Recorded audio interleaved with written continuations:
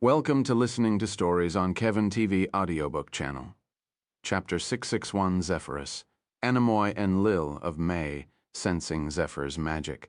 Spiking in the blink of an eye, the devil lord of the first layer jumped back, lifting his arms to protect his head. Monster.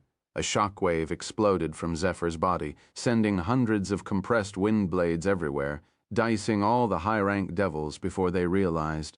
Laying a hand on one of my little children, Zephyr growled, "You're getting on this grandma's nerves." A green crown of pure magic emerged on her head as veins bulged across her body. Zephyr's nails extended forward to inch-long green claws, and green tattoos engulfed her arms and legs, inscriptions of a long-forgotten wind magic. Her butterfly wings doubled, growing larger as a violent tornado emerged around her out of nowhere, wrecking the whole mountain with sharp blades of compressed winds like a titanic blender. This magic queen of the wind spirits, the tempest witch Zephyrus, Anemoy, and Lil of May. "Why is someone like you here?" the devil lord growled, flying away from the tornado. "Read Ko of Eternal Death, Slumber and Fate." He waved his hands, conjuring a crimson staff and pointing it toward the tornado. "Sleep for all eternity. Lost time, the curse that gets people into accidents and seals them away in a coma for untold years." A massive purple lightning bolt flashed from the devil lord's staff, piercing the tornado and hitting Zephyr, causing half of her body to darken and start dripping with purple blood. The devil lord laughed. "Even you won't survive a direct curse from, and even more so since we're in hell. It's your fault for challenging me in my domain." Zephyr giggled, the tornado shifting as half of her green wind turned purple. Her left eye twisted, turning back and only leaving it white as she stared at the devil lord, a smile crossing her face. "Do you know who my father was?" The devil lord's curse twisted inside her body, burning and merging into her wind magic as Zephyr flew into the sky. "Wait, you're already cursed?"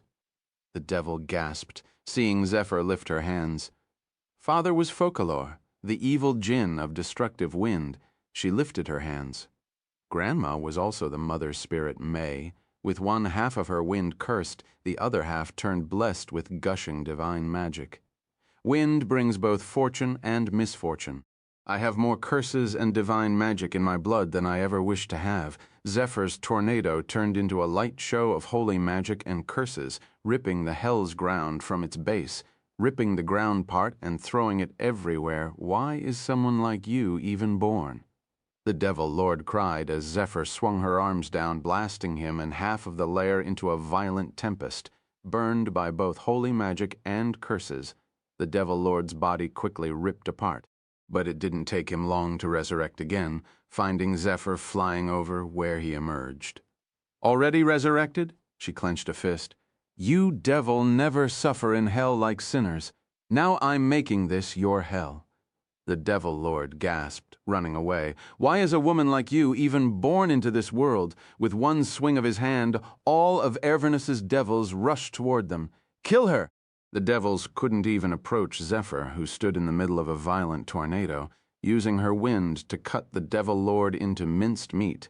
After an hour of wreaking havoc on the first layer of hell and killing the devil lord almost 100 times, Zephyr stopped, lifting him by the hair.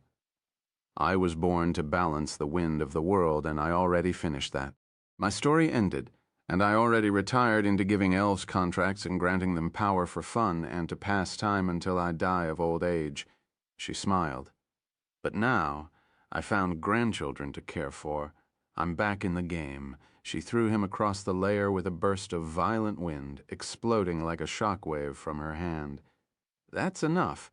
A deep voice came from deep underground, and Zephyr flew away. The earth exploded, sending dirt and debris into the sky as a massive 8-headed dragon emerged.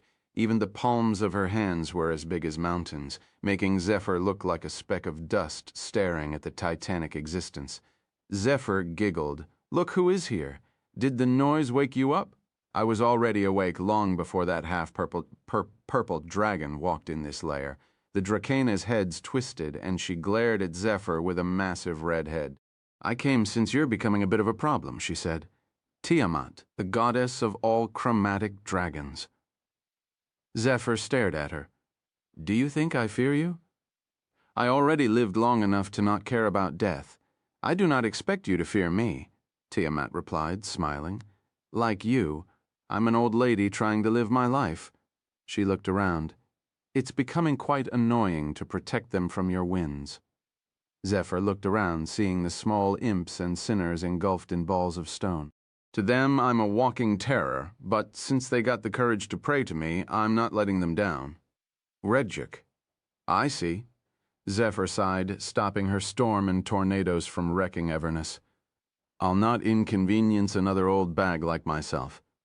Tiamat sat down like a massive muscular dog, her tail fading into the horizon of Everness. My children already wiped most of the Dreamwalkers out of the mortal world, and I gained one priestess, Tiamat giggled. It's thanks to that kid Arad. Give him my thanks and tell him that he can rely on me if he needs help with something that doesn't disturb the cosmic flow, she smiled. Wheel, I might be his mother-in-law soon. He won't understand that. Zephyr flew up to look Tiamat in the eyes, her whole body bleeding from the hell's acidic air. He isn't old enough to get what it means. One day, he'll be as old as you. Tiamat started laughing. Good luck dealing with the devil's contract. I'm going back to my work. As Tiamat turned, her body disappeared into a massive elemental chaos, leaving a massive charred hole on the ground with a single hell portal standing at the center. Zephyr smiled, floating down. At least I'm not staying in this place any longer. She approached the gate, looking back as the devils she killed regenerated. The dragon goddess saved you. Next time, you won't be as lucky. Zephyr walked through the Hell Gate, appearing in the middle of Merlin's lab where they sent Eris. Wait, Merlin gasped in the back. You're back? You can conjure Hell Gates? Ah! Zephyr sighed, her body deflating into her fairy size as the wind coming from her mouth sent her flying like a balloon landing on the table on her back. I'm hungry, she cried, her stomach rumbling like an engine. Hungry? Merlin looked closer at Zephyr, seeing that the wounds and scars on her body from the hell's air already healed, getting her back in shape. What did happen there? Nothing important. Zephyr waved her hand. Her eyes closed as she deflated even further, as if melting on the table. Exhausted, just taught the devils there a lesson about respecting their elders. Eris had a devil lord magic on her wound. You know what kind of monster that is? How did you deal with him? Merlin stared at her. A purple dragon made a massive ploy to steal my power. An idiot monk kept chasing me, and the whole church respects me as a god, even though I'm not one, since I allowed them and the elves to build kingdoms on my domain. Zephyr looked at Merlin with one eye. Humans really forget quickly. If you're a wizard, then search about Zephyrus Anemoy Enlil of May. I know you're the wind spirit. Merlin stared at her. The great elemental spirit is the job we took after retiring. It's like knowing someone with the hobby they picked in their late years rather than their career. I give it a look, Merlin replied. You aren't some kind of evil demon or something. Nah, I'm but a ball of joy and happiness. Zephyr gave Merlin a thumb up and an empty stomach. She started floating. I'll go find something to eat far away. Seeing Zephyr about to leave, Merlin tried to stop her. Can't you find something to eat in the forest? Arad might have made it his domain, but it's still filled with monsters. I'll destroy the ecosystem before I'm half full. Zephyr flew out of the window, mumbling, and I wanted to save that for Vlad. Now I'm hungry again. At least those devils weren't worth using my expansion on. Merlin stared at the window for a few seconds before rushing deeper into her lab toward the room where Eris was being kept for treatments, as expected from a vampire. Just giving her some blood was enough to heal most of her wounds, but she was still out of mana and would need to sleep to recover that. Zephyr is back, so no need to worry, Merlin said with a smile, even though Eris was asleep. She then waved her hand, and a small magic circle appeared in front of her. Ella, do you hear me? Yes. Zephyr is back, but she's out eating. I know. I felt her magic. Was she injured? It was, but a few scratches probably managed to outrun the devils with her wind magic. How about the magic? Linked. We can spy on the devil. Merlin smiled. The devil's next target is Prince Charlie. To stop the devil's plan, our easiest way is to have you assassinate a farm girl in the capital. The most up-to-date novels are published on Chapter 662, A Cold Wind to the Capital. Aella flew across the air with Zephyr and Isdis. This has become a huge mess, she sighed, remembering her conversation with Merlin. Prince Charlie? Aella asked. Not sure how, but this farm girl called Amela has been getting closer to him on behalf of the devil. She's acting more like a lover, but like Roberta, she's under a contract to convince Prince Charlie to call Roberta and give her the position of the jeweler of the capital. Her argument would be some of the jewelry that Arad's kobolds made, and she'll use them to prove that Roberta would do well, Merlin explained. How did you get so many details? Spying on the messages sent through magic, and I can also read the remnant of messages that were sent in the past day if I manage to locate and decode their signal. Merlin giggled. I already had a sample of the devil's magic that I got from the contract he left at Senna's office. Ella hid her head, sighing. You can decipher a devil's messages? Where did you even learn that? I did have a contract with a devil once. I did manage to win by achieving my end of the bargain and captured that devil for experiments. That is how I learned. Albeit Arad killed him in the labyrinth. Or should I say Doma did. Merlin sighed. We can't leave Roberta to that devil. Aella looked at Isdis. Forget Roberta for now. If there is a snake around my brother, I'll cut her head in the capital's plaza. Isdis growled, No, I'll have them cut her nipples off first. Calm down. She's under a contract just like Roberta. Aella stared at her. We'll do our best to solve the problem without harming her. That's her, Eris pointed forward, and the two stopped flying. I can't see her. Eris gasped. You're right, Zephyr smiled. I can sense her magic from here, but she doesn't look like someone you two can't beat and tie to a chair. She started flying away. Wait, where are you going? Aella stared at her. To find something to eat. We don't know when Vlad might attack, so I can't stay like this. She waved her hand. You also have access to my powers? So you don't need me around, do you? I can draw some of it, but not much without you being close, Aella replied. I know you can do it. Zephyr giggled. Take me and Eris out of the equation, and you're the next oldest. Isdis stared at her. Wait, the oldest? I'm 215 years old, Aella replied. In human age, that would be around 21 years. You're young for elves, but... Isdis gasped. Older than Grandma and Grandpa. They won't be older than 100 years, so I'm older, Aella replied. Grandma is 105 and she's bedridden, while Grandpa is 109, but still could walk with a cane. Isdis stared at Aella. You're almost twice as old as them. They lived over a century. They must have been strong in their young days. Grandpa was a fighter while Grandma was an alchemist. Isdis looked forward. Should I call you Madam? A senior citizen. With that, Zephyr would be a rotten mummy. Aella giggled. She's far older than any of us could imagine by that time. Zephyr had already left. At the border between the forest and the start of the wheat fields existed a sizable hill with a massive olive tree on top. The two landed behind it and stared down. It's colder than in Alina. Ella looked around at the snow. It's twice as deeper as there. I heard that the further north we go, the more it snows, Isdis replied. It's fun when you have adequate heating. She looked at the capital. We have no heater like the one Merlin made or a red wormling like Ignis to heat the city for us. Want me to make fun of the capital? Alla stared at her. Don't need to, Isdis smiled. It's quite embarrassing for us to be relying on firewood. I'll make sure Father buys a heater from Merlin next year. Aella pointed forward. Shh, look, there she is. The two stared forward, seeing a young woman probably just hitting her early 20s with long coal-black hair, blue eyes, pale skin, and a face full of freckles walking out of a tiny farmhouse. At least her contract is far simpler than Roberta's one, Isdis said with a smile. All we need to do is make Charlie lie to her. Aella looked at Isdis. Say yes to her demands. which will conclude her contract, but then have him betray his promise.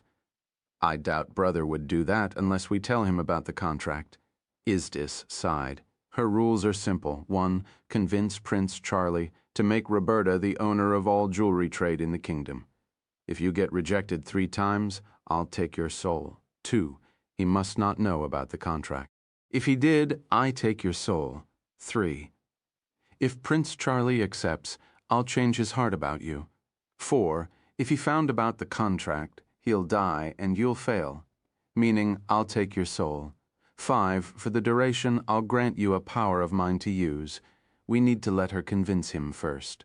Then we convince him with the opposite without bringing the contract into play. Aella pulled her bow. The sneak is ahead of us. Isdis pulled her flute. I'm sure if she got injured, she'd call for brother. Aella loaded an arrow and pulled the string of her bow, taking a deep breath. Sorry, but you have to lay in bed for a while. Little girl, pew. Aella's arrow flew across the air, cutting snowflakes as it raced toward the girl. The girl stopped, turning to face the direction where the arrow was coming from, the snow around her feet shaking. It's whatever power the devil granted her. Aella smiled. But I'm not your average snipe. She lifted a finger up and her arrow changed its direction.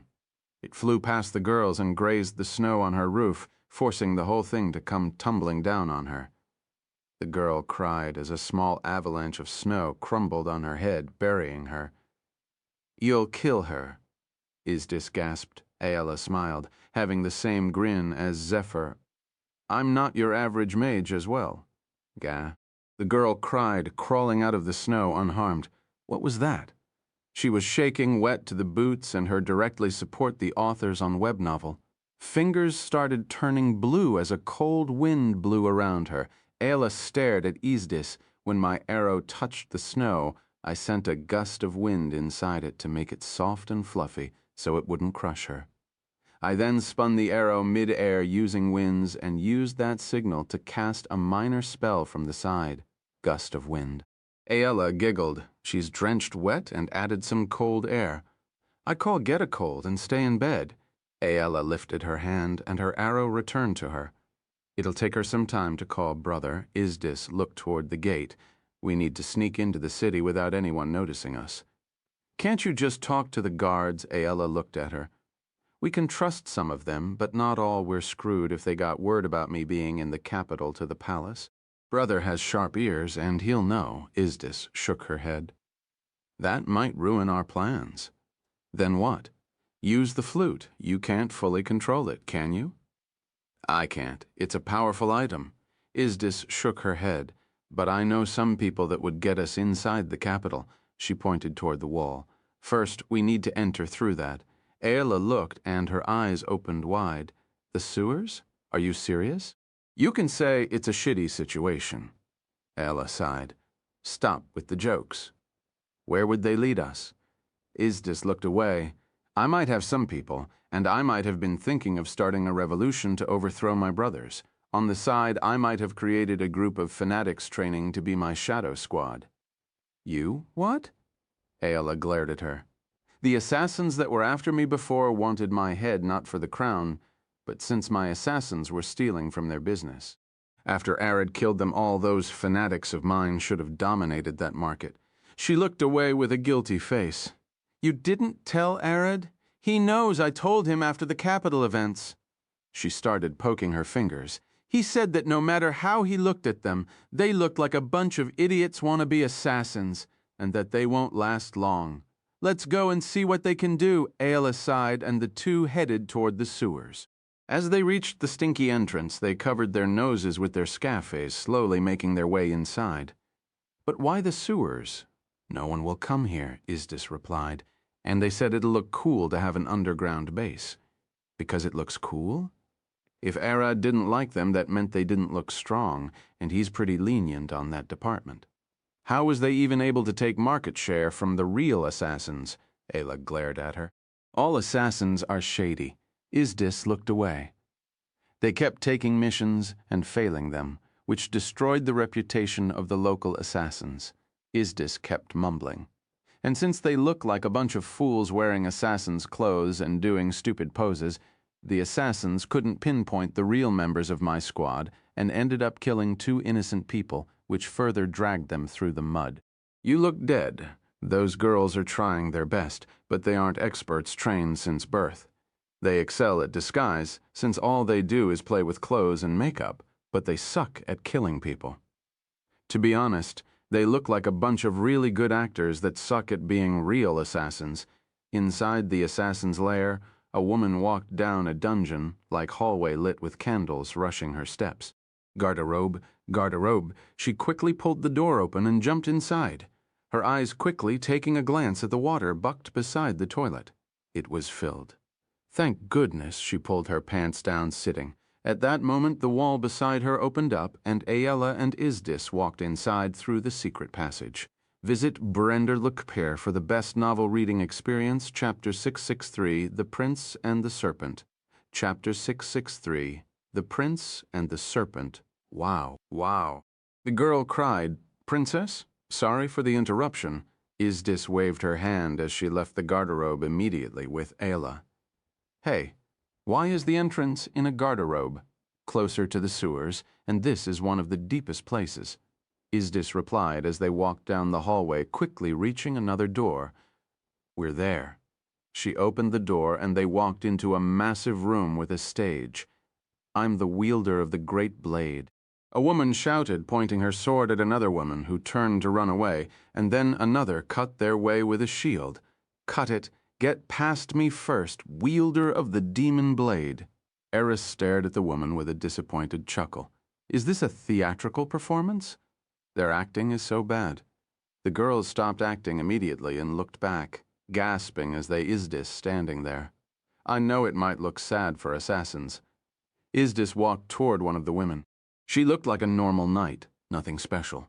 With one hand she rubbed her face and revealed a totally different person. The woman had a different facial structure and skin tone, and she was even a half-elf and not a human. Wait, what? Aella gasped. The women lined up and bowed. Princess Isdis, welcome to our den. They looked at the door. How did you get in here? There is a secret entrance at the last garderobe, Isdis replied. But that doesn't matter now. Wait? A secret entrance and you didn't tell us? It's supposed to be a secret, Isdis sighed. But we need a disguise good enough that brother won't recognize me. We can do that, one of the women replied with a smile. But where is Sir Arad? He isn't here, Aella replied. You know him? Of course, we saw him at the wedding, and he came here once to look at our base and quickly left. She looked down with a sad face. He was disappointed the first time he came here. He expected an assassin den and found them to be a bunch of actors. Isdis shook her head. I did warn him, though. We're working on our skills. Another woman gasped. So, won't we see Arad again? Why are you focusing on Arad? Aella stared at them. Well, one of the women giggled, holding her face with a blush. He's a sight to behold, isn't he? Stay away from our husband, Aella stared at them. Get his attention, and he's punch across the continent. The woman stopped wiggling for a moment. That would be a problem. She then kept wiggling with a giggle. He can strangle me, though, with those thick arms. We'll move after we make sure no one can recognize us. You know how to keep your magic down, right? Isdis stared at Aella, and she got a confident nod. Of course I can. Aella turned her magic output to almost 0, looking like a magicless elf girl. Elves have some magic at least. Raise the output a bit to be normal, Isdis replied. An hour later, Isdis and Aella walked out of a large building fully disguised. The two had their hair painted black and their eye color changed into black and blue, respectfully, and wore common clothes. Look, Isdis pointed, with her head toward a racing wagon heading outside the city. That's one of Brother's armed force healing carts, she said, dragging Aella to hide with her behind a wall. He probably sent it to get that girl. After waiting a quarter hour, they could see the wagon racing back into the city. I can feel the girl's magic inside. They are talking her to the church to get healed, Aella said. They won't, Isdis looked at her. Holy magic might expose her contract with a devil. I'm sure she convinced them to take her to the castle instead. Isdis smiled as she saw the wagon turn and take the castle's road. I'm right, the two headed toward the castle after the wagon until they reached the gate. Hiding behind buildings they looked. How do we get past the guards? Aella asked. I can climb over the walls, but what about you? We take the guard's private door, Isdis smiled, pulling Aella by the hand toward the side of the castle. Wait, that's even more guarded. As the two reached the guard's private door, they saw a large man standing there with a hellbard guarding it. Who are you? Back up unless you want to die, he growled. I'm not like the castle's gate guards. I'm allowed to kill anyone who isn't a guard that tries to pass through here. Since this was a private door for the guards, that meant anyone else coming here probably wouldn't have good intentions. Otherwise, they'll take the main gate. Isdis glared at the guard. Anyone who isn't a guard, stop joking. The guard giggled. Already got enough hose inside. Don't need any more. Ice snow, frozen ash, she said, and the guard pissed himself. No way, he gasped. Keep quiet, and you saw nothing. Isdis walked toward the door, pushing him aside and calling Aella, Come, we don't have much time. Sorry for blocking you. The guard mumbled, I saw nothing go. What did you say to him? That's my princess, and he better behave as he just called me a hoe, and that could end with his execution. Isdis giggled. Also, bringing prostitutes into the castle is a major security risk, and he admitted that to me. You could say I caught him red-handed in a major felony, and his only way of survival is that he pretends that he never saw us here. Would you ignore what he did? Aella looked at her.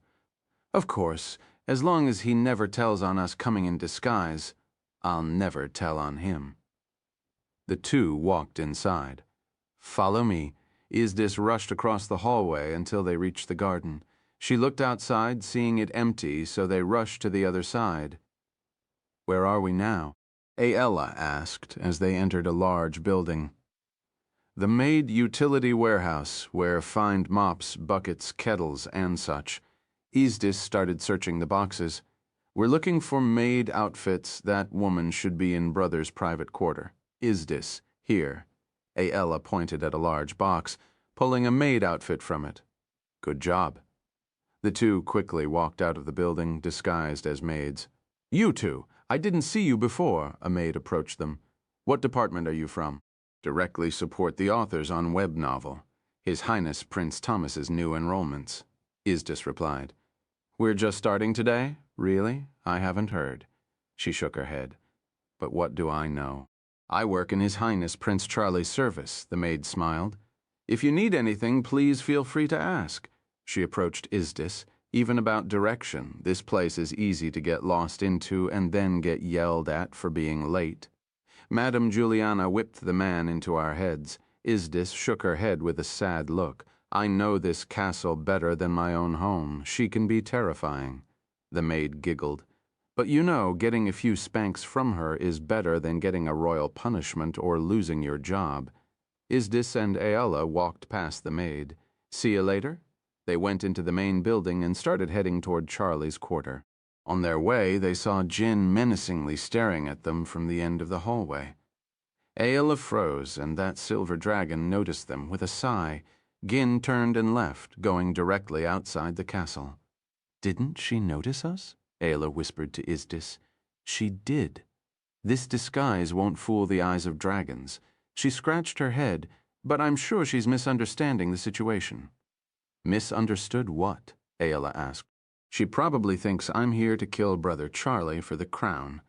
She and Kin won't interfere in the crown struggle, and that's why she left the building. Isdis sighed. We can solve that misunderstanding later. For now, let's hurry and see what happened with that woman. And Charlie, Aella looked forward. His quarters entrance is over there, right? Isdis put her ear to the door and listened. It's clear, let's enter. She opened the door, and they snuck inside. We're a new addition to Charlie's maids now. Royal maids barely contact maids from the other royal members, as they could leak secrets. Isdis warned Aella. I already guessed that, Aella smiled. And they luckily reached Charlie's room without meeting any maids. Strangely, the place seemed awfully quiet and empty. Not a single person on the way here, Ayala listened. No, the enter-quarter is empty for us, Charlie, and that woman inside. That's strange. This place should have at least 30 maids running around Charlie. They heard a voice from inside the room, and they started listening, with Isdis staring through the keyhole. You scared me. What got you outside in that snow? What if you died of cold? Charlie growled, sitting on a chair. I'm fine. I'm telling you, it was just an accident. The woman stood from the bed, approaching Charlie, who sat on his chair reading some documents. What are you reading? She asked with a smile. Demands from some investors and farmers. Want to look? He smiled. What about what I talked to you about before? She sat on the chair beside him. That merchant Roberta? I'm sure her mother tried to kill Sister Isdis. He stared at the woman. Even if she's skilled, it'll be hard to convince the nobles to give her a solid spot in the trade. But you can do it, can't you? She looked at him. You saw the jewelry she can provide. Those would be a hit among the nobles. If you manage to get her on your side, you can even get funds to take the crown, can't you? You might be right, Charlie sighed, putting the papers away. Then, you'll call her for the spot? The woman smiled. She can help me get the crown. He looked away. Brother Thomas would likely take it. If not, it's Sister Isdis. I'm not going to be the king. Don't lose hope. You're talented. I know you'll make a great king. She tapped his shoulder. Don't worry about me. Fight for the throne. Take opportunities like this and grow your power. I see, Charlie mumbled. You'll give her the spot? Charlie slowly turned his head toward her, glaring at her face with a stern face. I refuse, you devil-infested bitch. Updated from Chapter 664, Fighting Wind. Chapter 664, Fighting Wind? She gasped, recoiling as she heard his words. I knew you since we were young. Charlie pointed at her face. But this time, you've crossed the line, Bella. He jumped back, lightning crackling from his shoulders. Black veins bulged on Bella's neck, growing to her face as the chair she sat on got crushed. She glared at Charlie, lifting her hand, and growled in a booming, deep voice. To think you found out. Human? She lunged forward. Die for messing my plans. Bella swung her fist, piercing Charlie's stomach. Do you think someone like you could beat me? Charlie smiled. I don't think I do. He grabbed her by the face, bursting in a lightning spark and burning the whole office. Bella coughed, her body half charred as Charlie fell down, but one of his rings shattered, and he immediately stood unharmed. Since I knew you a decade ago, you've always been weird. You even poisoned me twice and tried to get a witch to curse me into loving you. He glared at her. I ignored everything, thinking that it'll get better, you'll get a brain, I can fix her, I thought. Lightning crackled from his hands and up to his head as he pulled a small wand from his pocket. But making a deal is something I'll never forgive. You'll mess the lives of everyone around you. He pointed the wand at her, and knowing how devils work. Does that woman Roberta have anything to do with you? No, I think it's one of the fiend's targets. Bella twitched, standing up as her skin healed. You're too smart for your own good. I know it. She's getting under my protection. And whatever you may be, Roberta or the devil, I wish you both rot in hell. A lightning bolt jumped from his wand, heading toward her.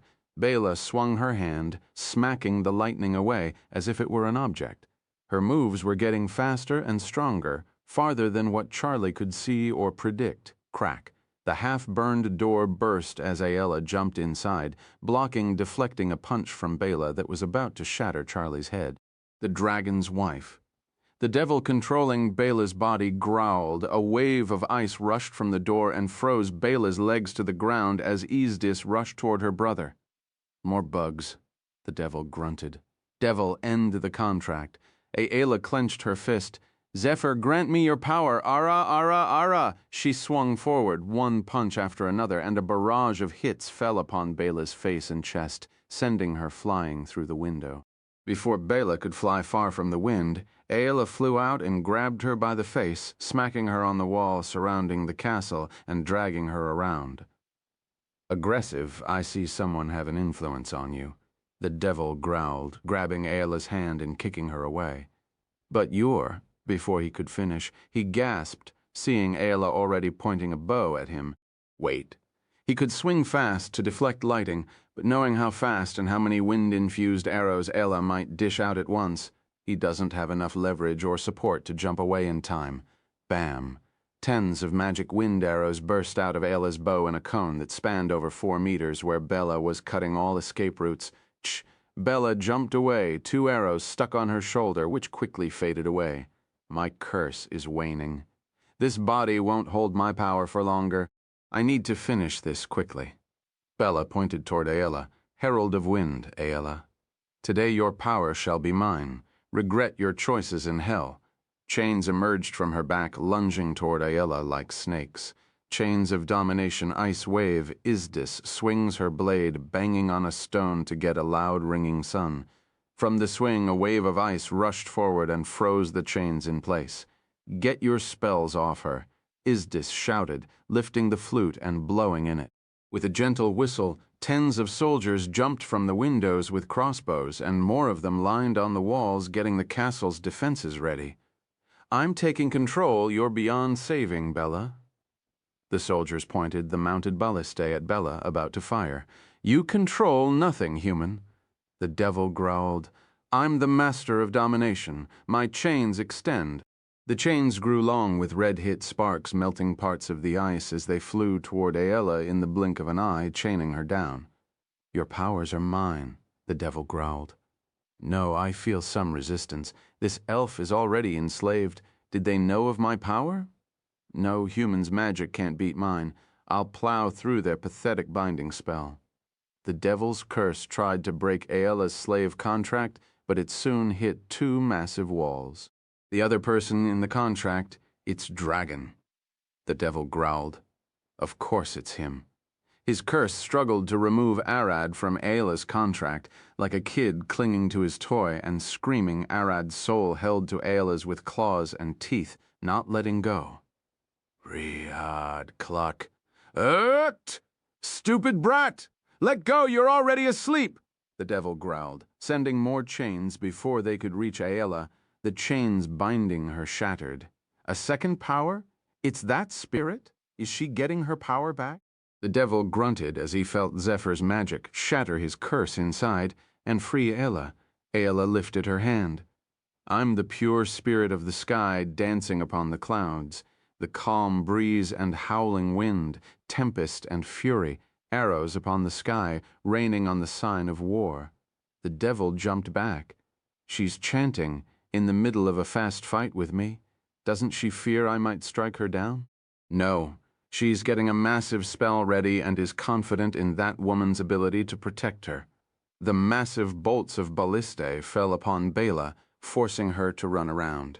This woman's body won't last long. It's far too weak to contain even a fraction of my power. The devil stared toward Isdis. You die first, human wind expansion. A strong gale started pulling the devil toward Ayla as her expansion formed. He looked at her. You're annoying. Did anyone tell you that? Arrows howling tempest. Thousands of wind arrows appeared behind Ayla and started spinning around her like a tornado, forming a 10-meter sphere of flying arrows, each capable of killing a large monster. Fool, such a weak and simple expansion won't harm me. The devil swung his hand. Dance, my chains, chains of domination. Tens of chains emerged from Bela's body, blasting the arrows away as they swung like tentacles. In the building, Charlie stared down, gasping. They are fast. I can barely see their spells. His eyes couldn't track either Ayla's arrows or the devil's chairs. All he can see is the 2 of them facing each other, menacingly, with sparks flying everywhere. Chit! Isdis grunted, like her brother. She can't follow the 2. I'm but a human with nothing special. I want to cast spells, but I feel like they'll only get in Ayla's way now. Swash! Out of nowhere, Jinn flew in behind Bela with a clenched fist. Fuck. It's that silver Dracina, the devil growled, trying to dodge her fist. I can't. I'm too slow in this body. I can't turn my spell off or I'll get ripped apart by the arrows, but I can't dodge fast enough with it active. I'm stuck. His mind raced, but it quickly calmed down as Jin's fist smacked the back of Bela's head. Aella took the chance to join in, swinging her fist toward the Bela's chest. Ara, Ara, Ara, Ara, Ara. The two unleashed an endless barrage of fists toward Bela's body from both sides. Gin stared at Aella as they pummeled Bela into a pulp between them.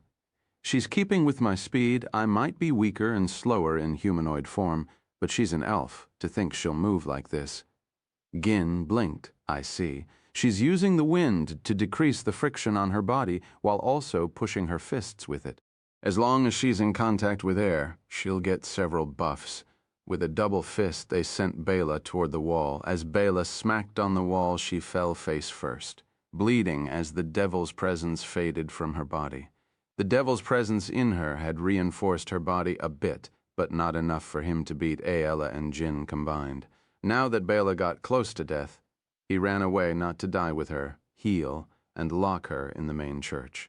Prepare all the necessary rituals to deter devils from touching her again until we figure this out, Jin shouted, and several nuns rushed in to treat Bela. Aella sighed, taking a deep breath. Aella? Jin approached her. What's going on? Weren't you here to kill Charlie? No. Aella shook her head. We came to stop that fiend, but we wanted to do it without harming that woman. She looked at the bloodied Bela. Isdis jumped down from the building with Charlie. We didn't expect a brother to already know about it. She pointed at Charlie with her thumb. I'm not stupid, Charlie said. Do think I'm a bald squirrel that lost his nuts. You're balding a bit, and that's a fact, Isdis giggled, receding hairline. Leave my hair alone, he growled. You're the one who started it, Isdis laughed. Charlie looked at Bela as the nuns took her away.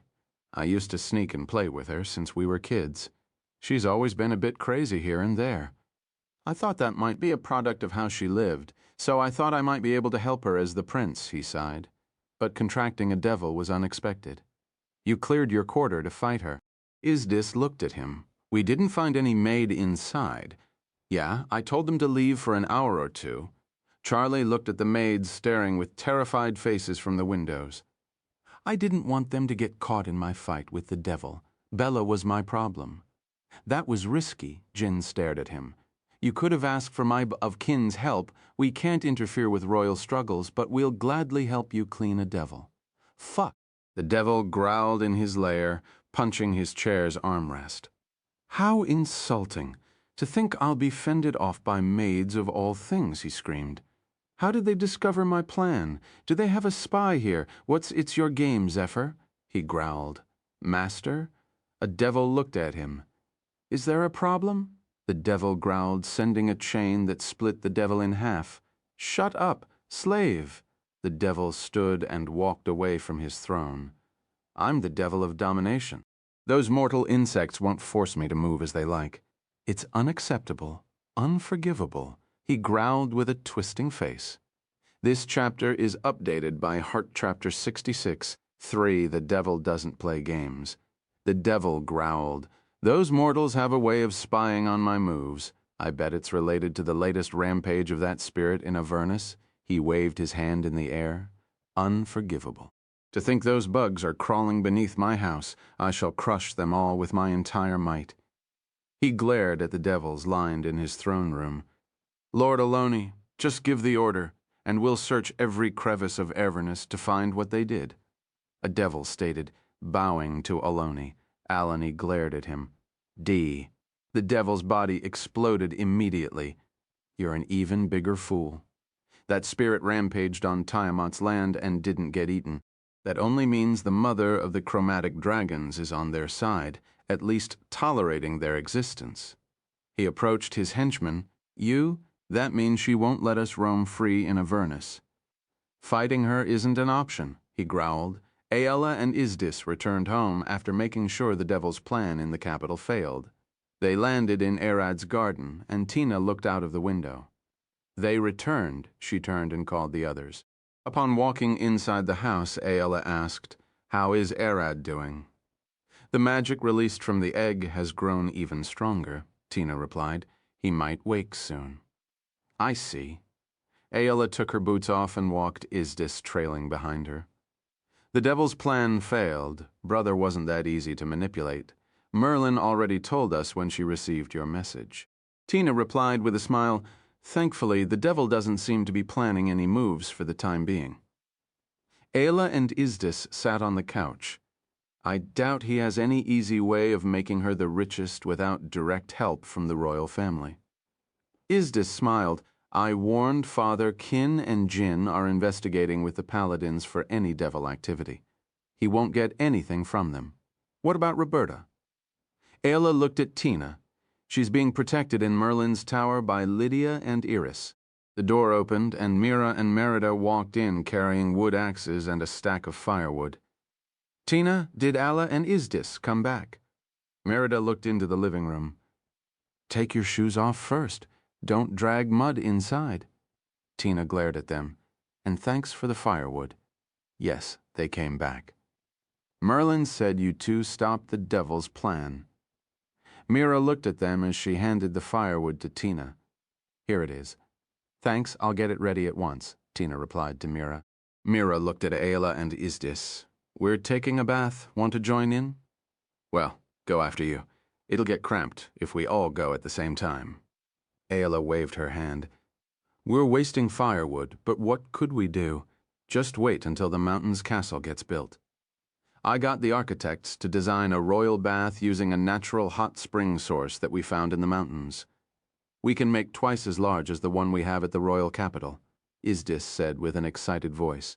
That'll take a while, Ayla sighed. We're going quick.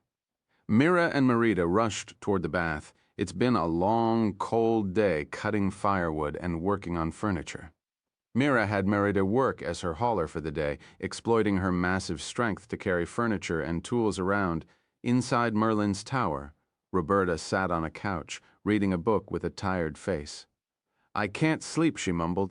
I've told you to relax a bit, Eris said, staring at her as she sat on a chair in the corner of the room playing with a tiny plasma ball to master her magic further.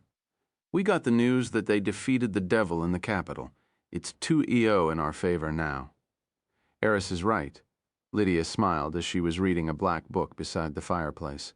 Apparently, it was the holy scripture of Amaterasu. That devil won't win. Not with 2 paladins protecting you. They said that woman might die, Roberta sighed. I can't get it off my head that she might lose her life because of me. That Bella? Prince Charlie already said she was crazy from the start. Dealing with a devil is her fault. Lydia closed the Holy Scriptures, looking at Roberta. It isn't your fault, and if that devil came, I'll punch him in your place. Punch a devil from hell, I'm sure he isn't from the first layer. Probably the third. Isn't that what Cena's said? Eris giggled. I fought devils from the first layer. They are powerful. Eris recited what she learned in hell. 15 low-ranked devils equals 1 mid-ranked devil. 15 mid-ranked devils equals 1 upper-ranked devil. 1 upper-ranked devil in the first layer equals 1 low-ranked devil in the second layer. If he's a low rank in the third layer, that means he's 225 times stronger than the upper ranks of the first layer, the ones who I can barely beat 3 of them at once. If he's a mid-rank, he's 375 times stronger, and if he's an upper rank, it's over 50,000 times stronger. Do you know what that means? Eris stared at Lydia. We aren't beating that thing in a fight. Don't even try, you'll die. Hell doesn't seem right. Roberta looked down. What kind of scaling is that? It's designed to jail anyone that means the lower layers should be able to contain even world powers, demigods, and entities strong enough to threaten the multiverse. What did you expect from the literal hell be beaten by mortals who train for a few decades? Eris giggled. It would be pathetic. No one would fear hell if that was the case. Hell, the hell has it, laws. Black chains emerged around Roberta, and Merlin busted through the door open. He's here, she screamed. The devil Aloni emerged out of the fire, waving his chains around Roberta. How are you doing, the richest woman in the kingdom? Did you enjoy it? He whispered, the chains cracking behind them.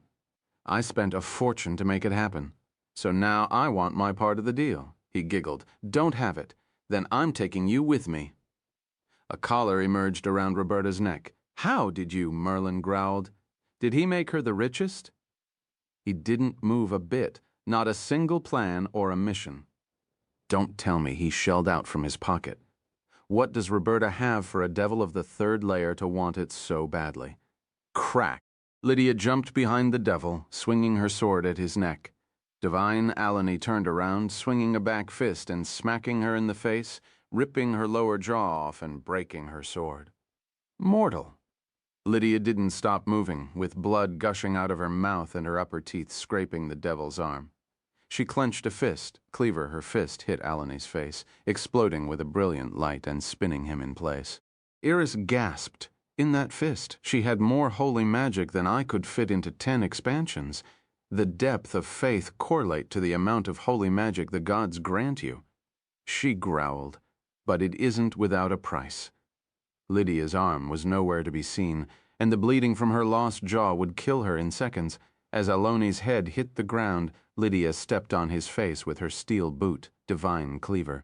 Her scream quickly turned into a screech akin to monsters as holy magic burned from her body, crushing the devil's face to the ground. Alani waved his hands and the black chains of hell caught Lydia, pulling her into the flames and toward the depth of hell. Gah! Alani growled, standing up.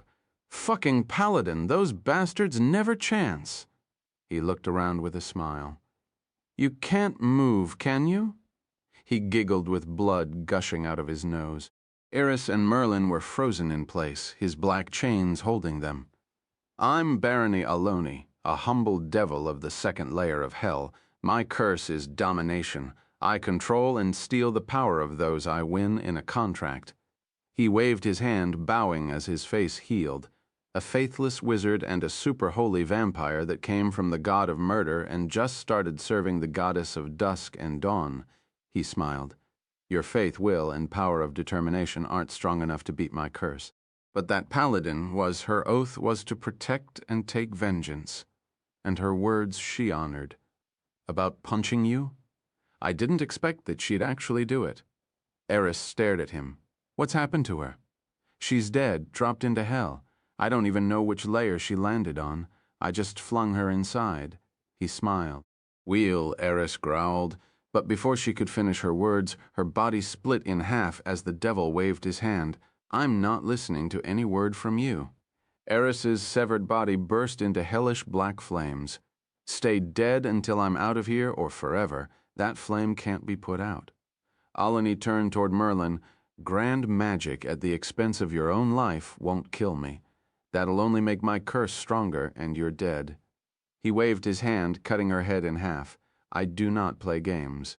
You've messed up my plans enough, and this is the end. It's over. Doom.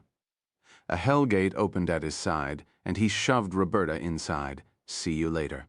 You, Gojo, burst through the wall, swinging a punch but barely missing the gate.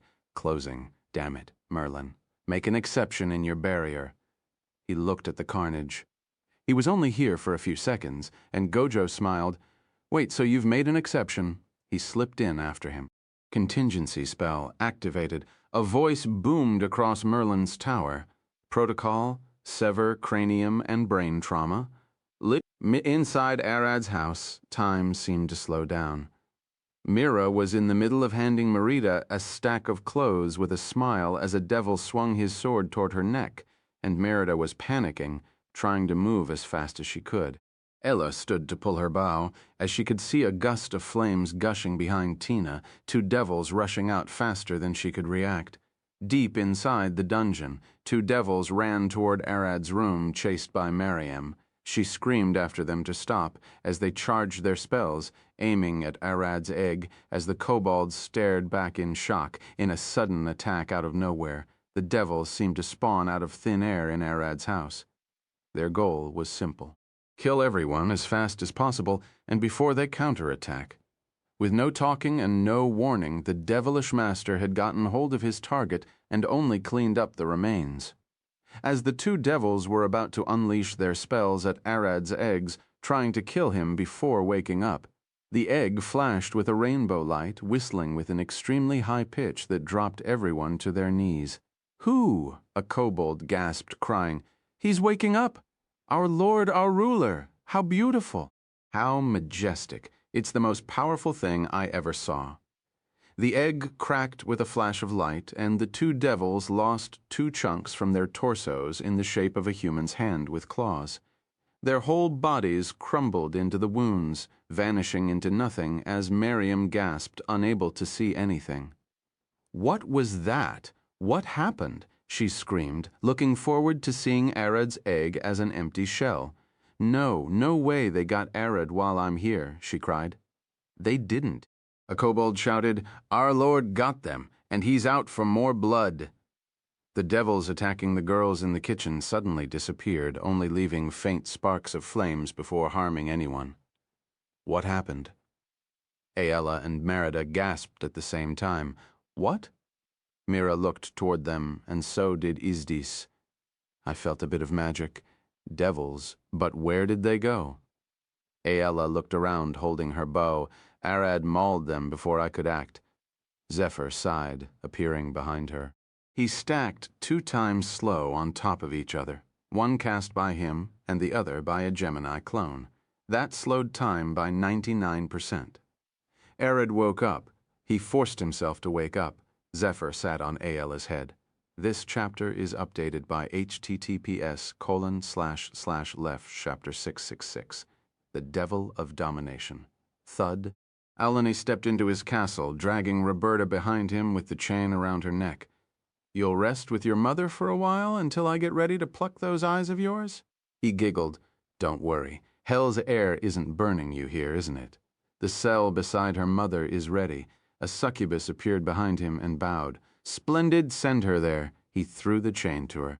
"As you order," the succubus smiled, pulling Roberta and turning around, only to see Arad standing naked behind them, glaring her down. His body looked thin and starved. "A mortal," she gasped, staring at him. Arad lifted his hand, extending it to her to hand him Roberta's chain. She thought of attacking, but a single look at his eyes made her shiver. A monster, one wrong move, and he'll eat me alive. She growled, clenching her teeth. "No, he's an intruder. Ron." In the blink of an eye, she lost her upper body, leaving the chain to fall in Arad's hand. Alani blinked, sensing one of his succubus's life disappeared right behind him. What? He turned to see Arad putting his hand over Roberta's head with the succubus's legs still twitching in the back. How did he get here? I didn't sense him. No, he was evolving. Did my devils fail? "Calm down," Arad said, ruffling Roberta's hair. "You'll be fine. I'll handle this."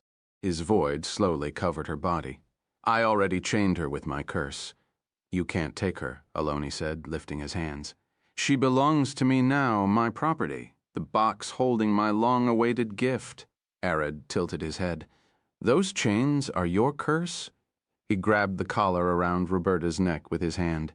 "A curse of domination, I see. If you understand that, then you know it's over for her," Aloni laughed. "It's better if you cut your losses and leave. She's unsavable now." "It's over. It's best for us both if you leave. Go back to the mortal world and deal with your mortal problems." "You're speaking now?" Arad pulled Roberta toward him.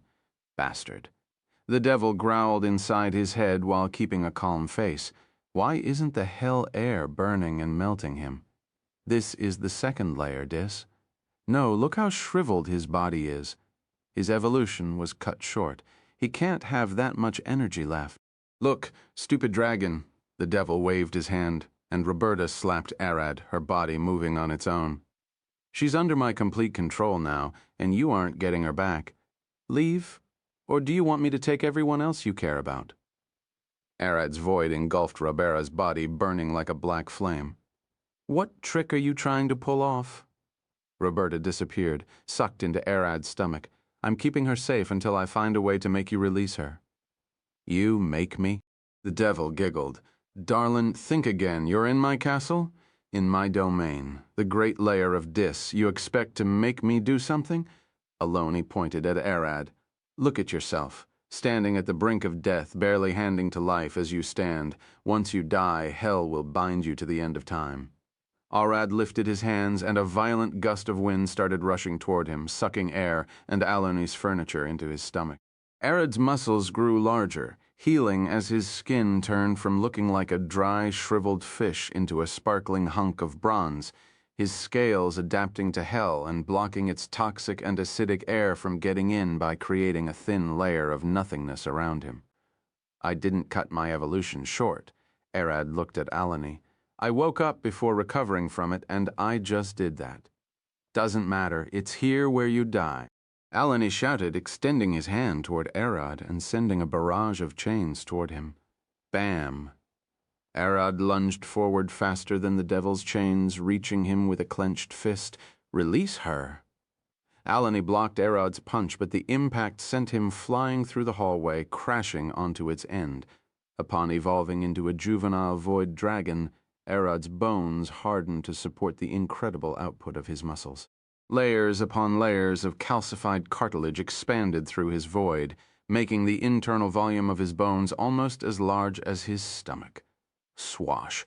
Tens of devils lunged out of the doors and windows of the castle.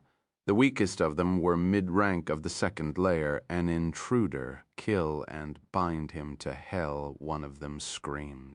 Arad waved his hands, gravity magic repelling blast, using his body as a center point. He unleashed a powerful wave of gravity that pushed all the devils away from him for a split second before canceling it and lunging after Alani. Why isn't hell burning him? A devil growled as he smacked on the wall, pointing his hand toward Arad. If you have gravity, I have something for you. Curse of Sight Arad lost his vision for a split second, and two muscular devils rushed to cut his way. Kill him, he's blind. The devil on the wall screamed. The two devils pulled their spears, thrusting at Arad's head. Swash! Arad bent forward, dodging their strike as if he saw them. What? One of them gasped, but the next thing he knew was Arad's foot on his face, divorcing his head from his body and sending it flying like a ball out of the window. The second devil swung toward Arad's neck, but his attack missed as Arad dodged again. How could you? The devil growled as Arad clenched a fist, pummeling him into a pile of minced meat. Arad already learned tremor sense from Nina in the past. She uses it by walking barefoot and sensing the faint vibration in the ground to determine where her enemies are without seeing or hearing them. But Arad didn't stop at that. If he could sense the vibration in the ground through his feet, why not sense the vibration in the air through his skin, his scales? As Arad ran toward Aloni, he pulled the devil that blinded him toward him and crushed him to the ground with a stomp. You love to run away, don't you? Arad teleported toward Aloni with a void step, swinging a fist at his face. Alani dodged the punch and countered with a kick, hitting Arad in the ear and sending him flying back. I can fight as well. Don't overestimate your power, mortal crack. Arad landed on the wall and immediately jumped back, shattering it. More devils cut Arad's way. We'll kill you. Arad looked at them with a passive face, the void of his stomach sucking air around his body as his absorbed matter. Without saying a word, his body flashed with a blinding light, blasting a massive chunk of the castle in an explosion. You're wrecking my house. The devil growled, glaring at Arad from atop the rubble. Do you want me to go out and kill everyone you know and love? Arad stopped moving, staring toward Alani with glowing purple eyes. So that got your attention. Good. Alani smiled. Arad started laughing. Kill them? You? What's funny? You didn't kill anyone, and you won't kill them, Arad glared at him. From now on, I'll skin you over and over until you release Roberta from the binding curse. It's simple. Didn't kill anyone. Ah, you probably don't know. The devil waved his hand. I already killed one before you came, and I threw her into hell. That blonde paladin? A blonde paladin? Lydia? Don't know her name, but she whacked me good in the face, stepped on my face even. First mortal to do that in over 1,000 years. Even you, a dragon, hadn't laid a hand on me yet? Alani rubbed his cheek. My teeth still itch from her holy magic. Black scales emerged on Arad's neck. Then I don't have time to waste. I need to go look for her. By now she'll be bound by the hell's chains and is a sinner who would never leave hell. Add to that. Even I don't know which layer she dropped into. Could be the 9th for all I care. Arad shifted into his half-dragon form. Then I'll swallow all of hell to find. I don't care what corner of the world you hide her in. I'll pull her out and skin you alive here. Bam. Arad disappeared from Aloni's vision. Alani smiled, jumping away and dodging Arad's kick, waving his hand. Curse of Domination, Ice Bearer from Aloni's fingers, a mountain of ice rushed out toward Arad, melting in the heat of Dis. Arad dodged the ice mountain, but his vision got impaired and he couldn't sense the vibration in the air. Well, thanks to the water vapor, thud, the devil grabbed Arad by the face, dragging him through the molten lava. I make contracts and get people to lose so I can bind them to me. By doing that, I can steal their power, however weak it was. He smiled, throwing Arad away. I then can use that power, but it gets amplified to my status as a devil lord of hell. He waved his hands. Curse of Domination, Lightning of Damnation. Blue lightning crackled from Aloni's fingers, turning black as it got infused with curses. I took this from a paralyzed mage after I promised to teach him how to use lightning to control his unmoving legs. Of course, he failed to fulfill the contract, and here it comes. Black lightning rushed from the devil's hands, striking Arad and pushing him deeper into the lava. This isn't all that I have, he smiled. Curse of Domination, Apple Gravity. Arad's body got pulled out of the lava. You used gravity before. Can you use it better than me? Arad's body got pulled toward the ceiling of Dis, smacking it with a massive blast from the sheer speed. From the dust, Arad's eyes gleamed purple as he stared at Alani, a disturbing intellect burning in them that enraged the devil further. What's that glare for? Alani growled. Follow current novels on Reared Yak Chirper 667, Swindler. Chapter 667, Swindler. Several minutes before Kleck, Roberta's door opened and a man walked in. Is anyone here? He said with a smile. Yes, a woman replied, walking to the counter and gently bowing. Welcome, how may I help you? Ho, the man smiled, stroking his chin, a beautiful new girl. I'm used to seeing Roberta or Geralt here. She giggled. Beautiful, come on. Sir Geralt is currently sick, and his daughter Roberta has some business to handle. He hired me to attend to the shop in their absence. The man held his chest. Is he all right? Can I see him? I don't know about that. She shook her head. Tell me your name, and I'll ask him if he can see you. He's sick, then. No need to ask him to come down. Let him rest. The man smiled. Just tell him Johann came to visit. Got it. She rushed up the stairs and informed Geralt. He said thanks for worrying. She came down quickly. He also said he's sorry that he can't come down to greet you as usual. Just sitting up is enough to make his head spin. He doesn't need to be sorry. Johann shook his head. I'll be back soon with a gift for him. He then walked toward the shelves. Looking for something? My master needs several silver rings, he said, looking at her. 10 to be exact. He'll enchant them with fire magic for his maids to use to keep their hands warm while working around the mansion. You work for a noble? She gasped. Side butler. Father is the butler, he replied, looking at the lined rings. Nothing expensive or intricate, simple rings of silver. I'm sure we had some. Give me a moment. She pulled a paper from beneath the desk and gave it a read. Box number 48. We should have some. Let me count if we have 10 in stock. She rushed toward the back and quickly came with 10 rings in hand. I found more than you asked here. 10. Just what we needed, as expected of Geralt's shop. Johann smiled, looking at the girl's hands. What is it? She gasped, pulling her hands away. Sorry, please forgive me. He looked away, talking about rings. I just noticed you don't have one. Of course I don't, she giggled. I'm not married or engaged. She stared at him with a smug face. Are you by any chance hitting on me? I'm not that easily swayed. Riggered. He smiled. It's true that I'm looking for a woman to spend the rest of my life with, but I'm not that insensitive to ask someone I just met. I'm willing to give the son of a butler a chance if you can treat me to dinner. She looked at his face. A clean and clear face, should have a decent income and a safe residence with a noble's protected estate. I won't have to worry about monsters. Well, the dinner would have to fit into my schedule. You don't want to be with a butler who doesn't do his job right, he smiled. This might be fate. I'll see to get us a night to eat out and get to know each other. From his pocket, Johann pulled a rolled scroll. Can I get the bill? He put the scroll on the table. They do have to make sure you don't steal the money. She opened the scroll. Housemaster, Aloni. Sale of 10 silver rings. She sighed. Why do nobles have to complicate things too much? She sighed. We poor people barely get to learn how to read. Reading is hard for you? Johann stared at her. I only learned what Mom taught me, and she doesn't know much. She sighed. Schools aren't cheap. I can't read you 2 pages like this. Want me to read it for you? You can take it up to Geralt to see, Johann said with a smile. Nah, no need to bother him. What should I do? She turned the paper toward him. Write your name here, how many rings I bought here, how much they cost each in this place, and how much I paid here.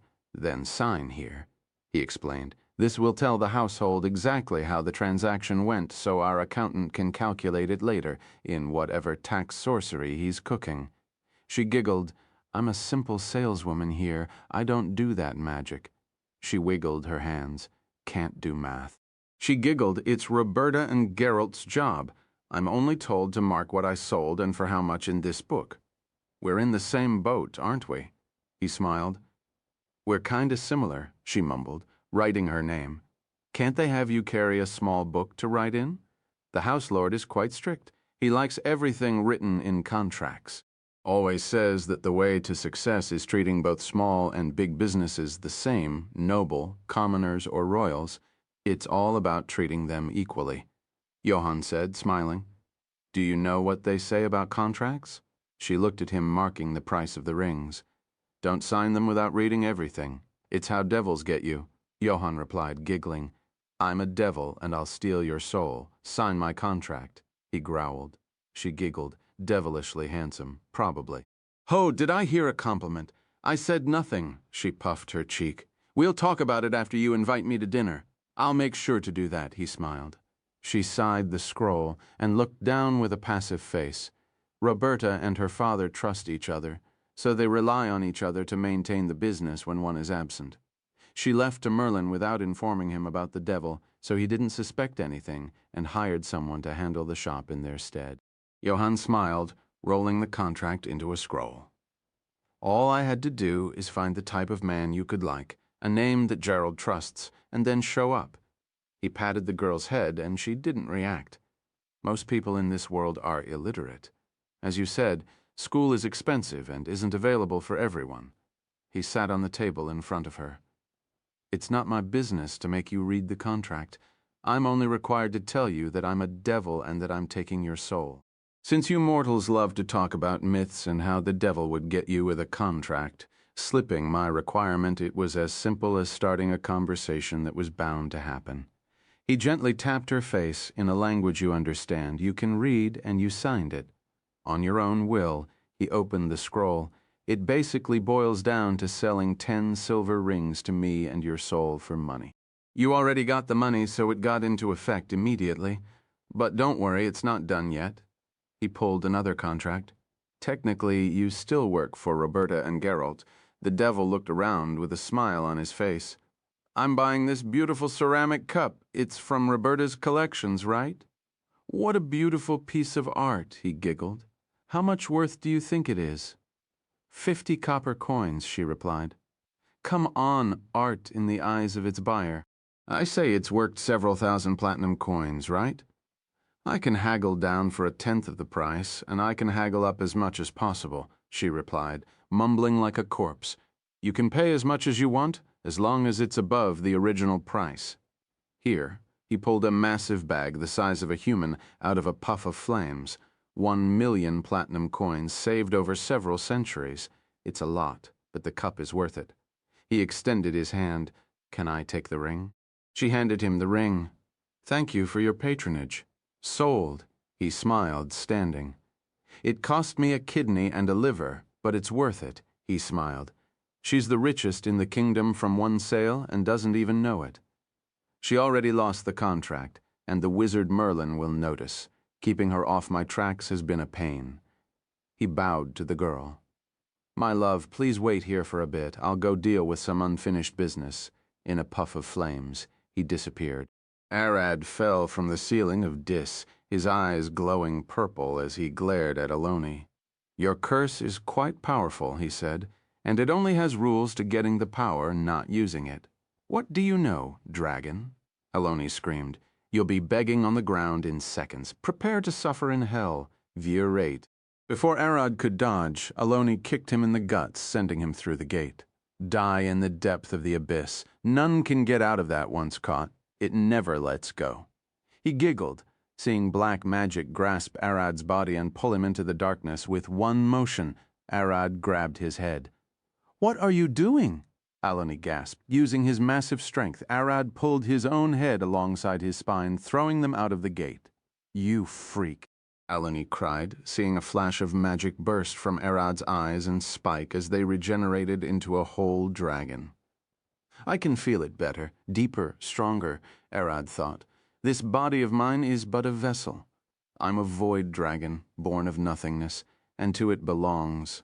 A brain piloting a golem of flesh and bones, a ball of light started forming in Arad's jaw. I can use my void to crush matter into pure energy, but that means I can do the reverse, reform it. The source of this content is UR3 Chapter 668, Void's Second Stage, Reform.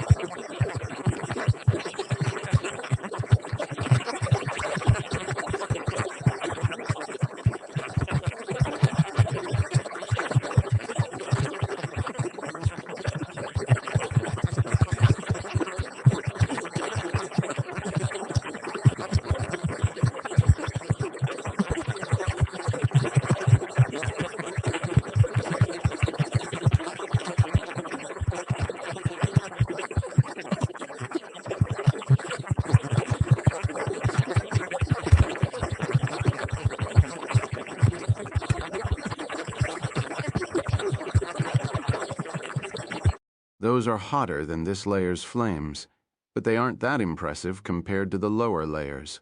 What? He tried to speak, but the moment he took a breath, his chest and throat exploded from the inside out, flashing into the blue flames. This smell? What did he do? It wasn't magic. Alani fell from the sky.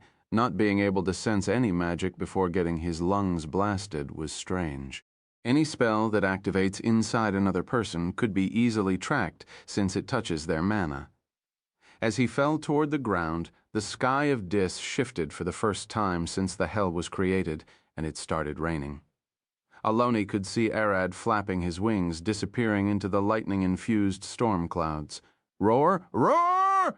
Arad roared, shaking the clouds as lightning struck down.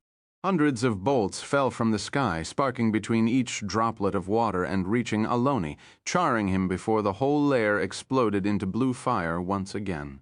Not a single drop of magic. How is he doing it? Aloni's body rolled on the ground, charred to the bones as he couldn't even predict Arad's attacks coming, and before Alani could know it, it started raining again. Curse of domination, barrier of the golden jail, Aloni protected himself with a powerful barrier. Just like before, lightning blasted the whole place before it ignited into a blue inferno. Same pattern. That dragon isn't a fool. Can't he control whatever he is doing? He is by no means skilled to create anything he wants, but still could recreate the simplest atom, the basic of basics, hydrogen. Dis is a layer of hell that boasts a temperature around 1500 C, enough to melt iron. To keep that, it was akin to a massive oxygen-rich furnace in which devils and sinners live. Instead of firing a beam, he created a massive amount of hydrogen gas and released it into the air of Dis, which ignited upon contact with oxygen and heat of the layer, leading to a massive explosion of blue flames reaching temperatures over 2000 C. That heat was far above what the people of this layer are used to, burning Aloni and everyone else to a crisp. When oxygen and hydrogen burn together, they result in water vapor, which forms clouds and rains down. By flying through the newly formed clouds, Arad's void agitated the water particles around his body, creating static electricity in the clouds and resulting in a massive lightning storm. The light degraded the water back into hydrogen and oxygen, which re-explodes and repeats the cycle over and over. I don't what you're doing, but I'll kill you anyway. Aloni looked around through the thick fog. Show yourself. He quickly regretted that, seeing two massive void dragons prowling around him, growling like starving wolves. Two? Alani cried, waving his hand. Curse of domination, point shift. He teleported away, but the two Arids remained around him as they followed him with void steps. You're wasting my time, one of the two Arids said. Release Roberta's bind, the other said. Like I would do that, Alani smiled. It's only a matter of time before run out of energy. I cannot die. Go search for Lydia, burn the entire hell to the ground if necessary. One of the two Arids said, and the other flew away. You think you can threaten hell? Aloni stared at him. Did I stutter? Arad swung his claw at Aloni. Aloni lifted his arm, curse of domination, barrier of the golden jail. Arad's claw smacked him, shattering his protective barrier and sending him flying into the horizon. Alani puked blood, staring toward the deserted lair and seeing Arad open his jaw in the distance, charging a massive beam. With a swing of his hand, he pulled Roberta's mother out of her cell in the basement of his castle. Void Dragon? Look, do you know who this is? Arad stopped charging his beam. Yeah, that's right. You have a good nose. They smell alike, don't they? Aloni giggled. This is your beloved Roberta's mother. You don't want to kill her over and over, do you? Arad's knowledge about the situation was very limited. He only woke up and wasn't present for the whole devil investigation. All he could understand was that Roberta was taken by a devil and is under a curse, and that devil can lift it up. Roberta's mother wanted to scream, but being under the devil's domination curse, she couldn't utter a word, dangling as the devil held her by the hair like a doll. Aloni smiled as he saw Arad closing his jaw. That's it. You better behave, and Zon Arad appeared, standing before them in his humanoid form, glaring down at Roberta's mother, with a void burning from his skin, creating a gentle breeze around his body. You, Aloni gasped. He didn't expect Arad to be able to morph into his humanoid form and teleport in that split second. Arad lifted his hands, grabbing Roberta's mother's face in his palms, staring directly at her eyes as he burned with a purple flame. A mother, a black soul, yet still fighting. He sucked air through his lips, and her body disappeared into his stomach, engulfed by darkness. "It's between her and her daughter, you bastard!" Aloni screamed as Roberta's mother was snatched right from beneath his hands. "Die!" Arad dodged Aloni's fist and swung back at him, unleashing a barrage of blinding fast punches, then grabbed Aloni by the face and ground him on the floor as he flew away. "What's this raw power?" Aloni gasped, kicking Arad in the guts and flying away. "No matter what I do, he just keeps coming after me." He looked back, seeing Arad's foot flying toward him, kicking him in the back and breaking his spine. "I see gravity magic. He's getting pulled toward me at all times." Aloni heeled his back and flew into the sky, keeping an eye on Arad. Arad suddenly appeared in front of Aloni's face and punched him back to the ground. That wasn't teleportation. He used time magic to accelerate. Aloni gasped, "I should be the strongest. I have the domination curse, thud." Arad landed beside him, looking toward him with a passive face. "It's all on your face." "You wonder why you can't beat me with your curse," Arad said, lifting his hands.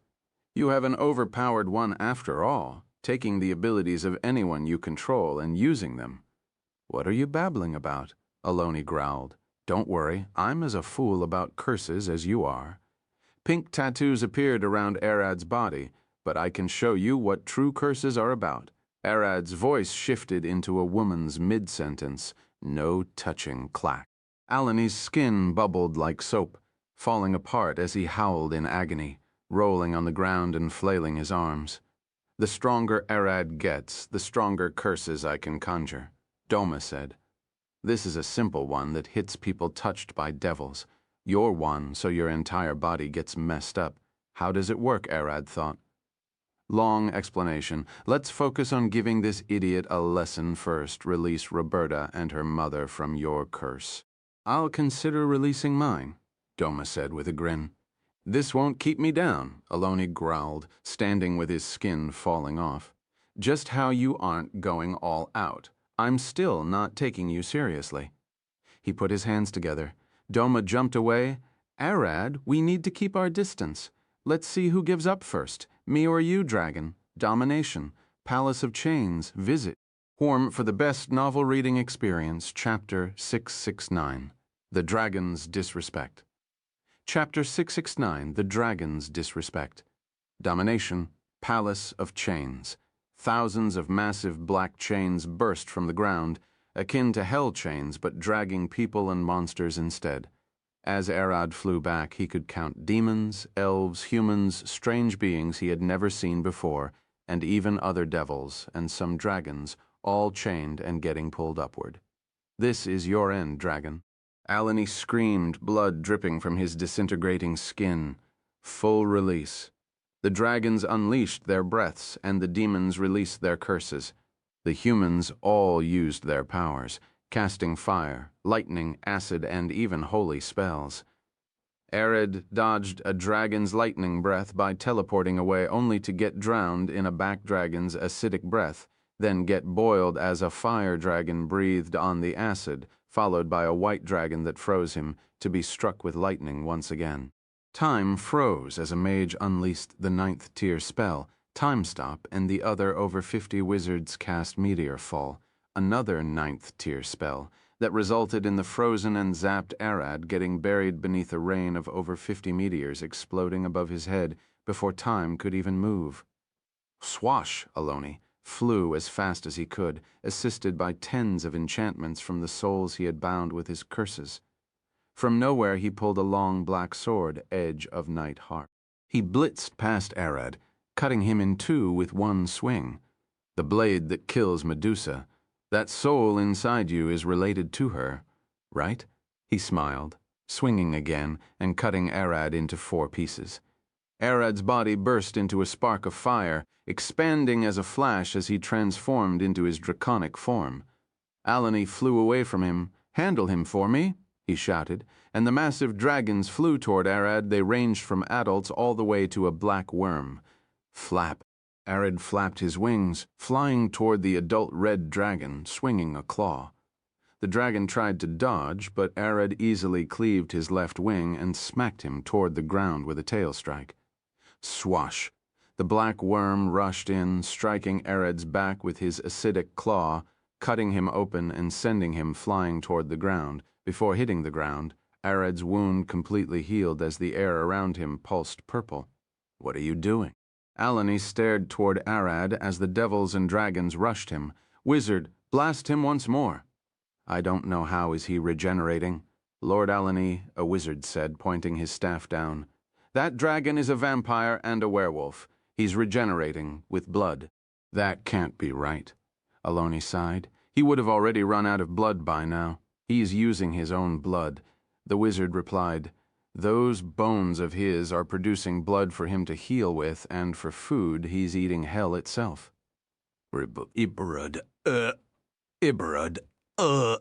Alani gasped, seeing the air around Arad pulse purple once again before he fully healed. Wait, eating hell? He remembered how dragons can digest pretty much anything. "We need to finish him with one large attack," Alani growled.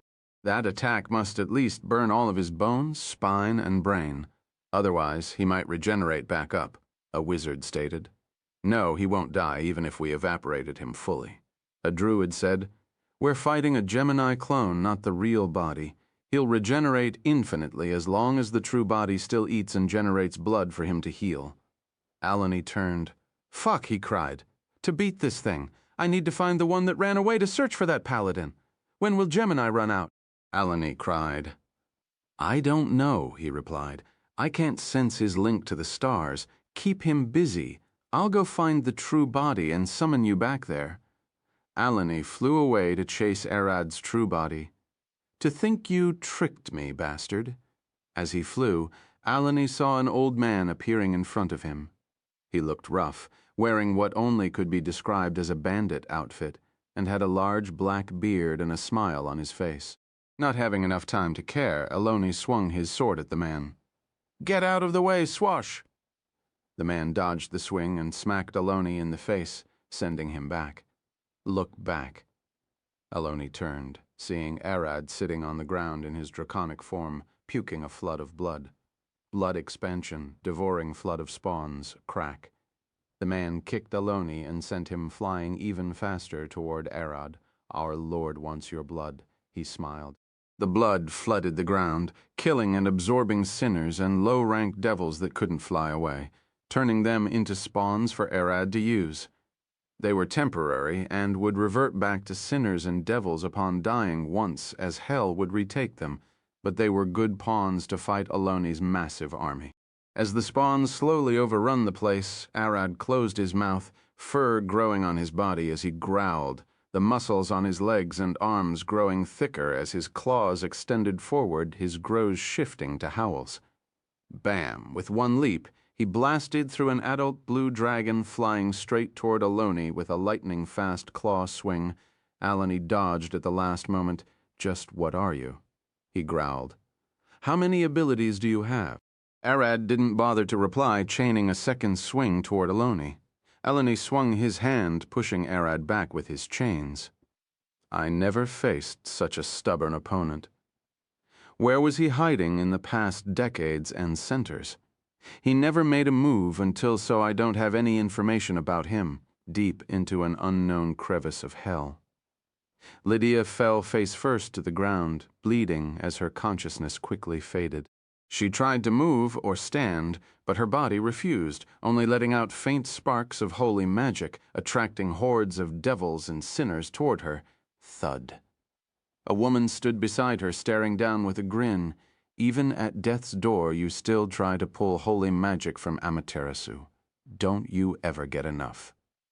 As Lydia looked aside, she could only see 2 bare feet with black toenail polish. You're trying to pull even more, can't you hear me? She looked down. Ah, your ears are busted. Think I'm a devil standing beside you? How rude, she giggled. As devils and sinners looked toward Lydia, they froze in place, seeing the woman standing beside them.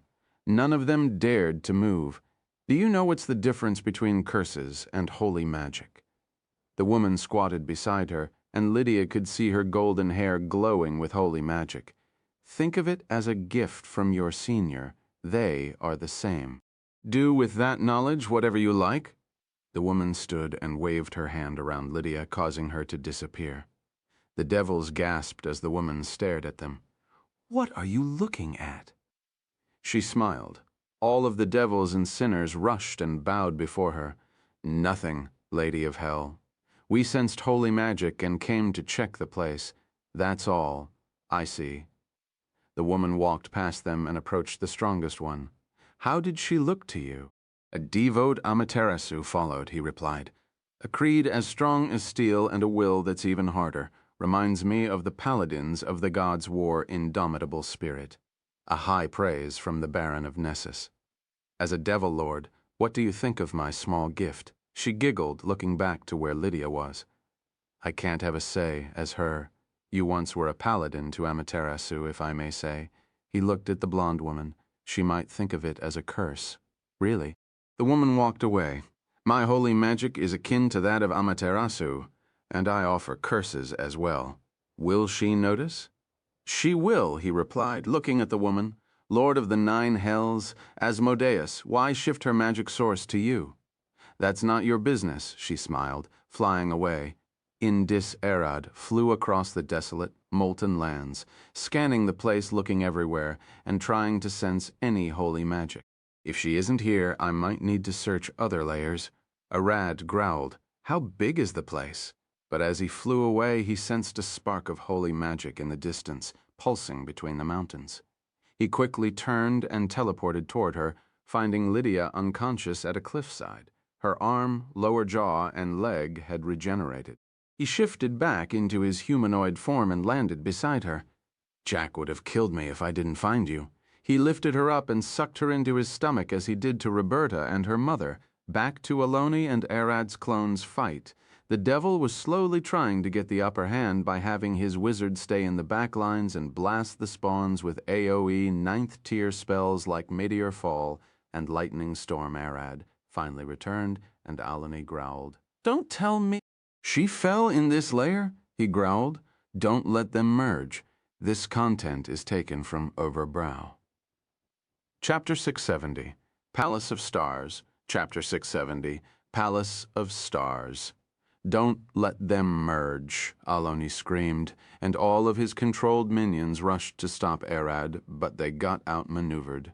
He teleported past them with a void step, teaching his clone void expansion. Arad's void evolves alongside him. The older he grows, the better his control and dominion over it becomes. The two clones merged together, flashing in a brilliant light. Arad had 3 types of expansion he could unleash. The devouring void that was the most basic one, digesting matter with his stomach, the elemental expansion where he uses his void to conjure a massive amount of an element by manipulating matter around. And then the last one, the accursed pillar that kills by summoning the massive tower of cursed metal he got from Lilia, the archmage of the Mage's Tower. Arad's void expanded far beyond what it could before reaching a radius of 40 kilometers around 25 miles, 10 times what was possible before. It engulfed a massive chunk of Dis and sucked Aloni and all of his minions in the blink of an eye. Unlike before, this time Arad's void wasn't empty, but instead filled with gas hydrogen to be exact. It was the first and only matter he could create now as he was fresh out of evolution, but it wasn't him merely using what he could. The arrogance of dragons was great, and that of the magic dragons even greater. They are the ones who ruled over time, void and light itself. Each of them was a monster unfit for the world due to how absurd they could go. A time dragon traveling to the past to kill his enemies as they are born. A light dragon punching with infinite power as it flies at the ceiling of speed, and void dragons. Till this point, there are two existences that Arad could think of: the flame goddess who sent the Ho-White Nova at him, the spell of massive destruction that terrified him to the bones, and his wife Eris, whom he can trade blows in combat. He had already compressed a weak version of Ho-White Nova on his own before, but now he could do it better. The hydrogen gas in Arad's stomach started spinning around multiple small points, compressing with the help of his gravity magic. Instead of trying to compress any matter that was in his stomach, which was hard to achieve, compressing the simple hydrogen gas he creates now was far easier and simpler. The devils stared blankly at the void as the gas heated up, glowing brightly as it grew denser, unleashing waves of scorching heat that put the second layer of hell to shame. Boom. The compressed gas exploded as it reached a critical point, forming several tiny Ho-White Nova around Arad, who floated in his draconic from between them, holding his hands together. Palace of stars. The insane gravity of the newly formed stars pulled the devils toward them while the heat cooked them alive, the void shredding their flesh apart like a meat grinder, dicing them like roasted brisket, as to not waste any. They got digested by Arad's stomach each time they revived, fueling the engine of the void dragon oven crack. Arad grabbed the screaming Aloni in his claw. "Your minion's flesh isn't enough to sustain this expansion," Arad said, flapping his wings and flying around Dis with his expansion, devouring the layer to keep burning the devils over and over. "Rear over the cruel Rear, you hell would make you pay? Do you think you can fend the third layer devils?" Aloni cried as he got cooked alive, eaten, revived, then cooked and eaten again, over and over. "Let them come," Arad glared at him. "Your curse is powerful, giving you the ability to steal other people's powers. But that's your weakness," Arad said. "Stolen power, granted power, systems power, all of them aren't your own. They are merely gifted to you by other people. It can be stolen or robbed back. You aren't adapted to it, and you can't develop or modify it to fit situations. You're merely a faker hiding behind other people's power. A devil only has petty tricks, after all." The disturbing intellect Aloni felt staring at Arad's eyes before was clear to him. Now, this creature ahead of him was learning, observing, and adapting. He before managed to hit Arad and smack him into the ceiling of Dis. He felt happy about the achievement, but he was wrong. Any attack, curse, spell, or move that he showed to Arad and didn't kill him with was getting funneled into Arad's draconic brain, analyzed and engraved into his memory. "A monster that shouldn't have been born into the world," Aloni growled. Thud. About 2 hours later, Arad landed in Merlin's lab, walking out of a hell gate naked as he entered hell. Gojo was sitting there on the couch. "You're back?" He looked at him with a smile. "Put some clothes on. Human find it strange to walk like that," he said. Arad looked down. "Sorry, didn't notice." In the blink of an eye, clothes engulfed his body, a large pair of black pants and a tight black shirt. "It's only natural dragons don't wear clothes in their true form. Clothes and armor are merely the human's way of mimicking a fraction of our scale's power." He stood. "So, I assume the devil is dealt with." "I killed and ate him over and over until he released the contract on Roberta and her mother," Arad replied.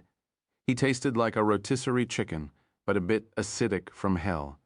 "To your health?" Gojo smiled. "But don't forget to drop the women onto the church for healing. I'm sure they are quite injured." "You're right," Arad nodded, about to teleport. "Ah, what about?" he gasped. "Don't worry, I put the black flames burning Eris out, and she already healed, and Merlin survived, thanks to a contingency spell that she made.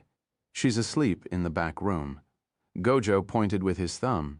Zahn, the two of them teleported to the church, appearing right in the middle of the prayer hall. The nuns cried as they saw the two brothers appear. "Ki-Y-A!" One of them cried, jumping back as she saw Gojo. What brought you here? Swindler? What?" Gojo stared at her, confused. "You're right. It's him, the swindler devil." The other nuns cried, moving away with red faces. Gojo didn't know how many women thirst over him in Alina, and since he left for the north, the church got countless of women consulting about having a crush on a white-haired man that suddenly disappeared. You, Arad, approached one of the nuns, looking at her face, but to her, it was a sharp glare. She barely reached 4'11", and he was 7 feet. She couldn't reach his chest as she looked up at his face. "I have people that need healing. Hurry." Hearing his deep voice, she could only slowly back away. Even though Arad didn't do anything beyond asking for help, she only found him intimidating. Arad pulled Roberta and Lydia from his stomach, but he couldn't pull the mother out. He blinked for a second before realizing that unlike Roberta and Lydia, Roberta's mother had already died, and what he took from hell was only her soul. "Lydia," the nuns gasped, rushing to heal her, and Roberta, "Where did you get them? What monster did this?" "I pulled them out of hell," Arad replied. "We know the situation is bad, but where did you get them?" one asked again. "Hell," Arad said with a straight face. "Don't describe it. Was it a fire monster? A poison one? What was it?" The nun asked once more. "As I said, I pulled them out of hell." Arad said once more. "Forget it." The nun looked away. "Let's focus on healing." As Arad sat on the church's chairs with Gojo, the nun stole a glance at him. "Why doesn't he want to say where they got injured like this? I can see acid burn marks and even some traces of curses," she mumbled. "I want to press him for answers." Her eyes stopped at Arad's massive arms. "Adventurers can get violent quickly." "I probably shouldn't." After only a few minutes, the two woke up. "What happened?" Roberta asked. "That devil," Lydia growled, holy magic crackling from her body, then pausing for a second as she felt it was a bit strange. "I beat him up until he released you," Arad said, sitting on the church chair. "He won't bother you ever again," he sighed. "Sadly, devils can't be killed in hell as they'll infinitely regenerate. Without any simple way to force him out of hell where Doma could destroy his soul, a true kill wasn't possible." Arad stood. "Let's go," he said. "Everyone should be worried." Roberta looked at him. "Can I go look at my father first?" "Of course," Arad replied. "Sorry, but if the devil managed to get me, I can't think of another way other than going through the business using father," she added. "How about you?" Arad looked at Lydia. "I'll go on my own." She looked at her. "Something feels off, and I want to test it." "Got it," Arad replied, grabbing Roberta by the hand and teleporting away. Gojo waved his hand to the nuns. "See you later." He teleported away. "That fiend," they growled, blushing. Thud. Arad and Roberta landed in her shop, immediately seeing Geralt shaking the woman at the desk. "What? Gotten into you?" reply. He could barely move or talk, yet he growled at her. Roberta rushed toward him. "What happened?" she asked. "Where have you been?" Geralt looked at her and at Arad. "I don't know what happened to the girl. Customers complained of her standing like a doll, and here she is." Arad looked at her. She was still alive and breathing, but remained still as if zoned out. He sighed. "It's that devil's curse must have got her in a contract. Is that how he got me?" Roberta growled. "I'll be back." Arad turned. "Where are you going?" she gasped. "Wait, what's this devil talk?" Geralt stared at them. "Long story." Roberta looked at her father. "I'll go see if Merlin is awake and can open a hell gate," Arad replied. "I'll give that devil a second beating until he releases her." He smiled. "You just fought him. You're exhausted. You can't risk it." "Nah, I'd win." He teleported to Merlin's tower. An hour later, the girl woke up. The most up-to-date novels are published on Chapter 671, Vlad the Insane Immortal. Chapter 671, Vlad the Insane Immortal. Thud. Arad walked out of the Hell's Gate, naked and engulfed in flames. He took a deep breath, and the flames faded, immediately covering himself up with the clothes he wore before and stored in his stomach. Going to hell with unenchanted clothes is only asking for them to get burned, so he had opted to take them off before walking. "To think you don't need protection against hell." Merlin stared at him with a smirk. My scales are better suited to resist hell. I can also protect myself with barrier magic and the void, he looked at her. But it's quite annoying. Finding hell annoying at worst is not something I thought I'd hear someone say in my life. Merlin sighed, approaching Arad and staring at him, her eyes glowing blue. Good, no lingering curses. You're good. She tapped his shoulder. I told you, Arad smiled. Doma would clear anything out. Better be careful, she turned. You can go check on the girls. They are waiting. Zahn, Arad teleported straight to Roberta's shop to see if Alani had released the girl from her binding. Roberta, is she fine? He asked. I told you, that devil is dangerous. Why did you send him? He'll die. He could hear the girl shouting. I'm telling you, Arad would win. You woke up all right. That means he won, Roberta shouted back at her. What's going on?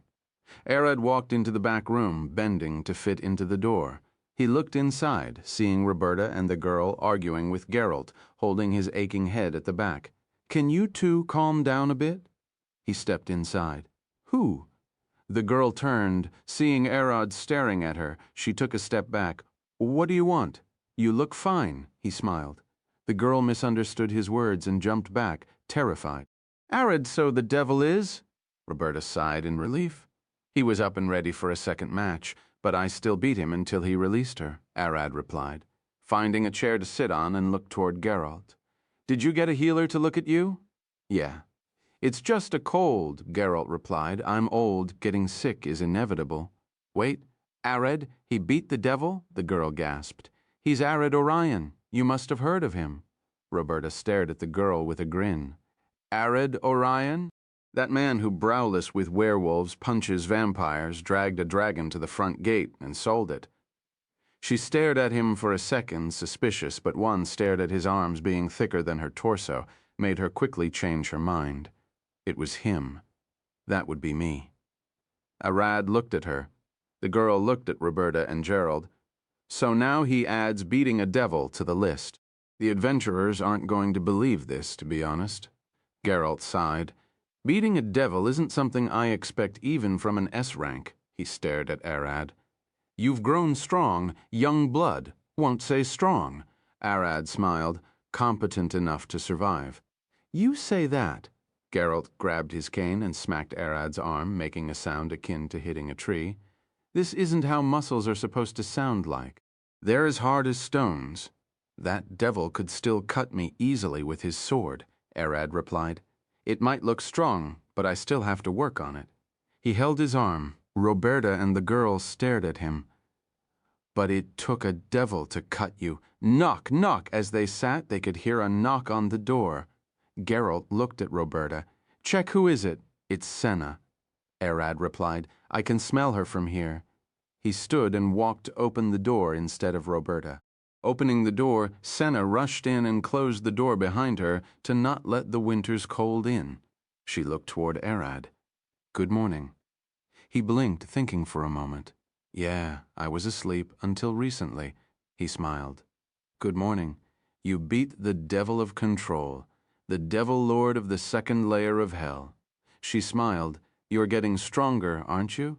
You could have beaten that devil on your own. I can tell looking at you now, Arad stared at her. Why didn't you take care of him?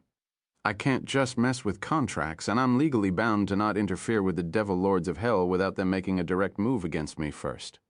She replied. What law holds you down? Cosmic laws on my mother's side, she added, looking past him to see Roberta and the girl. You two are all right? Yeah, Roberta replied.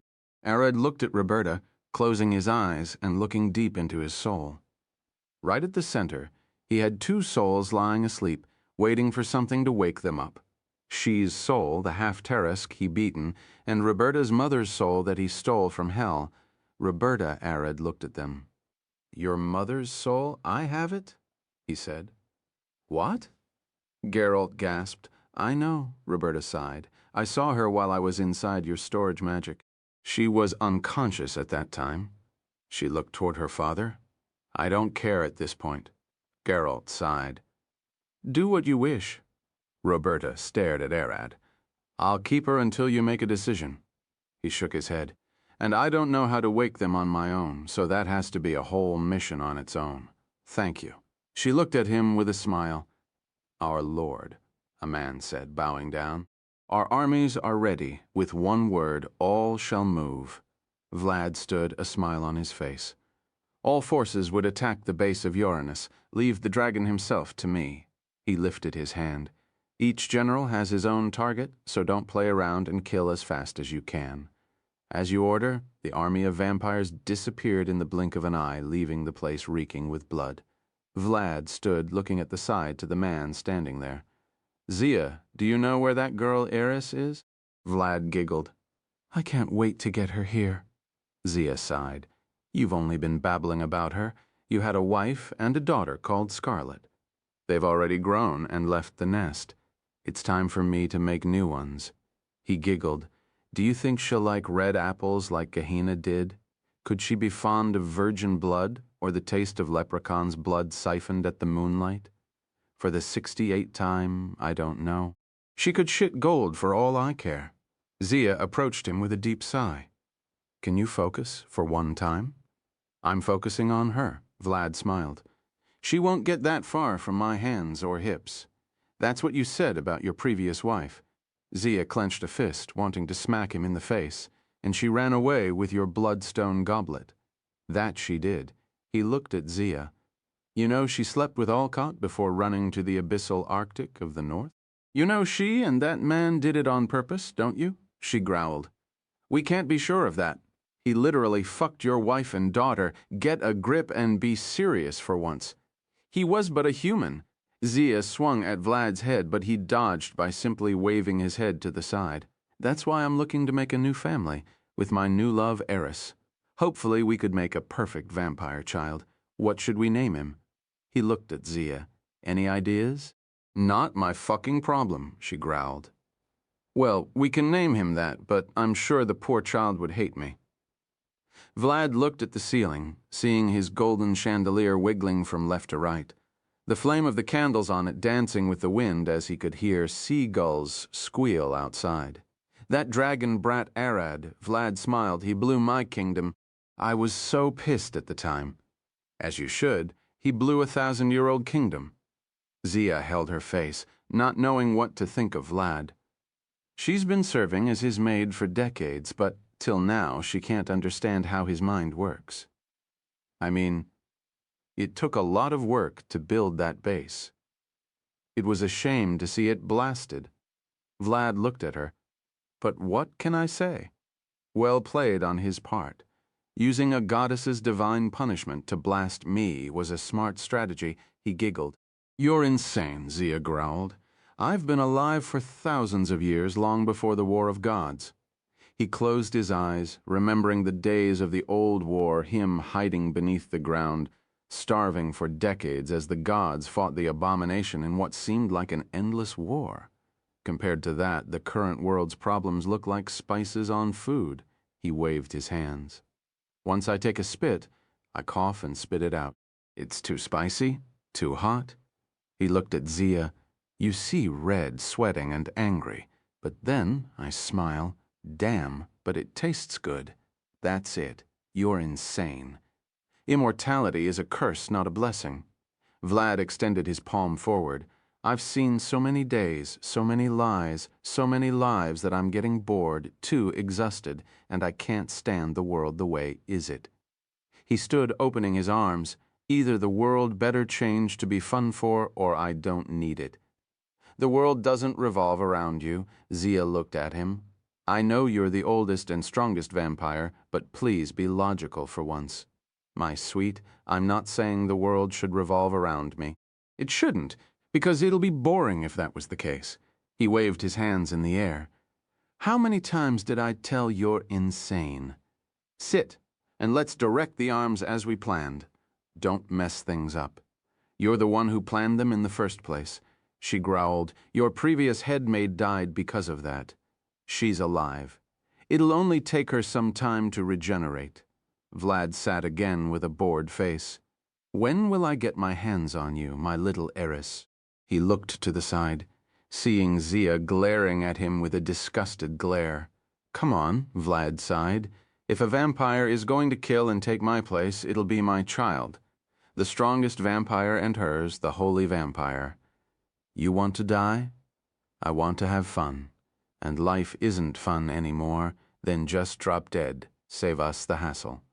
We vampires also want to live a quiet life. Me dying like that is no fun. He smiled. I once thought, when I was a human. He lifted his hand, pointing a finger at the wall. If I wanted to die, I won't throw myself out of a building or burn myself. I'll pick a weapon and do whatever I like until the world stops me. He closed his eyes, remembering the old days. They even forgot about me in my cell, and I spent years licking my own blood from my rusty shackles to survive until I became a vampire. That isn't how vampires are born. I was because I'm special. He stood. But don't fail the Zephyr plan. The fight will be no fun with her around. He pulled two swords, shape-shifting into a swarm of bats and flying out of the window, standing alone on top of the stem of the bowsprit as the ship sailed toward the shores. He took a deep breath, spikes of blood emerging behind him. Men, women, and everyone, what a nice smell. He clanged his blades, time to impale you, so prepare your booties. He smiled, clanging the swords once more. Eris, prepare your booty, and Arad Olcott. I dare you to try and fucking stop me. He laughed as the vampires charged at the human capital from the seat right after dusk. This content is taken from Reread. Chapter 672, Vlad vs. Zephyr. Chapter 672, Vlad vs. Zephyr. Back in Alina, Arad was in the forest cutting trees. Crack. One swing of his axe after another. He ripped the trees apart and dropped them to the ground. Miriam walked toward the trees and lifted them on her shoulder, carrying two at a time and dropping them behind his house where Merida cut them to pieces. I think 10 is enough. Miriam looked at Arad, waving her hand to signal him to stop cutting. You think so? He replied, having already cut 2 more trees. Yeah, this should be enough for more than a few weeks. She smiled. Bring those 2 to be cut as well. She took an axe that was sitting beside the fence and went to help Merida chop the trees. She flexed her arm, the muscles on her expanding as her veils bulged. I know that. Arad looked at her. I said that you've been getting stronger, faster than normal. That should be since you're staying inside the dungeon for too long and evolving there. She looked at the ground, just as a dragon's existence affects nature around them. Your existence in the dungeon is affecting us, pushing us toward becoming something else. As they talked, Arad blinked, looking at the clouds. This feeling, bam.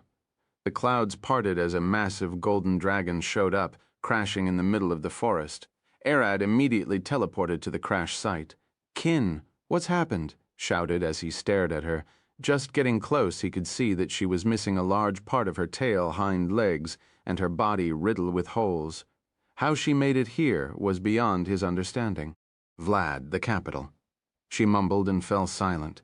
The veins on Arad's neck and arms bulged. He rapidly turned, about to blast toward the capital, but he suddenly saw a green light flash from his house, flying out faster than he could see.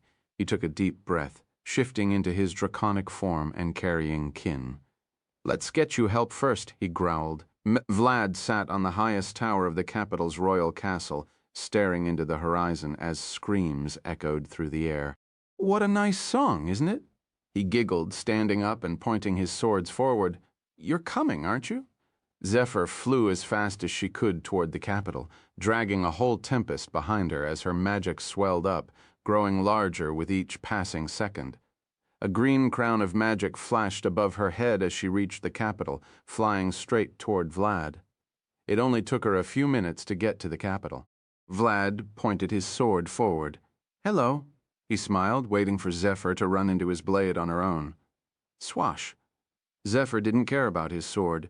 Being in her small fairy form, she flew around the blade, punching into the sea with a blast, cracking the tower. Splat. Vlad crashed into the water, standing on its surface and rubbing his nose. What disrespect, I'm older than you, do you know that? He growled, staring forward as she landed ahead of him on the water's surface, floating with veins on her neck and forehead. I have no respect for those who don't respect the world. Zephyr growled. It's not your toy to play with. Nop. Vlad smiled. The world is my plaything. It always was, and would always be. He lifted one of his swords, setting the edge horizontally. Thy life, thy death, clang. He smacked it with the second sword horizontally. By blood we live, and by death we unlive. The swords crackled, sending a spark of light. Amen. A Kami's rogue priest, Zephyr stared at him. To think you still hold her teaching even after losing your mind. To think that even vampires grow senile, not for physical deterioration, but due to their soul crumbling with time. Zephyr pointed a finger at him, firing a bolt of compressed wind, piercing a hole in his forehead. Vlad recoiled back, but a smile crossed his face as he pointed his sword toward Zephyr, fearing a compressed arrow of blood. Clang. The arrow bounced off a wind barrier that protected Zephyr, and she fired a second shot at him, piercing his face. Vlad didn't move, taking the hit and firing a second blood arrow, then another one, until the two were sending hundreds of shots at each other each second. Zephyr stared at Vlad's body, standing as a mess of blood and minced meat, yet he didn't fall, still lifting his swords and pointing at her. I guess physical damage can't take you down, she sighed, seeing him fully regenerate, with you only having a humanoid body. It would take centuries of continuous killing to make you run off blood. Vlad smiled. Sadly, it's true. Holy magic can kill me as well, but it'll only take a few decades to take me down. Yeah, Zephyr smiled. How about I spread your body across the world? A massive tornado exploded from her body as she lifted Vlad into the sky. Try to regenerate from this. Across the whole world, drops of blood rained from the sky, and Arad looked at the ground. Is this Zephyr's doing? Zephyr landed in the city streets. Let's see if that worked, she looked around, seeing tens of people slaughtered and impaled on spikes. He already massacred the capital, she sighed. Thud, a vampire landed ahead of her, and she looked at him. If Vlad couldn't beat me, what do you think you can achieve? She smiled. Don't know. Was thinking of telling you it's quite painful to be spread across the world like that. The vampire's body twisted and shifted into Vlad. All of the vampires in the world are my vessels, he giggled. I can just regenerate from one of them. Killing me like this is impossible. I see, she sighed, clenching her fist. And I was hoping to end you quickly. Vlad lifted his hands. My turn. He disappeared, swinging a fist at Zephyr's face. She barely dodged. He's fast. With his extreme control over blood, he can use it to enchant his speed and defenses. She swung a kick at Vlad's guts, trying to kick him back to the sea. We shouldn't fight here. There might be some survivors. Thud. Vlad caught her foot without budging. Nice toes. Mind if I lick them? He smiled. Zephyr could see his long ears. He was an elf before becoming a vampire. If you'll die, I'll let you. She replied. Vlad sighed. Sadly, I won't die from that, so no toes for me. Get the hell out to the sea, Zephyr screamed. At the time of their conversation, she scanned the surrounding area for survivors and found that there was only one little girl buried beneath the rubble behind her. From Zephyr's foot, a blast of air exploded and sent Vlad flying all the way toward the sea. Zephyr turned around and waved her hand, blasting the rubble away, and picked the little girl with a gust of wind. Go. She sent her flying into the air before going to fight Vlad. As Zephyr reached the sea, a massive slash of blood flew toward her faster than she could dodge. He's attacking back. The slash flew straight through her body, doing no damage as it crashed into the capital's port, cutting it in half. Are you sure you want to do that? Vlad approached her, walking on water and holding his two swords pointing down. With a grin on his face, he giggled. You aren't the only one around. Zephyr turned around, seeing tens of people ripped apart where the slash landed. Can you beat me and keep casualties to a minimum? I doubt that.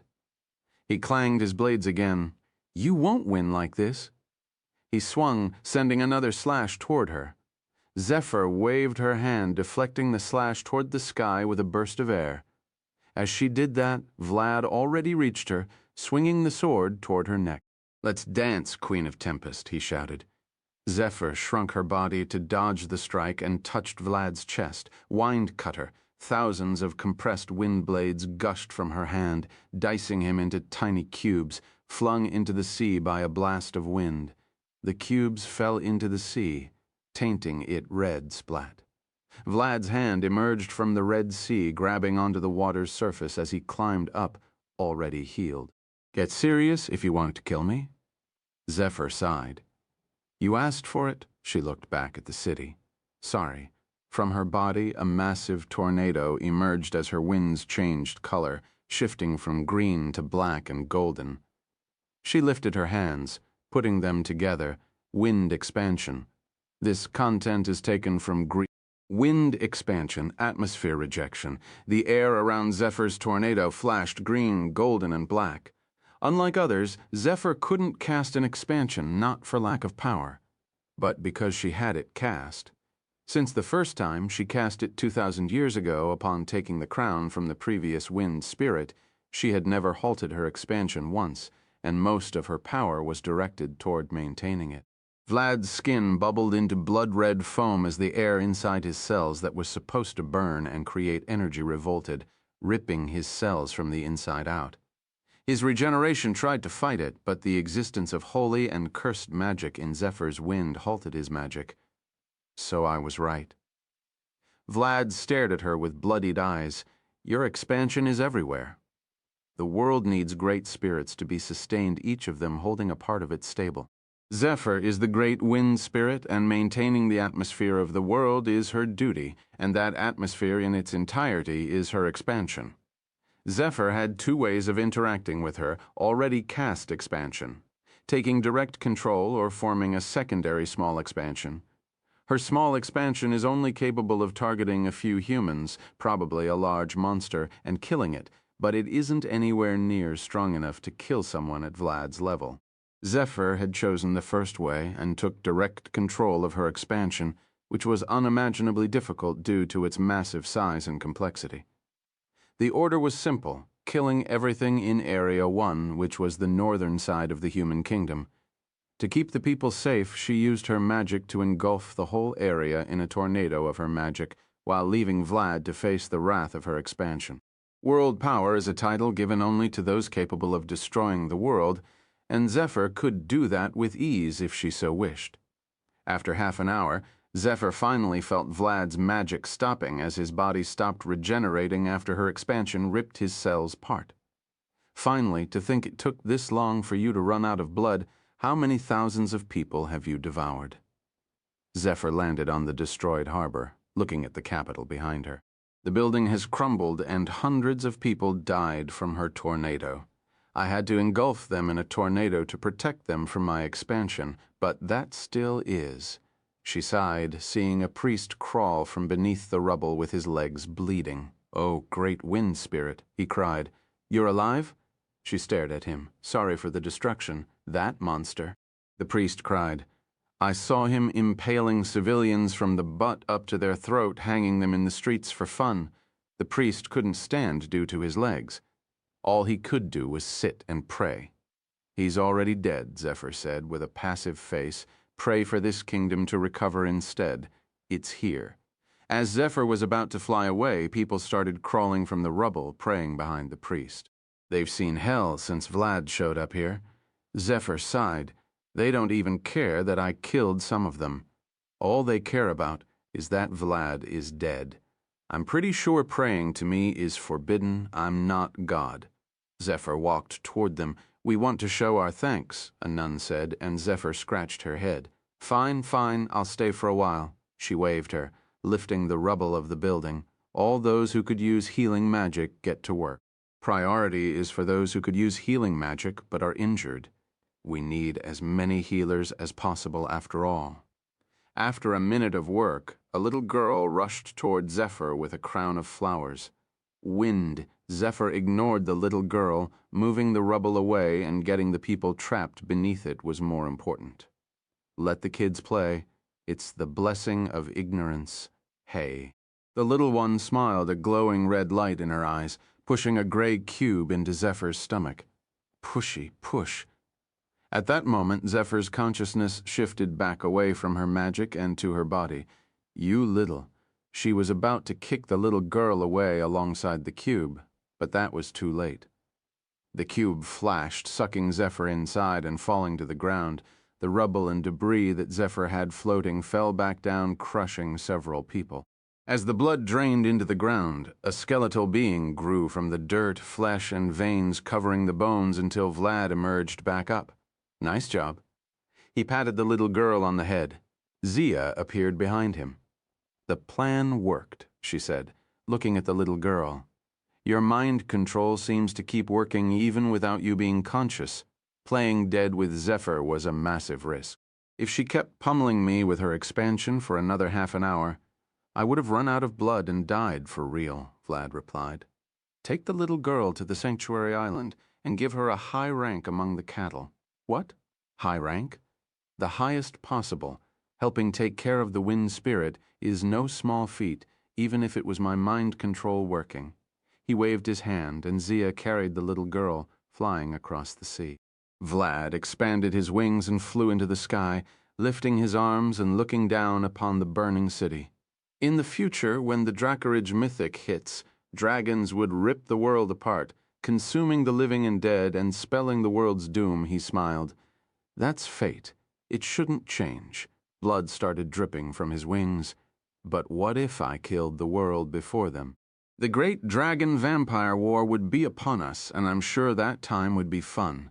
Vlad lowered his hands and killed everyone on sight, impaling them across the capital. My children, for the vampire's glory, hunt the world down, back in Alina, Arad, Eris, Alcott, Ginger. All could feel a jolt flashing in their heads. The vampire blood coursing through their veins cried, Obi the king, slaughter. The living veins bulged on Arad's forehead. He growled, staring at the sleeping kin inside his lair. No. His eyes flashed purple as the muscles around his body bulged. This blood is mine, you showed yourself. Fiend, he turned around, ready to blast toward Vlad. Eris grabbed her head, gasping for air as her fangs itched, but she quickly felt better as Arad resisted Vlad's will. Her blood was linked to his thanks to Ginger, so he acted as a shield, protecting her will. This is bad. All the vampires heard him. She rushed downstairs to call the girls. Ginger grunted. Damn it! She looked at Alcott, who stood from his seat inside their house. Your father is such a pain. I know, she stood. All the vampires of the world heard his call. They'll rampage and follow his will. Do you know where he is? The capital, she growled. I doubt anyone survived there. Father isn't known for mercy. Humans to him are nothing more than food cattle. He can't see them more than how humans see sheep or cows. Ah, they heard a scream coming from outside, and Alcott immediately grabbed his sword. There are vampires in this city. He flew out. I didn't know. They probably avoided using their blood magic near here due to my presence, Ginger growled. Bam!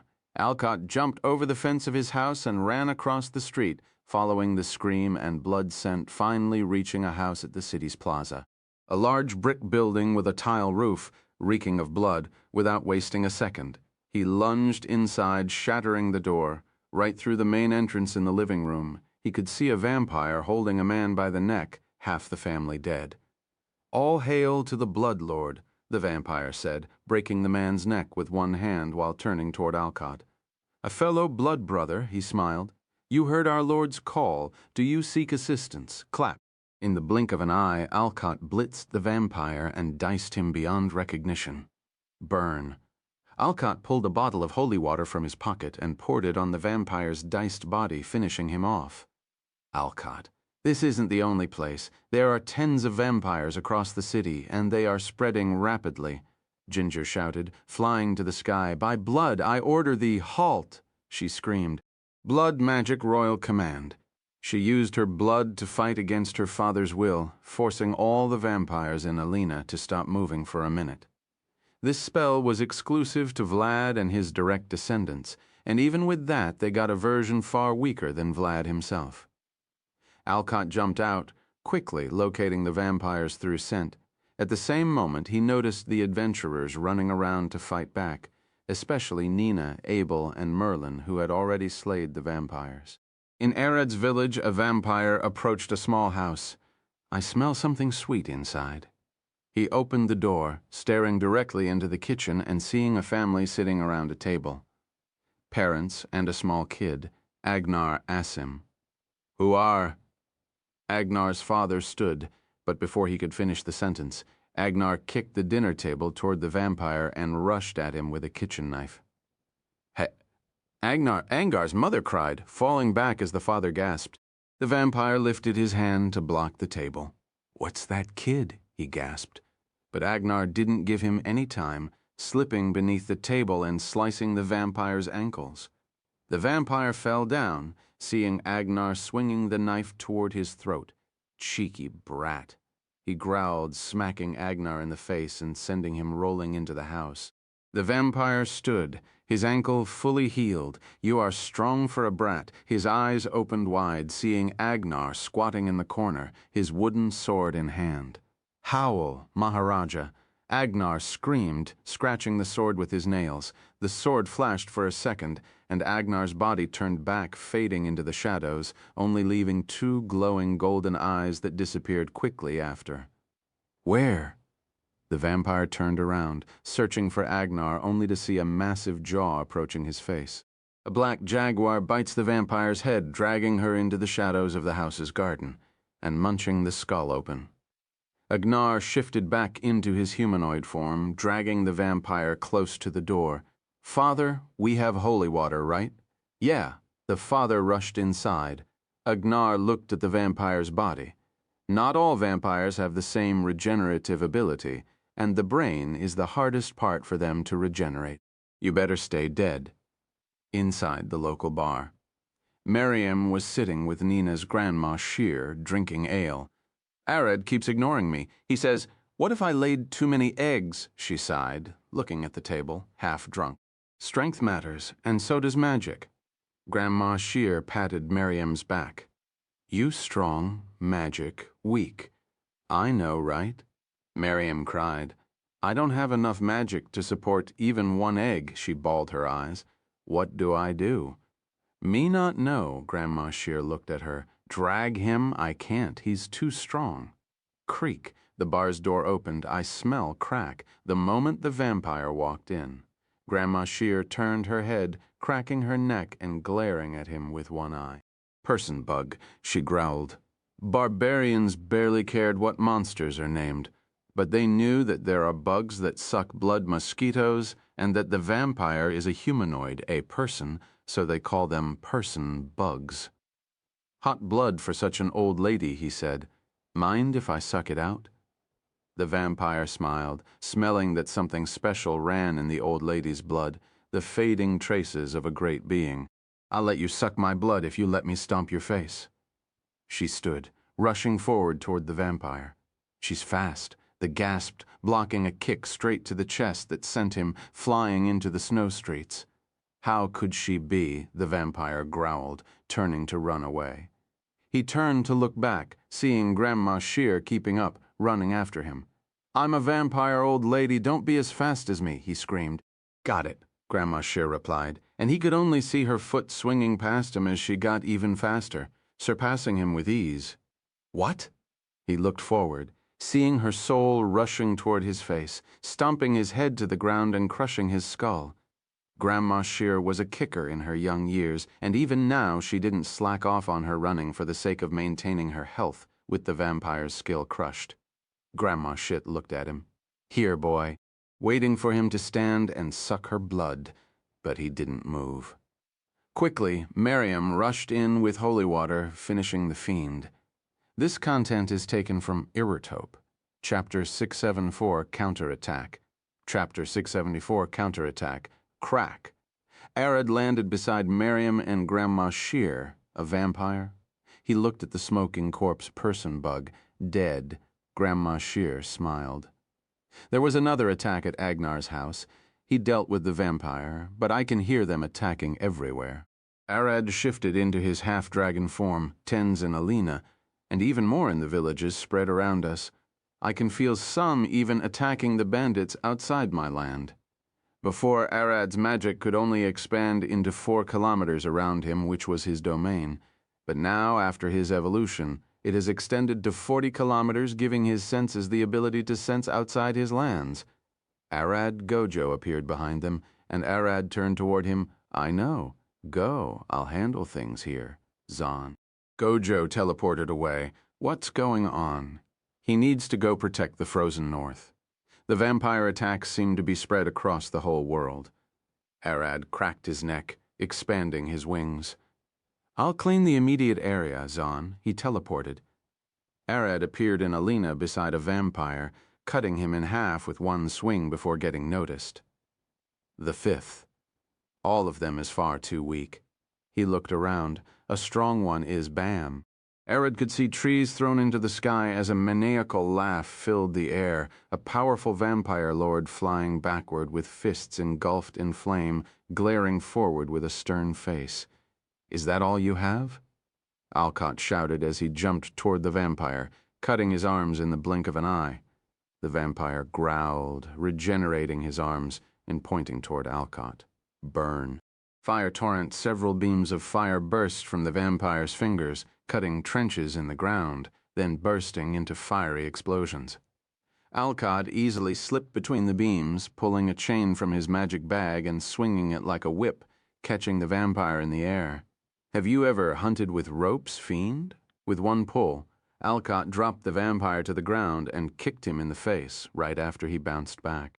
The vampire's body got flung back, ripping trees apart as he tried to regain his balance and heal his now crushed ribs. I know he was strong. He stood, scorching eyes, sending 2 compressed beams of heat toward Alcott. Alcott let go of the chain and pulled 2 short swords, cutting the beams in half in one motion. Impossible. The vampire cried bam with one leap. Alcott disappeared from the vampire's vision as if he teleported, appearing right in front of his face with a smile. Gah! The vampire gasped, lifting his arms to block, but Alcott's fist pushed right through his guard, smacking him in the face. The impact gave the vampire enough momentum to send him flying back. But where is Vlad? Alcott clenched his fist, jumping behind the vampire before he could be sent flying back, punching him in the back. Alcott started going around the vampire, pummeling him with punches and forcing him to stay in one place. No wonder Vlad lost before. How can a human move like this? The vampire gasped, igniting his whole body in an attempt to shake Alcott off. Wash! Alcott stopped punching and lifted his hand, clapping at the vampire's face. The shockwave released a violent burst of wind that blew the flames off and blasted the vampire away. I've seen better! Alcott rushed after the vampire, grabbing him by the face and pushing him through the trees. Speak! Where is Vlad? Never! The vampire growled. Then die. Alcott threw the vampire away and pulled a long sword from his magic back, quickly sheathing it back into the bag and pulling it out, drenched in holy water. The vampire lifted his arms, trying to form a wall of fire, but he was too slow. Alcott flew past him, cutting him into pieces and making sure to dice the head and heart into mush. Alcott. Arad called, landing behind him. I finished the weak ones. I heard something heavy crash earlier. Alcott looked at him. Vlad is in the capital. Zephyr already went after him. We should be able to finish everything here first, then follow her. Alcott hid his weapons back in his magic bag. Zephyr should be able to beat him. Let's only hope he won't be able to pull a fast one on her. Vlad is quite tricky. Alcott looked at Arad. If all the vampires around are dead, we better hurry to assist her. We. Arr! Where? Zephyr's is far stronger than what we think. She won't lose, Arad replied. I'll carry us to the capital, but since I'm going to fly at an extreme speed, I'll only take those who can handle it. Vlad is smarter than you think, Alcott said as he walked toward Arad, looking at the burning forest behind them. How sad. A voice came from the woods, and both Arad and Alcott stared back. I killed all vampires I could sense around, Arad thought. I was certain no other powerful vampire was left. Where did this one come from? Alcott pulled a sword. Hio died. The fire bastard died. The vampire scratched his head, growling as blood dripped across his face. Our Lord won't be pleased. Whose fault is it? It's yours, isn't it? You're the problem? Ha. He glared at them, eyes glowing red.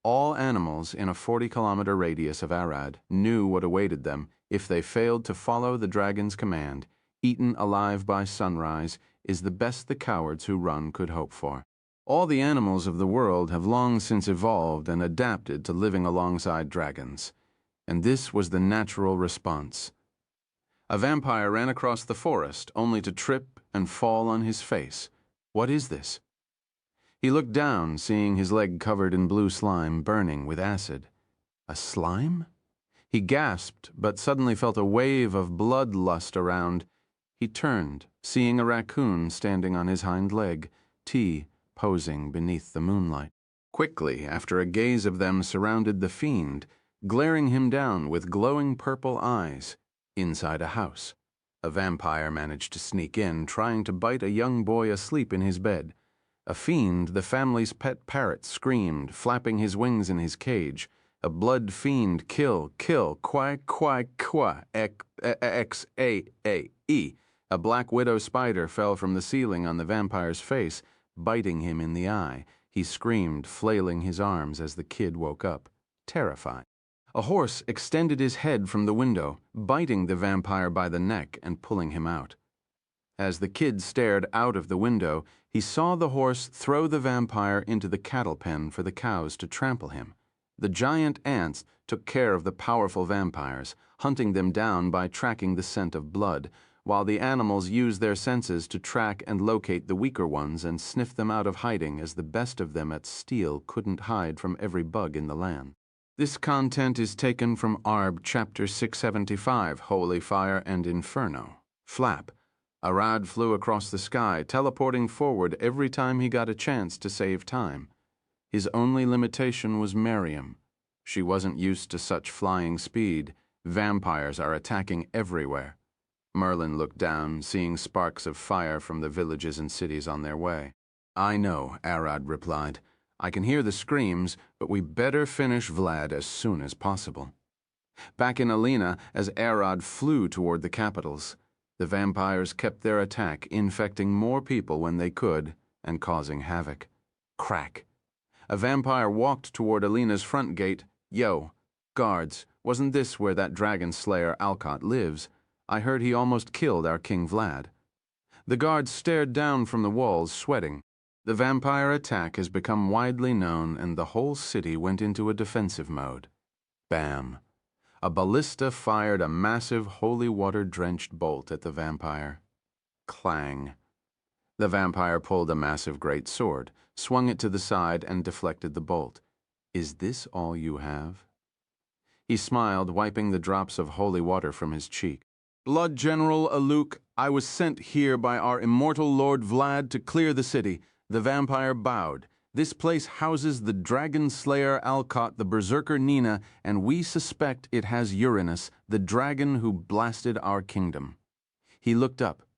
Bring them to me, the guards growled. Who is he to call for those three with that confidence? Even one of them would be enough to wipe the ground with. Aluk looked around, no response. I guess I'll start by killing everyone then, starting by that village in the forest. He looked, seeing the giant ants fighting the other vampires alongside adventurers. But those things are a pain, he smiled, lifting his sword. No matter creak. The city gates slowly opened, and Aluk turned with a giggle. They were here, finally. The smile quickly left his face when he saw someone he never heard of, a blonde girl wearing heavy armor, carrying a large shield in one hand and a long sword in the other. An insult, he growled. Do you think a mere soldier can stop me? He waved his sword. Blood magic, eye burst, his eyes flashed red, sending a wave of eldritch magic. Crack! Lydia stomped forward, taking a stance and lunging forth. My blood magic didn't work? He gasped, taken aback by something that he had never seen before. No one had managed to resist his blood magic till now. Crack! Lydia's steel boots cracked the ground as she swung her sword, divine cleaver. Paladin, Aluk, gasped. Dodging the swing and deflecting Lydia's sword up with his greatsword, Lydia took the chance to bash him with her shield. Clang. The vampire blocked her shield bash with his hand, releasing a sound akin to steel clashing with steel. His hand was far harder than any armor she saw, except Arad's skin. We expected paladins to stand in our way, but not in the city with those 3 monsters. Aluk growled, hitting Lydia's shield with his knee and sending her flying back. Creak. Using the base of her shield as brakes, she managed to keep herself standing while stopping right before hitting the city's gate. A power type? That makes things simpler, she thought. Jack is helping the soldiers trap the city against the vampires, and Abel is busy taking care of the south gate. Even if I can't beat this one, I must hold him here until reinforcement arrives. Crack. She pierced the ground with the tip of her sword. A paladin never flees. A crusader only knows how to charge. Her body burned with holy magic. It's an oath to protect till the last breath, and an oath to claim vengeance for those taken by evil. She glared at Aluk, her eyes burning with golden flame. You paladins and your stupid oaths, Aluk growled. You aren't my target. You're only a side hustle, not worth my time. I'm here to slay Uranus, the dragon slayer Alcott, and the berserker Nina, so get the hell out of my way, he screamed. Crack. Lydia took a step forward, her boots leaving marks on the ground, cracking it. I said, get the hell out of my way. What's glory in killing such a nobody like you to me? He growled, veins bulging on his forehead from rage. Glory is for the arrogant. I'm here to protect and claim vengeance for the fallen. She glared at him. All those you killed sucked their blood and cast into damnation their souls, wishes, lives, and will still call for their birthright. For you, the one who robbed them from their rights, to be put down, judged by mortal hands here first. She smacked her shield with her sword, and the gods in the afterlife. Shut up. Aluk screamed, extending his wings and flying toward her at a blinding speed. Swinging his sword at her neck, clang. Lydia blocked his attack and swung her sword at his wings. Aluk easily dodged and swung again at her, only for his attacks to get either deflected by her shield or blocked by her sword. She isn't as fast as me, but having that shield is making it harder to hit her, he growled. She isn't as strong. But that heavy armor and sword coupled with holy magic is making her attack extremely lethal. The guards at the city's gate gasped, unable to assist Lydia with arrows or ballista, as they couldn't even follow the two's movement. Aluk threw his sword back, engulfing his arms in blood. You asked for it, he rushed forward. Lydia gasped, lifting her shield to block. He's even faster without the great sword and that hardened blood on his arms. Crack, crack, clang, clang. Aluk purposefully targeted her shield, unleashing a barrage of fists that quickly dented the steel, shattering the shield into pieces. This is your limit, human, Aluk shouted, swinging his fists at Lydia. She swung her sword, blocking one but getting punched in the face, chest, and stomach with a dual fist, sending her flying toward the wall with a splash of blood. Aluk took a stance, watching as Lydia hit the wall and fell down. Time to finish you off, then head to find those 3. Clack! Lydia tried to stand, supporting her body with her sword. A revelation it may be, but I don't like it. She growled, a tiny black flame crackling from her sword's handle as she glared toward Aluk, a burning dark flame in her eye. You, he gasped, about to lung at her. Thud! The two stopped, seeing a woman land between them on a broom, holding a bottle of beer in her hand. You bastards, messing my night, Amber growled. Burn, burn into ash. She waved the broom toward Aluk. A wizard? He gasped, a massive fireball flying toward him. Swash. In the blink of an eye, he jumped away and dodged. Hey, you? Using so much, he was about to shout at her for using a massive fireball beside a forest, but he closed his mouth, seeing 10 more fireballs floating above her head. The hell I care, eh? She gasped, hiccups overwhelming her speech. She swung her broom down, sending the massive fireballs flying toward Aluk. As Aluk dodged, Lydia started coursing holy magic through her body to heal. Good. I don't need to use that rot. Swash! Amber flew through her own flame, swinging her broom at Aluk. Get out, she cried. You drunkard wizard, Aluk growled, dodging her slow swing and sending a fist toward her face. Kadon. Flames gushed out of Amber's body, burning the hardened blood on his fist and charring his skin. The fuck? Aluk jumped away, flapping his wings to fly, only to find their webbing burned. Amber wiggled in place, her arms dangling as she held the broom and the beer bottle, dripping drops on the ground. Eh, eh, she gasped, her hair flashing red for a moment. Wait, Aluk gasped, seeing Amber eyes burn red. Eh, eh. The ground around her burst into flames, sending enough heat to force the guards on the walls to retreat. A ticking bomb, Aluk growled, flying at her as fast as he could. Fairy wings of fire emerged from Amber's back as her hair turned into a stream of pure fire and her skin into burning embers. Blood art. Blood shock. Aluk flew through Amber's flames, punching her in the guts and sending her flying toward the wall with a massive shockwave. He stood in place, gasping as his right arm fell as gray ash, his face's right side burned. A fire fairy and one with elemental blood above all? Do you want to burn this whole kingdom by getting drunk here? He growled. We don't want to invade an ashen wasteland. You fire monster. Lydia growled, standing to fight. Amber, stay back. I'll handle him from now. She took a step forward. Now, with her body fully healed again, she could try to land a divine cleaver and finish the fiend off. Amber's flames weakened him. It's my chance to end this fight. He's souring my drink. Amber growled, standing with her flame crackling. I'll burn him and this whole place. She swung her beer bottle in a drunken rage. What? Lydia stared at her. Shit, she might actually burn, Alina. Amber, snap out of it. Thud! As Lydia screamed, a strange woman landed before Amber, patting her head. Go to sleep. You'll wake with a hangover later. The woman smiled as her long black hair flailed with the wind, her green glowing eye turning to glare at Alcu with a grin on her face. Who are you? Aluk growled, his body regenerating. The woman turned toward him, walking as the muscles on her well-tuned body expanded slightly, and her black nails sparked with fire. The Inferno Witch, Zelaria Shadowend. The woman took a step forward with a grin. A Shadowend? Aluk stared at her with a mocking smile. What a pathetic lie, claiming to be Shadowend, and even using the name Zelaria, he giggled. You don't fear retribution from the gods. Even we aren't that bold. It's been a long time since I spent some quality time with my husband, Zelaria said with a grin, and now that I had it, your kind had to cause trouble, blocking my fun time. Zelaria took a stance, holding her right wrist with her left hand. Here I come. You are but Aluk was about to speak when he felt it, seeing a massive red dragon standing behind Zelaria towering over the clouds. He lifted his hand in a panic.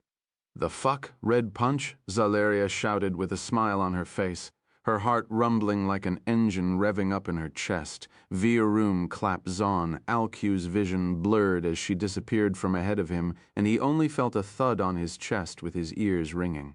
He gasped, blinking to see a vast tropical forests spanning in front of his eyes. His back stuck to a stone cliff. He looked down with a dizzy mind, seeing a clan of orc barbarians chanting and staring at the sky. Orcs, he gasped. Orcs lived on the eastern continent across the Death Sea, which was several thousands of kilometers away. She blasted me all the way here. He tried to stand, but realized his hands shaking through the stone. He looked down, seeing his whole boy looking almost transparent, slowly fading from his chest where she punched him. This is, he gasped, my soul. Aluk's body disintegrated where he stood. Zelaria's fist had pierced right through his soft body. Don't attack at night while I'm around. Vampire. Zelaria pulled her fist off his chest, and his body burned into ash. Who are you? Lydia stared at her, but Zelaria ran back into the city. Sorry, I don't have time to waste. I need to get back to my husband. The most up-to-date novels are published on Ear Chapter 676. Miriam views Vlad. Vlad smiled, staring at the sky as he sat on a half-destroyed wall. So you came, Uranus, the dragon of the end. He could see Arad flying toward him from the horizon. He stood. I won't let you just come and blast everything like last time. Vlad's body faded into black mist. Have fun dancing, he disappeared. Flap, flap. Arad hovered above the capital, and the vampires infesting the streets screamed, "It's Uranus! Drop him before he unleashes another blast!" They screamed, expanding their wings and flying toward him. Arad looked down, his eyes glowing purple. "The sky is too small for us. Crawl on the ground," he growled, a powerful wave of gravity rushing from his body, dropping all the vampires back to the ground like dying flies. This power. A vampire growled, struggling to lift his face from the dirt. Gravit magic. Even with their superhuman strength, facing Arad's magic made them realize this dragon didn't have a single trick. Eris stared down from Arad's back.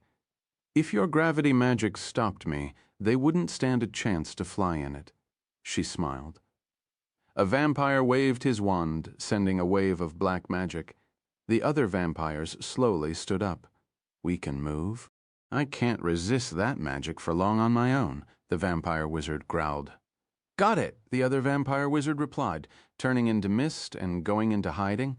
Quickly after, the wizard sighed. "This is better. It takes tens of them to resist Arad's magic." Miriam looked down. "Is Arad's spell that powerful?" "No," Merlin replied. "All spells are equal. The only difference is the brain behind them. Resisting a spell is a contest of skill and intelligence. It's only natural that it takes a lot of them to contend with the dragon's brain." "Where is Vlad?" Arad growled, looking around the capital. "I'll blow this whole place if he doesn't show up." The vampires growled, knowing that Arad wasn't bluffing. He had already blown their kingdom to pieces. It isn't strange for him to do it again. Alcott pulled his sword. "Vlad is an expert at hiding and striking from the shadows. You won't detect him with normal means. He'll wait for you to strike and take you down." He jumped down, landing between the vampires. "Yo, missed me." The vampires took a step back. The last time they saw Alcott, he killed half of their army, fought their princess, and won even though she turned him into a vampire. Ginger flew down from Arad's back and landed behind Alcott. "It's been a long time. Princess Scarlet," the vampires growled, pulling their weapons. "In you still own your will, return to your throne." One of them said, "It's our fault that we failed to protect you." Ginger giggled. "What do they say? You might hate something, and it's good for you." She approached Alcott, licking his neck and cheek. "I'm staying with him." Miriam and Eris jumped down, landing between Alcott and the vampires. "Who dare invade my colony? Where is your king?" Miriam growled, "Who cares about their king?" Eris smiled. "Kill enough of them and he'll show up." She clenched her fist. Merlin looked at Arad. "Arad, take Nina and go. You know what I'm talking about." Arad nodded as Merlin jumped and flew down from his back. He flapped his wings and flew away with Nina. "Is he retreating?" A vampire giggled, walking forward with a smile. "If he isn't around, then we don't need to fear that blast. Taking care of you should be easy enough." He stared at Alcott. "Princess Scarlet, you'll be coming back with us." Alcott lunged forward, swinging his sword at the vampire who ran his mouth. Clang. The vampire blocked the swing with a grin. "We're handpicked to stand against you fools. The only thing we couldn't find a way to deal with is that opal star of Uranus." Merlin waved her staff, sending blasts of fire at the hundreds of vampires surrounding them. As the fight went on, Miriam stopped, looking down at her feet with a passive face. The two tiny ahojas on her head wiggled. She could feel the faint tingle beneath her toes, and her nose could smell blood. She lifted her hands, feeling the air slipping between her fingers. "A battle of kings! This is the only thing I came here for." She took a stance, jamming her palm in the dirt. Ba-bam! In the blink of an eye, she swung at the ground, digging through it with a blast and sending a pillar of debris into the sky, shocking everyone around. Since when, I forgot. My role as a queen? In a few seconds, she burst through the ceiling of a cavern, seeing Vlad sitting alone in the dark, glaring at her with a pissed face. I kept following pleasure, seeking attention. Miriam's eyes met Vlad's. I won't get Arad with such a half-assed attitude. I'll kill this invader, then drag an Arad to my nest by force. With the falling dust and debris, Miriam landed several meters in front of Vlad as the hole she came from closed, crumbling on itself. Tough, Vlad spat the dust in his mouth. How did you find me, Aunt? He growled. Woman's instinct, Miriam replied, lifting her hands. You children got into my home and killed my kids as their mother. I'm here to give you the same, a bug challenging the vampire king. Do you seek death? He glared at her. I seek my duty, she replied. Stand. I'll carve your corpse, dragging across the dirt and present it as food for Arad. That has to get him in the mood to make it'll prove my strength. Arrogance, ignorance, what a bug, Vlad stood, taking a stance. Fine, you'll get back to him, already mated if that what you seek. Blood magic started gushing from his body, Prism's barrier. He engulfed the whole cavern in a barrier to hide their presence and shift the tremors of their fight. No one would hear you scream and beg for mercy, Vlad said, lifting his hand up, a massive blood club emerging from his fingers. Miriam blinked, barely able to track the club as it moved down, firing a blood blast toward her. Clap.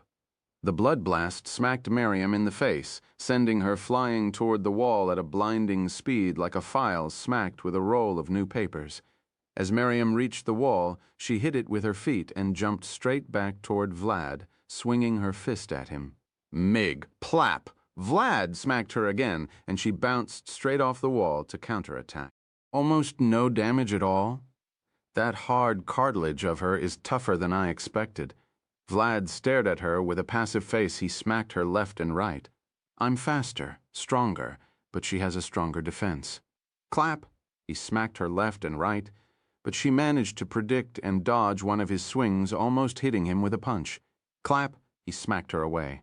She has strong senses finding me. Here is the proof. If I made another mistake, she'd sniff it out and attack me. I can take a lot of damage, but I don't want to waste my energy on them before facing Uranus. That's why I'm hiding here and letting my men deal with Alcott and the others. He smiled. I don't want to even use my blood domination. Its magic is stronger than the barrier and would slip right out. Clap, clap, as Miriam got smacked around, trying over and over to hit Vlad. She started noticing. He is not using his full magic. Is he saving it for Arad? From what I've heard, he should have been able to use blood magic to try and restrain me. But he isn't doing it. She bounced off the walls, swinging a kick at Vlad's head. Crack! He smacked her on the ground and then hit her again, sending her toward the walls. Trying to figure out why he isn't going all out against me is useless. I can only assume that he sees me as weak. She smiled. Yeah, I understand it now. This is the difference between me and Arad. If I was worthy to be his make, Vlad's would have seen my strength and went all out. She started laughing. If I managed to force him to use all of his power, Arad would approve of my power. Even if I don't win, him going all out would call Arad here. She flew at Vlad. Vampire, go all out. Stop holding back, you fool. What is she babbling about? Vlad stared at her. Well, she figured I was holding out, so my fear of her senses was justified. What a pain, Vlad growled, pulling a second club. Crack. Clap, bam. Miriam hit the wall, stopping.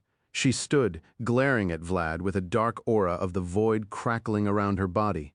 Magic. That looks like the void, pure nothingness that consumes everything. To think such a monster exists, but that only makes sense. Vlad took a stance. This monster is a dungeon boss. If I assumed Uranus used that dungeon as a lair, it isn't strange for the monsters beneath him to start showing up some of his magic, the natural adaptation. He smiled. This is becoming fun. He giggled. This confirms that Uranus is a void dragon, one of the rarest monsters in the world. Come at me, Ant Queen. Vlad lifted the blood clubs. I'll pound you down until you give up on life. Blood magic gushed out of his body in a red aura. This chapter is updated by id. Chapter 677. Second plan. Chapter 677, second plan. Thud. Miriam stomped forward, her body burning with Arad's void. Nina told me about world powers, she said, glaring at Vlad. The first requirement is being able to destroy the world, and the second is being strong enough to beat or match another world power. What are you talking about? Vlad stared at her. Miriam clenched a fist, pointing it at Vlad's face. I can fulfill the first now. I only need to prove my personal strength. The ants stampede millions of your children infesting and consuming the world. He giggled. You're similar to me, Ant's queen. He waved his hand, sucking the blood clubs into his veins and conjuring a massive scythe bam. Miriam jumped forward, swinging her fist at Vlad's face. Slow, with a grin, he swung the scythe at her neck. Zahn! Miriam teleported behind him with a void step, just like her children. She also inherited Arad's void step, and then swung a kick toward Vlad's skull. Vlad blocked the kick of the shaft of the scythe, but Miriam immediately turned her torso, kicking his hips with her other leg. Vlad's body flew away, and he looked at her with a passive face. Those moves, he smiled. Bam! Miriam lunged after him, teleporting left and right to hide her attack direction. Out of nowhere, she sent a punch toward his face, but he blocked it. Life is interesting. I never expected to meet a monster like you, Vlad smiled. Nina taught you how to fight, right? Crack! Crack! Miriam unleashed a barrage of fists, forcing Vlad into the defensive. The Void Dragon's pet is a ferocious ant. I should have expected that a dragon that could blast a kingdom would have some powerful minions. How many people like you he has? Vlad smiled, swinging his scythe at her. Miriam dodged and kicked across the cavern, taking a stance and lifting her hand up. You talk a lot. Crackle, with a burst of the void. A massive stone greatsword appeared in Miriam's hand. This is Arad's gift to me. He got it from his father-in-law. That was the sword of Doma's father. A 3-meter-long blade of stone. For a woman like you standing at 2 meters, it still looks massive. Vlad smiled. But taking your true form, I guess you weigh far more than your size, making such a blade easy to use. I doubt that stone is something natural. I can smell a faint curse surging in it. Miriam took a deep breath, roaring as her muscles bulged. Her honey-colored skin grew darker as red blood filled beneath her upper skin. The ground beneath her feet cracked and her eyes flashed with a red glow. Rage? So you're a barbarian? Vlad smiled. Makes sense since Nina trained you. He swung his scythe, taking a stance. Bam. Miriam disappeared from his vision, fast. Vlad gasped, turning back and lifting his spear. Clang. He managed to block Miriam's swing, but it sent him flying back at a terrifying speed. But her attacks are simple and predictable, a proof she never had actual martial training like Berserker Nina, monsters relying on raw strength and speed to overwhelm their opponent. Thud. He landed on his feet, turning to the side and swinging his scythe. You lack the regenerative ability needed to sustain such a violent fighting style. His scythe was around Miriam's neck. Blame your simple attack pattern. Creak. 2 mandibles emerged from Miriam's cheek as her mouth opened wide. Cash. A violent stream of acid gushed out of her mouth, forcing Vlad to jump back, his right arm melting. Vlad opened his wings, flying as he looked down. The whole cavern floor filled with acid, and the air inside had started becoming acid, making his eyes burn and his skin itch. An acid breath akin to dragons. I would say it's around what Black Worm could unleash. He looked at Miriam standing in the acid unharmed. I should have expected that from an ant.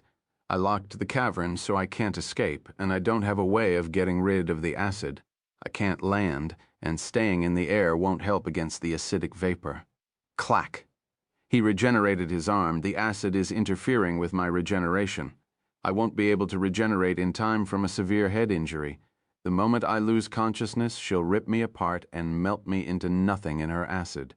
He smiled, pointing at her with the scythe. Good move, Ant. He smiled. She's strong. Bam. Miriam jumped after him, swinging the stone greatsword with all of her might. Flap Vlad dodged. You don't learn, do you? He smiled. Bam, bam, Miriam bounced off the wall back toward him, and he dodged again. She didn't stop, jumping from one wall to another like a ball. her speed increasing with each jump. Vlad started flying everywhere, trying to dodge her relentless barrage of swings. The more he flew through the air, the faster the acid vapor ate at his wings. Creak! Vlad's left wing's membrane ripped apart, and he lost balance for a split second before his regeneration could kick in. Clang! Miriam finally got him with a hit, splitting his torso in half. Gah! He gasped, blood gushing out of his stomach as his body fell toward the ground. Crack! Miriam latched onto the ceiling, opening her mouth and breathing another stream of acid on top of him, drowning his body and filling the cavern to half. Is he dead? Miriam thought, looking down at the acid for any sign of movement while keeping her guard up. Any normal vampire would have melted beyond any regeneration point, but this is the Vampire King. It wouldn't be strange for him to be able to survive this. The acid started bubbling, shifting the color. Miriam lifted her sword. He's coming! The dark cavern flashed red as a red light flew toward Miriam, smacking into her sword. Ha ha! Vlad laughed as his face regenerated. Crack! Miriam's back got pushed into the ceiling, and she felt her limbs growing numb. The fight above is growing dire as well. You gathered a decent team to derail my plan, but no worry. The light coming from his body got stronger as he pushed Miriam with even greater strength. I can shift the tides on my own. Crack! He pushed her through the stone and dirt, drilling his way to the surface with her. He already gave up on hiding and decided to take the front lines. Gah! Miriam gasped, coughing blood as she felt her exoskeleton crack. On the surface, Alcott swung his sword, cutting two vampires at once. Where did Miriam go? I can't sense her anywhere, Merlin replied. She dug underground, but her signal disappeared. Don't tell me they took her down, Alcott growled, cutting two more vampires as Merlin blasted them with a lightning bolt. Eris flew between hordes of spawns, burning them with her plasma. Miriam is strong. She won't that easily. She landed on her feet. I doubt even a powerful vampire could take her silently like that. The only one could, Alcott growled. Vlad, he's hiding underground, he growled. Merlin, dig me a hole. You can't face Father on your own. Ginger shouted, Wait for me! She waved her hand, forcing all the blood of the vampires to drain from their bodies and fly into her palm, condensing in a small ball that she swallowed. The ground started violently shaking, as if a powerful earthquake started. Miriam's signal is back, Merlin shouted, looking at the ground. But Father's blood magic. Ginger flew as fast as she could, snatching Alcott while Eris flew away on her own. Boom!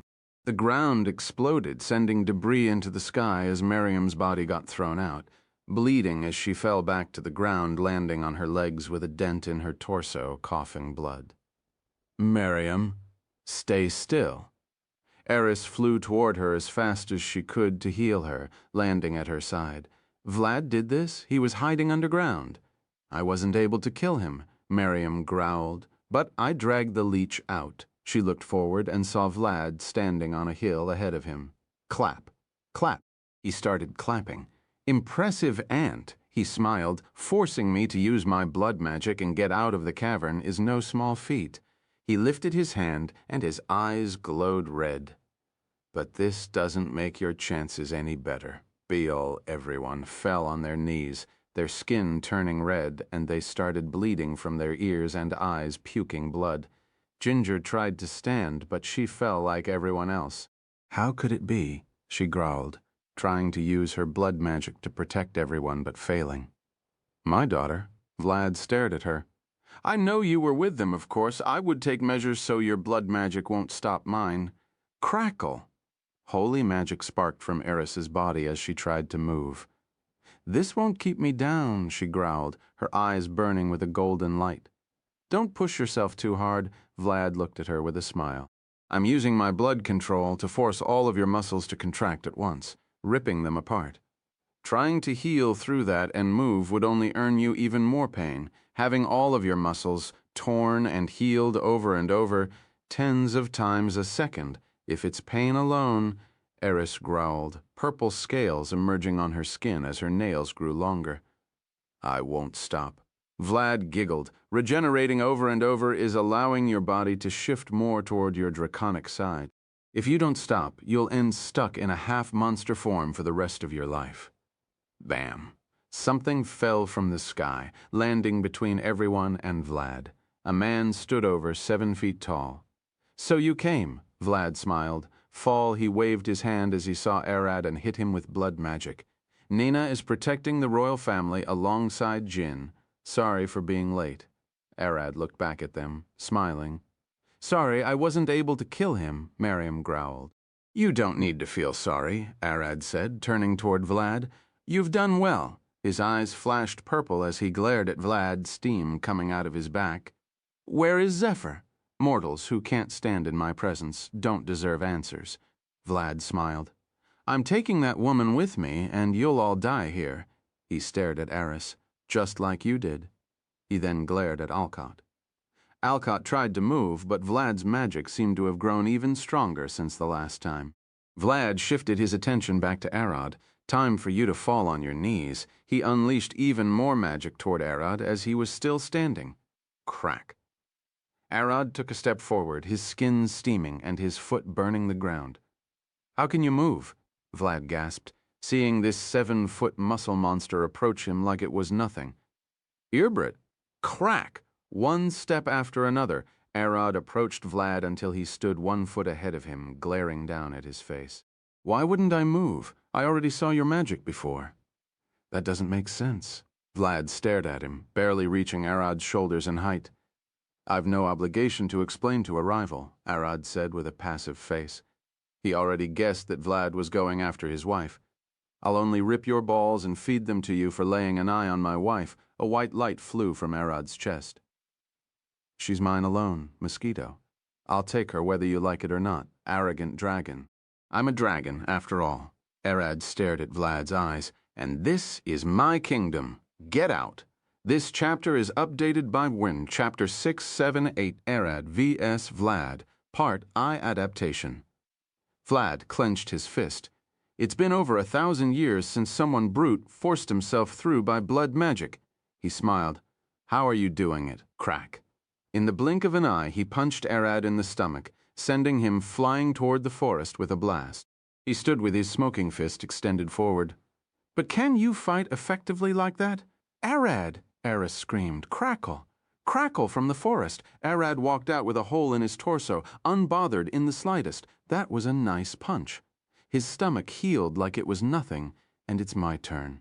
Zon! Arad teleported toward Vlad, swinging a fist and smacking his face. Bam! Bam! Vlad's body flew back, busting through the city wall and several buildings before stopping.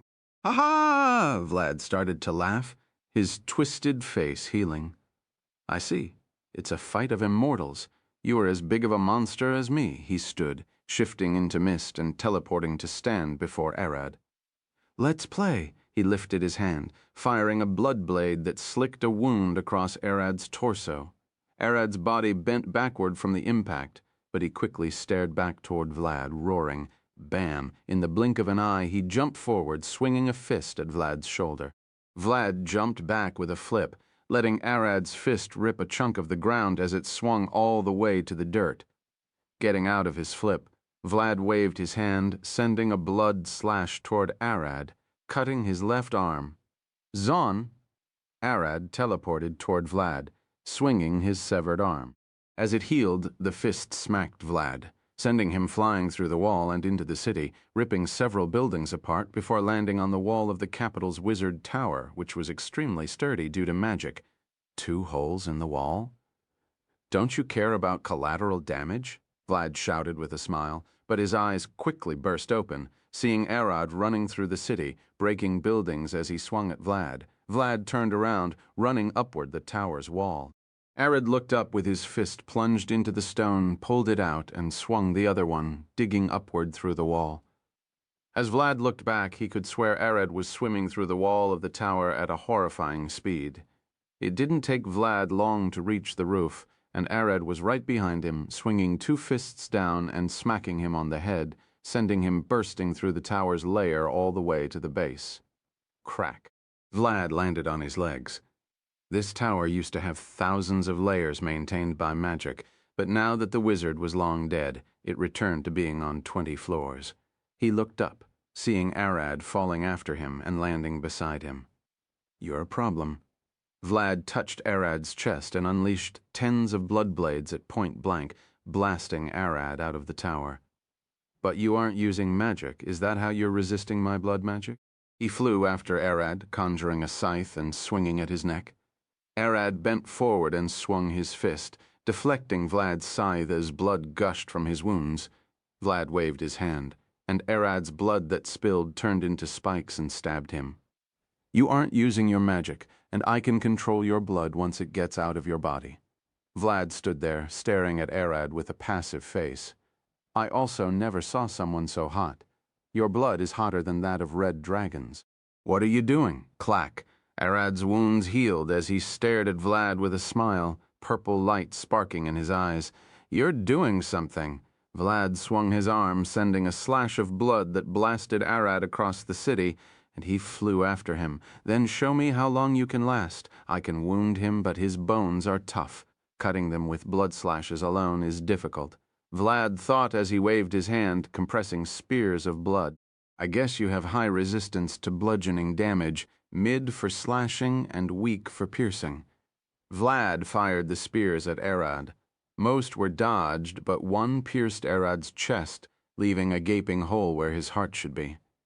"I'm right." Vlad stood on a building, watching as Arad's chest healed. "If I wanted to damage you as much as I can do with my fist by only using blood, I'll have to resort to piercing attacks." He smiled. "But where are your organs?" "Only a few vampires can regenerate their heart without flinching." As Arad's wound healed, a white light emerged in his chest for a brief moment, flashing out as steam started gushing out of Arad's back.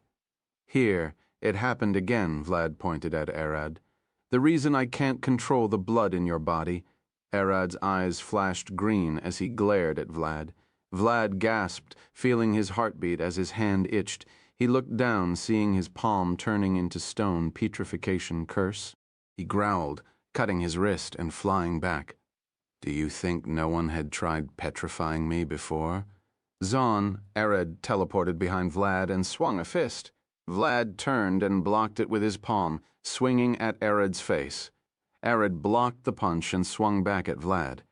For a minute, the two exchanged fists at a blinding speed, each trying to knock the other out by shattering their skull. With a grin on his face, Vlad started mixing piercing and blood slashes between his attacks, cutting Arad's body bit by bit. The building around them crumbled as Vlad's blood attacks ripped everything to shreds. "Ha ha ha ha!"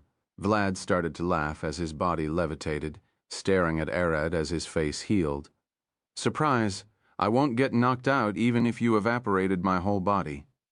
Arad walked through the destroyed building, his legs pushing the rubble aside as he healed with a bunch of steam gushing out of his wounds. "We aren't getting anywhere fighting like this." Arad finally spoke, staring at Vlad with a passive face. "Really?"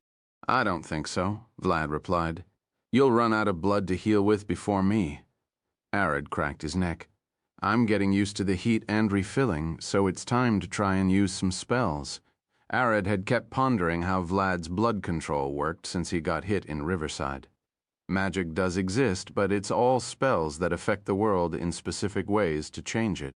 It required him to get to the bottom of blood, the true existence of vampirism, beneath the curse magic holding it together. He didn't understand it that well, but got deep enough to figure few things. Vampirism acts more like a disease than anything else, and so does Vlad's blood control. It infects the blood of the living and forces them to obey orders. Since blood vessels spread across the whole body, Vlad can easily control people like dolls by moving the blood in their body like a second skeleton. That had meant two facts that Arad realized.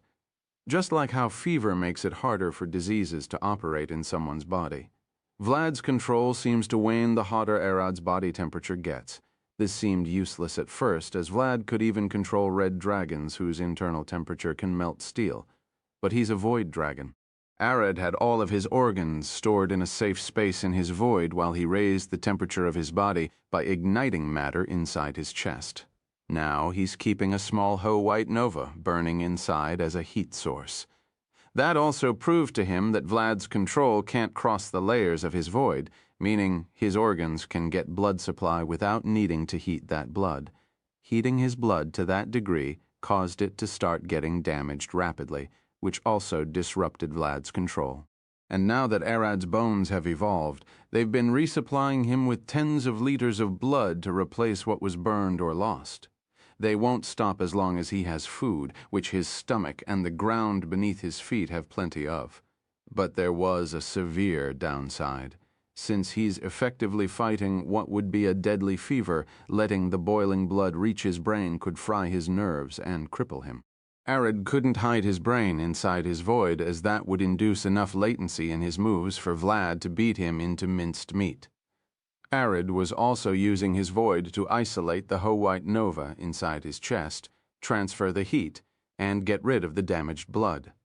All of this wouldn't be possible without his innate void control, so hiding his brain was a no-go. It's a critical organ for this fight. He had to get creative with a plan to deal with that.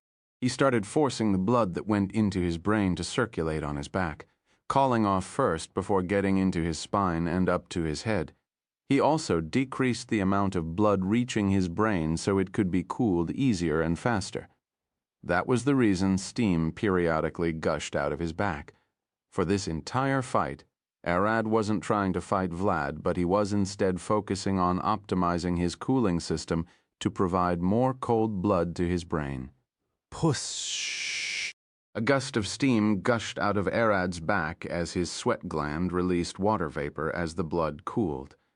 He stared at Vlad with a grin, taking a step forward. The most up-to-date novels are published on eBigzlik Chapter 679, Arad vs. Vlad. Part I, Build Different. Chapter 679, Arad vs. Vlad. Part 2, Build Different. You did it again? Vlad looked at Arad with a giggle. What's that steam for? Arad took a deep breath, taking a stance with a clenched fist pulled to the back. The muscles on his shoulder and chest expanded as his thighs almost ripped his pants off. Slowly, he growled, the knuckles on his fists turning black as they opened to his void, pulling air in at a violent rate. Gah! Vlad gasped, his body getting pulled toward Arad's fist. Crack! Vlad plunged his legs into the ground to resist the wind's pull. What are you up to? The wind pull stopped. Second come the push.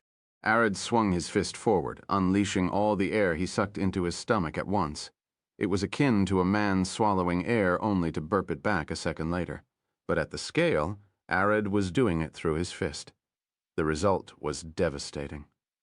The unleashed air took the form of a thin layer of compressed air flying toward Vlad in the form of a shockwave, blasting him away alongside the buildings around him.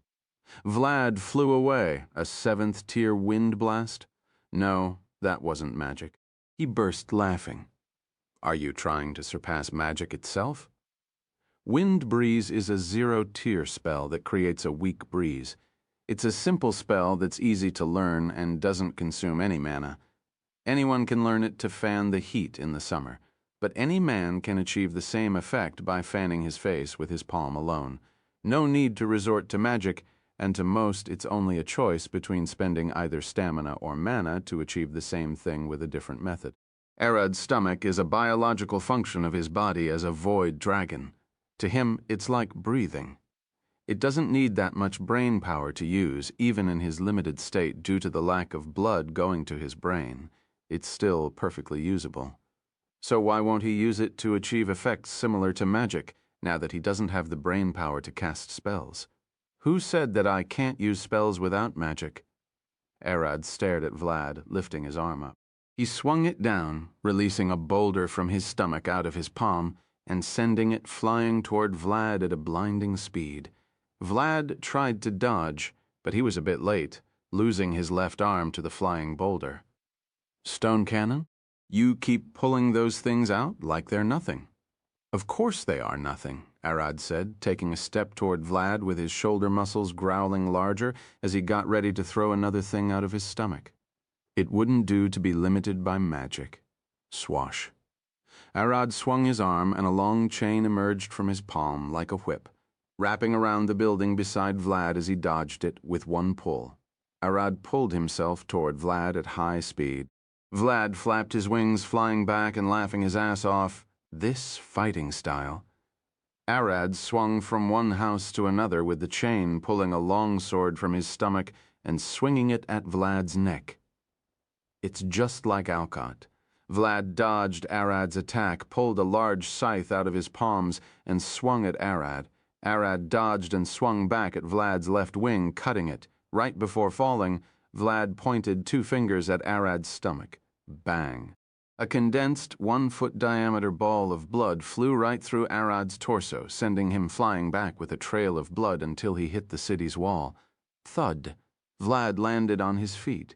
You're getting faster by the second. He smiled, watching as Arad fell on his knees. His stomach wound healed, and he stood once more. Swash, a violent gust of steam burst from his back. And here it happens again. Vlad stared at him. What are you doing? Charging a spell? Regenerating your void? Arad bent down, took his boots off, and threw his already half-ripped shirt away. Did you know? Arad said. Witches paint their nails and toenails with enchanted ink so they can use them as arcane focus instead of staves of wands. It allows them to cast spells with their feet. Common knowledge, Vlad replied.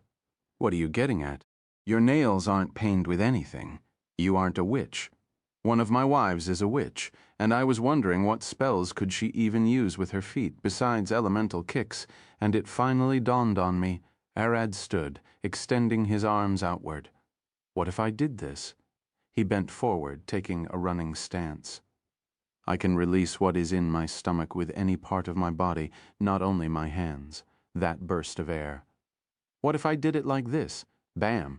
A shockwave exploded from beneath Arad's soles, sending him flying forward at a blinding speed. Vlad gasped, lifting his arms in a boxer's guard.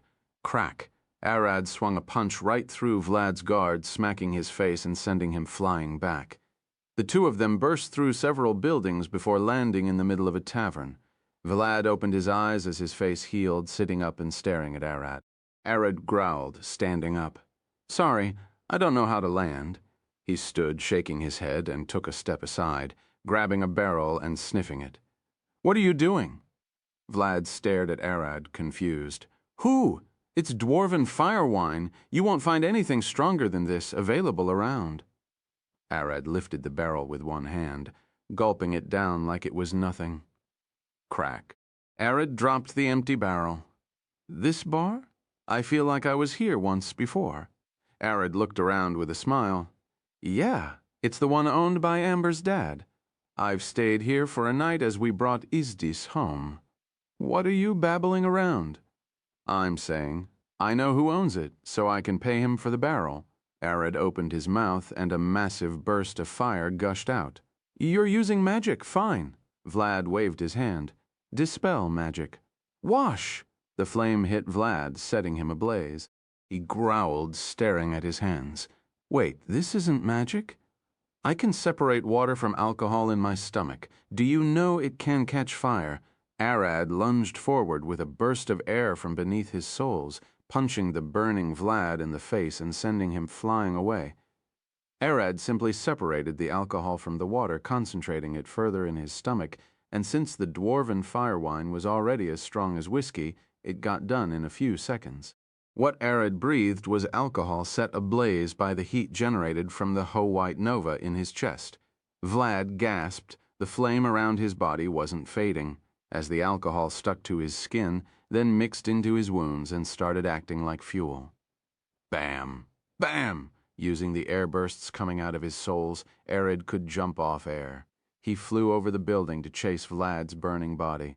His control was still sloppy, as he was just learning to fight with his stomach and without using magic, but it was still enough to disorient the vampire, who used sensing magic to predict opponent attacks.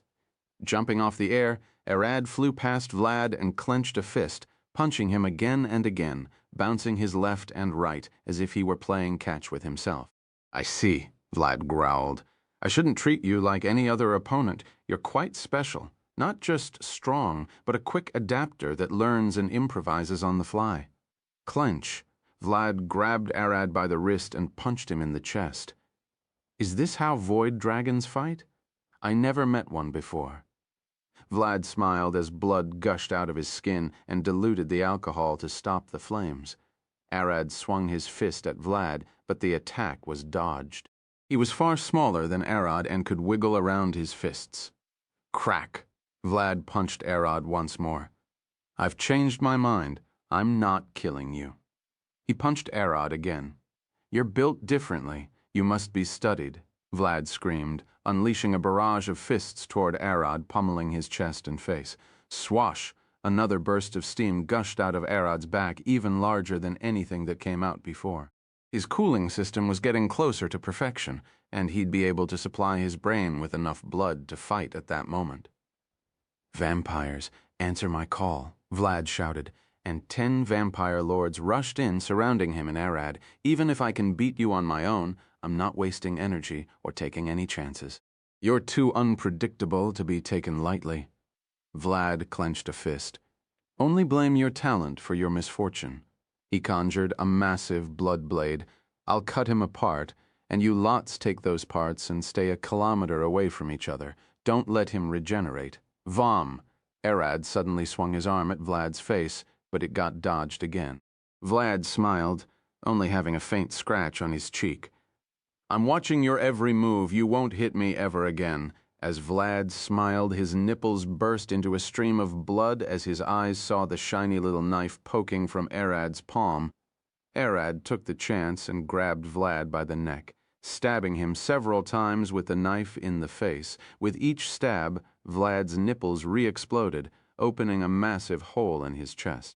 While still grabbing Vlad and stabbing him, Arad flew away using jets of air from his legs and ground his skull on the capital streets, painting them red.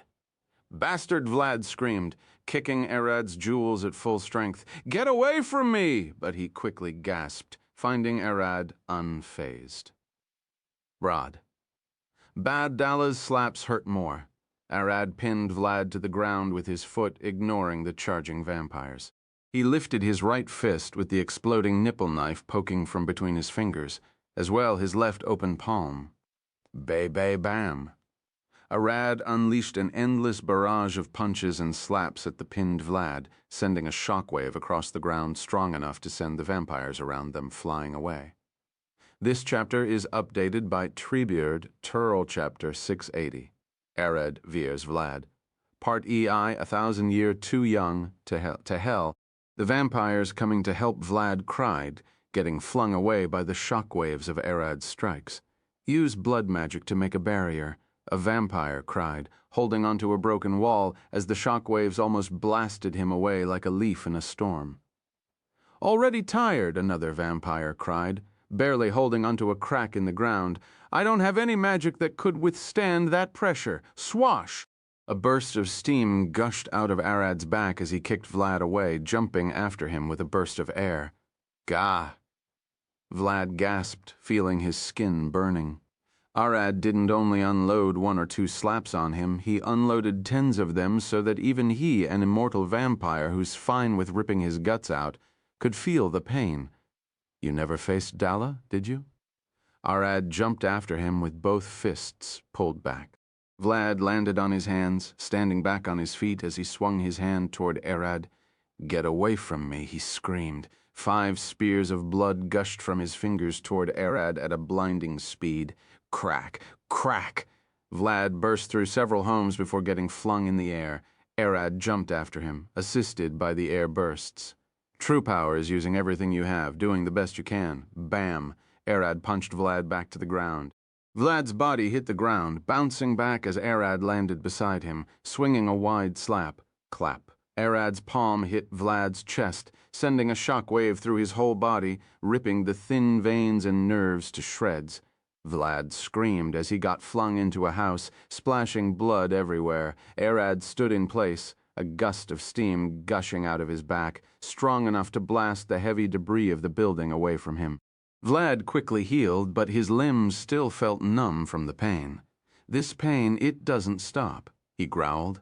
I don't remember exactly how Dalla explained it, but pain is located here, not on your limbs. Arad tapped his head.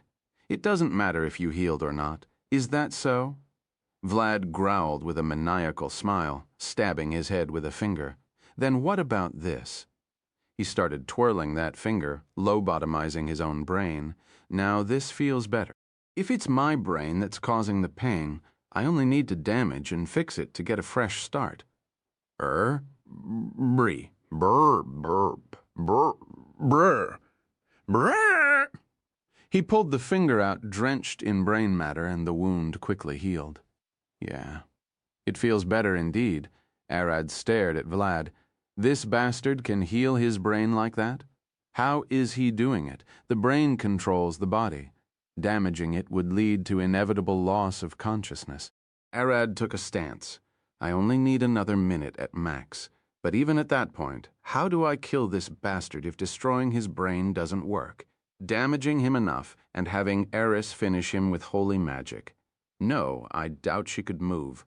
Bam! Vlad lunged toward Arad at a blinding speed, swinging his fist. Arad blocked the punch and tried to counter. Vlad spun his torso at an unhuman angle, shattering his own spine but kicking Arad in the face and sending him flying away. If I have the best regeneration in the world, you bet I'll abuse it. Vlad lifted his hands, putting them together. Unlocking the first blood coffin, he said, with blood magic gushing out of his body. Unlocking what? Arad gasped, seeing Vlad's magic spike to a mind-boggling level, almost 7 times what he had before. From the ground, countless blood spears rushed toward Arad, piercing his arms and torso. You certainly didn't expect to beat the best of the vampires with only pain and physical attacks.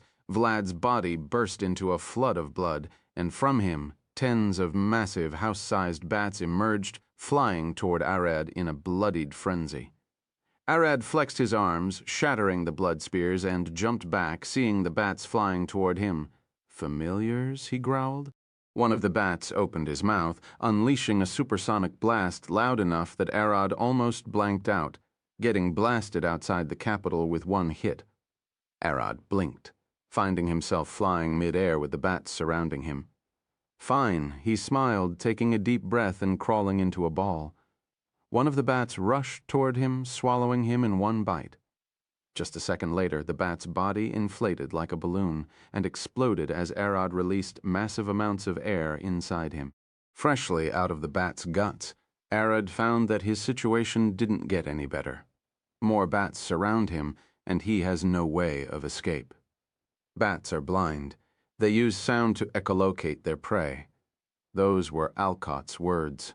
Arad took a second deep breath. You aren't the only ones who can weaponize sound.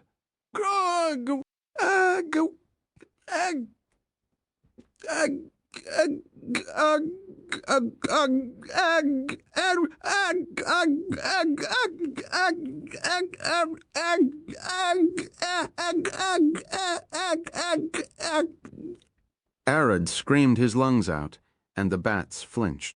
Their sonic screams were directed forward so they wouldn't harm their sensitive ears, but they had no real way of defending against sound. Taking the chance he created, Arad jumped off the air with an air jet and punched one of the bats in the head, piercing the skull and reaching into the brain. Boom! He unleashed a burst of air inside, exploding its skull out of its sensitive ears. Arad jumped toward another bat and did the same before screaming once again to stun them.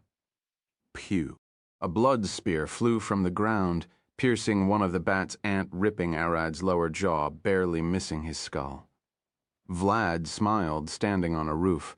My aim is shit, he giggled. I didn't throw spears like this in a while, so it's to be expected. Arad gasped. Didn't he shift into the bats? No, no one said that, and I didn't see everything that came out of the blood. He clenched a fist, about to fly between the bats to attack Vlad himself. Vlad smiled, and the spear he threw turned behind Arad, flying back and piercing his heart.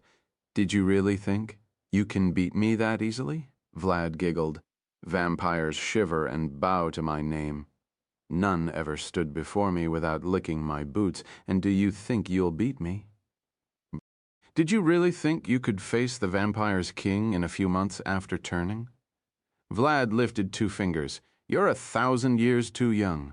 Arid growled, protecting his head and spine, and the blood spear pierced his body mid-air. I'm the vampire king. You won't come out of the woods and tell me what to do, young blood. He clenched his fist and pulled Arad down, smacking him on the ground. I'm taking Eris, and you can't do anything about it. No, I'll take you as well for experiments. Your power must be studied. Arad tried to stand, but the blood spear kept him pinned to the ground. Sit and watch. Vlad turned. I'll drag Eris now. He opened his eyes, seeing a barefoot flying toward his face. Nice toes, crack. Eris kicked him in the face with a divine smite. Vlad's body flew away, crashing through a barn before landing on a hill, smoking from the holy magic. Thud. Eris landed where Vlad stood, her whole body bleeding as it crackled with plasma and holy magic. Vlad burst laughing, impressive. To think you'll also move under my blood control. He stood staring at her. Even though my blood magic keeps ripping your muscles apart, you're healing through the damage and moving like a zombie. Is this freak here influencing you? Eris stared at Arad, noticing the heat source in his chest. I see, she smiled, with blood gushing out of her teeth and eyes. Yeah, he's influencing me. She lifted her hands. You dare lay your hands on my husband? Death butterfly. Eris's body ignited with plasma, forcing her body temperature to reach a level unimaginable to mankind. From head to toe and from brain to guts, everything in her body swam in plasma, becoming one with it. It only took Vlad a second to realize his control over her broke. Her blood had gotten to a point where it couldn't be controlled. Bam! Eris flew toward Arad to rip the spears that pinned him to the ground, but Vlad cut her way, kicking her away from him. Eris rolled on the ground, standing with her nose dented from the kick. She stared at Vlad, her nose healing as her skin crackled with plasma and holy magic. Unlocking the second blood coffin, Vlad lifted his hands and his skin turned back, flowing like blood. Eris took a deep breath, putting one hand forward as she took a stance. Arad is trying to adapt to the blood control with heat. He isn't a fire dragon or plasma dragon, so it's taking him time. Her eyes slowly paned toward Arad. I need to free him at all costs. Read latest chapters at only chapter 681, Arad vs. Vlad, part IV into the final stage. Chapter 681, Arad vs. Vlad, part 4 into the final stage. Eris stared at Vlad, taking a deep breath. Ha! She screamed, firing a purple ball of plasma toward the ground between them, creating a massive explosion. Using that as a cover, she immediately turned around, kicking one of the spears off Arad's back. Arad gasped, staring at her. Run. Eris ignored him, swinging a second kick toward another spear's wash. Vlad flew through the flames of the explosion, kicking Eris in the back of her head, sending her flying and rolling on the ground. Turning you back to me is a big mistake. Ignoring his words was another big one. Vlad lifted his hand, pointing a finger at her. Let's if your blood is as strong as his. Eris stared forward, her eyes burning with a purple spark of plasma as the ground beneath her feet melted. Vlad stood between her and Arad. I know I can't beat him. Our only hope is to get Arad back into the fight. 2 jets of plasma burst from her back, shattering the ground behind her as she got ready to accelerate. Get behind him and cut the spears. Bam! She burst forward at terrifying speed, melting the ground on her way. Vlad waved his hand down, sending a slash of blood toward Eris. Eris flew around the slash, dodging it in exchange for an arm as it was too fast. Vlad followed her with his eyes as she flew by, amused. Eris swung her fist, ripping one of the spears off Arad's back, immediately trying to go for another one. Bam. Vlad kicked her in the back, sent her flying, and rushed after her. She regained her balance, looking back and seeing him swinging a fist at her face. She moved her head to the side and barely dodged his fist, but after losing her left ear, I didn't have enough strength nor durability to block any of his attacks. That means he's leaving me alive on purpose. She swung her arm, crossed her fingers, holy expansion solar domain, bam, with a massive blast, she illuminated the night and sent Vlad flying back, his skin charred and his flesh falling off in chunks. Crack! Vlad's body hit a wall and Eris rushed toward Arad to free him. Swash! Before she could reach him, another blood slash cut her way. The bastard can still fight? She growled. I need to pummel him a bit more to put him down long enough. She shifted her direction toward Vlad, an all-direction explosive smites, an impressive expansion, and a deadly one at that, Vlad said as he healed, looking at Eris, charging at him. But the potency is quite weak compared to other paladin smites, probably since your faith is quite new or the fact you aren't faithful to Amaterasu at all, heretic loved by the goddess. He smiled, lifting his hand and conjuring a blood blade. I feel all the smites laid upon my vampire descendant by the paladins, and can tell who is the strongest. Your holy magic isn't nowhere near the top 10. Give me a break. Eris conjured a spear of plasma and swung it at his head, which he easily dodged. I only got under her a few weeks ago. Her spear flashed with divine magic, burning Vlad's left cheek. You say that? Vlad smiled. But do you know that the paladin named Lydia has the second strongest smite, right after Paladin General Alphonse? He swung his sword toward her stomach, but she moved back using the range of her spear to get some distance. Vlad's sword extended with blood, lacerating her stomach. Range isn't a problem for me, he smiled. Neither it is for me. Eris smiled, her spear shifting into a scythe and splashing Vlad's head off. I've been watching you fight. That scythe of yours looked useful. Eris kicked Vlad's body away and used that force to jump back toward Arad, swinging the scythe toward the spears on his back, cutting two at the same time. Vlad's head rolled on the ground, smiling. She won't know, would she? He tried to speak, but only his lips moved as he had no lungs nor a throat. Pew. A spear flew out of nowhere, piercing Eris's chest. Iris gasped, seeing a maid flying toward her at a blinding speed, kicking the spear and pinning her to the ground. Who are you? Iris growled, blood gushing out of her mouth. Anti-vampire spear. Took it from Alphonse's corpse, Zia said, pulling a second spear out of her pocket and stabbing Eris in the chest. This one is an anti-holy magic one, the cursed spear of the night. Iris took a deep breath, blood gushing out of the wounds on her chest. Then I'll blast with a plasma breath. And this, Zia pulled a pike with chains, smacking Eris in the stomach, arms and legs. I've been watching from afar. Those are anti-dragon shackles. Good luck moving again. Vlad approached, clapping.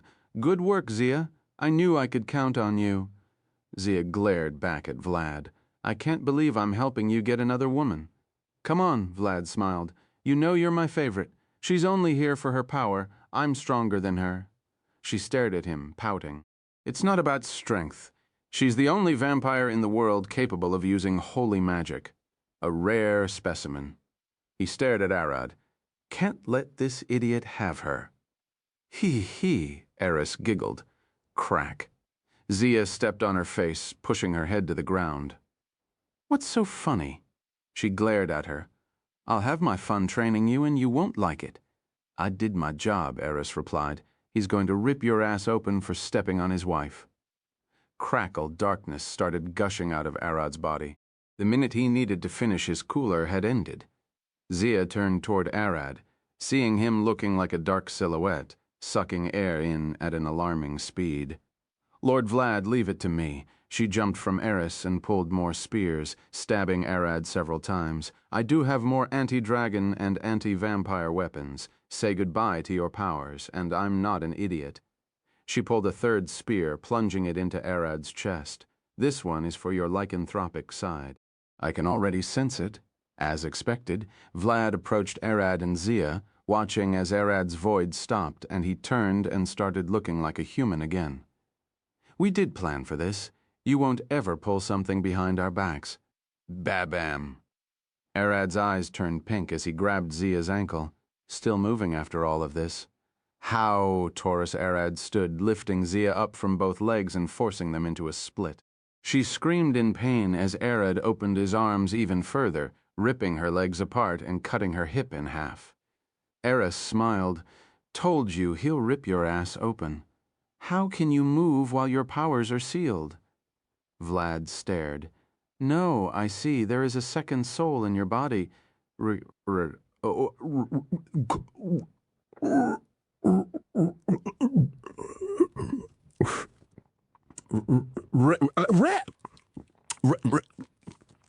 The spears in Arad's body disintegrated as a curse engulfed his body that even Vlad couldn't recognize. The void engulfed Arad's body once more. I said I'm going to rip your balls and shove them down your throat, and I'm not going back on my words, vampire. Arad's void expanded rapidly, swallowing Eris and hiding her inside his stomach. Muir-dog, Vlad stared at Arad with a smile. I see you've managed to adapt to my blood control. He extended his blood and sucked Zia back inside him. So now it's the two of us clashing at full power. He extended his hands, waving them, and a flood of blood gushed out of his back. Full coffin seal, unlock, dance of the Blood Lord, armies of spawns, wolves, ghouls, giant bats, sneaks, titanic centipedes, and scorpions filled the forest all the way to the mountains. Vlad looked up and opened his mouth. A sword's handle emerged from his throat, and he caught it, pulling the blade out. I personally forged this sword from the iron harvested from the blood of 100,000 virgin clerics, paladins, and nuns that opposed me. The sword pulsed like a beating heart, the royal blood blade of Vlad, named after me, of course. He giggled. Like your little knife, it's a true damage weapon that heals upon hit, destroys blood, and smite the living with curses. Its blade holds 1,000 deadly diseases, so even if you survived one hit, you won't live a week after. Arad, that sword is on the level of a cursed relic. Indeed fit for the Lord of Vampires. Doma giggled in Arad's head. Arad opened his palm, pulling a sword from his stomach, and Vlad gasped, Where did you get that? The Edge of Night harp. Arad looked at the sword. I just took it from a cheeky devil. It was Aloni's sword. That's Alani's sword, the Devil Lord of Dis. Vlad stared at Arad, confused. Did you make a deal with that bastard, or is he the one controlling you? I skinned him alive, that's all. Arad replied, and the blade in his hand burned with a powerful curse. Matter not, Vlad giggled. That's the sword provided to Kronos by his mother Gaia, which he used to castrate and depose his father, Uranus. It's quite ironic that someone called Uranus is wielding that blade and is using it to try and cut my balls off like Kronos did to his father. He laughed. It's attracted to cutting them off. I don't care about where it came from, as long as it can clash with your sword. Vlad waved the sword. That weapon's history returns to long before the War of Gods and Abomination. You don't know the worth of what's in your hands. Vlad smiled. And that tells me you don't know how to use it. Chapter 682, Arad vs. Vlad, Part V Ho White Nova. Chapter 682, Arad vs. Vlad, Part V Ho White Nova. Arad and Vlad face each other beneath the moonlight. Everyone around the capital could feel the heavy magic burning in the air from them just getting ready. Vlad opened his arms, standing in a T-pose as his familiars charged toward Arad, roaring in a massive stampede. Arad smiled, lunging forward and cutting them one after the other with his sword, rushing toward Vlad. His draconic wings expanded alongside his tail and horns, making him even faster and stronger with greater maneuverability. Vlad opened his palm, creating a spear of blood, and threw it toward Arad at a blinding speed. Arad turned toward Vlad, seeing the spear rushing toward him at an inhuman speed. Time slow. 99%. Arad stopped the ground, using his void to force the particles in the air to stop moving, and sent a wave of frost, freezing all the familiars around him at once. Even in the slowed time, the spear still was fast. Arad smiled, waving his palm gravity magic. He shifted the direction of the spear, forcing it to miss him and fly away.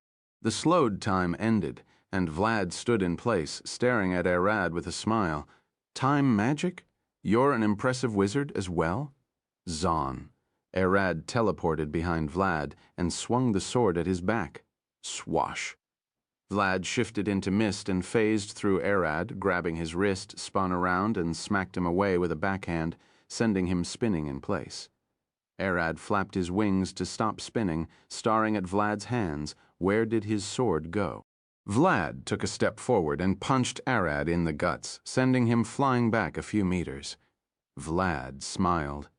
Barrier and gravity magic, you have an impressive defense as well. Arad cracked his neck, looking at Vlad with a smile. This is nothing. Slowly lifting a finger. How about this? Thrust. A blood spear pierced Vlad's back, causing him to puke blood. He looked back. This is my spear. He turned toward Arad with a grin. You maneuvered it around the capital with gravity magic? It's over, Vlad. A tiny dot of light flashed above Arad's finger, engulfing the whole capital with its light. Vlad smiled. The white opal of the end, crack. A sword pierced Arad's back, and the whole white nova faded. Arad could see it's Vlad's sword, and he turned back to see who stabbed him. Zia stood behind him, half naked as her main uniform was ripped in half before. You're alive? Arad smiled. Splitting me in half won't be enough to kill me, Zia replied. Twisting the sword smack, a fist hit Zia's face with a backhand, exploding in a blinding flash. Divine cleaver. Vlad blinked, seeing his maid fly away on the verge of death with Arad standing there with 4 arms. 2 looked awfully thin for him. From Arad's back, Eris's head poked out with a smile. Don't forget, we're the same as you 2. She looked around for Vlad's sword, but it was in Zia's possession. My poor maid getting abused left and right by you 2. He looked at them, waving his hand and sucking in her into his blood. The sword appeared in his hand. Eris faded back into Arad's body, waiting for another opportunity to strike. Arad looked at the wound on his chest. It's hard to heal and consumes a lot of blood. With a smile, he lifted a finger, conjuring the whole white nova again. It'll take more than 1 stab to stop me. He pointed his finger toward Vlad. Alcott and the rest are around here. Shoot that, and they'll end up with more than severe burns. Vlad smiled, taking a stance.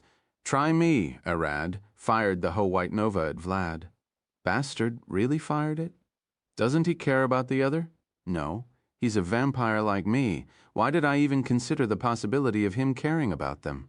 Vlad swung his arm up, raising a large bone wall. Dead wall. Puff. The moment the whole white nova hit the wall, it faded out of existence without doing any damage. Vlad stood there confused for a second when Arad teleported in front of him, grabbing him by the face and flying away. You tricked me, Vlad growled, trying to push Arad away from him but couldn't. Using gravity magic and the suction of the void made Arad's grip far stronger than anything Vlad had faced before. We're going away, Arad said, stabbing Vlad in the neck with his sword. Eris extended her arms out of Arad's chest and started unloading punches infused with divine magic at the vampire lord, 10s of smites as they flew away. After almost half a minute, Arad threw Vlad away into a desolate island in the sea, a place where they could fight without fear of harming anyone. Vlad crashed on the ground while Arad flew in the air, his chest, face, and arms all scratched from Vlad's thrashing, and even Eris had lost an arm. You're a handful. Did anyone tell you that? Arad flew down, landing before Vlad as his wounds healed and Eris's arm disappeared into his massive chest. Vlad wiped the blood from his lips. You bastard. The wounds left by Eris's smites were extremely hard to heal, and he was slowly feeling weaker. He stood, staring at Arad with the skin falling off where Eris punched him. I can feel it. Vlad smiled. It's coming? He lifted his hands, and blood started spilling out of his wounds. With the blood of elders, Arad transformed into his draconic form and landed in front of Vlad. The void peeking from between his scales started sucking air and matter toward him, cracking the ground and pulling the sand out of the island's beach. Ha! Vlad sighed, staring at Arad with a crazed smile as he lifted his hand up. His sword started sucking the blood out and growing larger until it shifted into a greatsword. That's the lizard face, I know. The one who blew my kingdom. Vlad lunged toward Arad, swinging the great sword at his head. Arad dodged to the side with ease, turning his massive bulk around and swatting Vlad with his large, thick tail. Vlad landed on his feet, swinging his hand and conjuring chains of blood to tie Arad down. Don't move. The chains wrapped around Arad, tying his wings and arms. Vlad pointed his sword toward Arad and ran forward, jumping into the air to stab Arad's head. Arad opened his jaw, biting Vlad, forced Arad's jaw open. To think you can still move, he growled. A stream of white light started gushing out of Arad's throat, and the rushing heat started burning Vlad's skin as Arad unleashed a powerful energy breath, blasting the vampire king to the ground. The ground exploded in a massive rose of fire. Did you really think I can't kill you? Vlad laughed as he stood, his body regenerating. How about this? Vlad disappeared, smacking Arad's arm with his greatsword. Hard scales, he shouted, flying around and hitting Arad everywhere. Arad growled, feeling like a human trying to catch a bee. He stood still and took the hits, following Vlad with his eyes until he found his chance. Crack. In the blink of an eye, Arad swung his claw and smacked Vlad to the ground. Don't even try. In this form, I'm stronger, faster, and harder than you. Vlad pointed a finger toward Arad. I was a wizard before becoming a vampire. He smiled. Lightning burst. A massive lightning bolt flew from Vlad's finger and pierced a hole in Arad's left wing. I was waiting for this. Arad lunged back. Gravity magic field. He created a zone of extreme gravity around Vlad to crush him. Dispel magic. Crack. Arad's gravity magic shattered as Vlad stood. My proficiency is better than you. You can't beat me in a fight of magic. Arad flew into the sky, pointing his open jaw to the ground. A gust of black smoke started rushing out, and Vlad could feel a cold sweat dripping across his back. The opal star. Vlad growled, flying up to drop Arad before he erased the whole island from the map. The smoke coming from Arad's jaw shifted into a pure stream of white plasma, slightly golden. Vlad flew right through it. Burn me if you want. I'll clap. Vlad felt something heavy hit him in the face, pushing him toward the ground at an insane speed.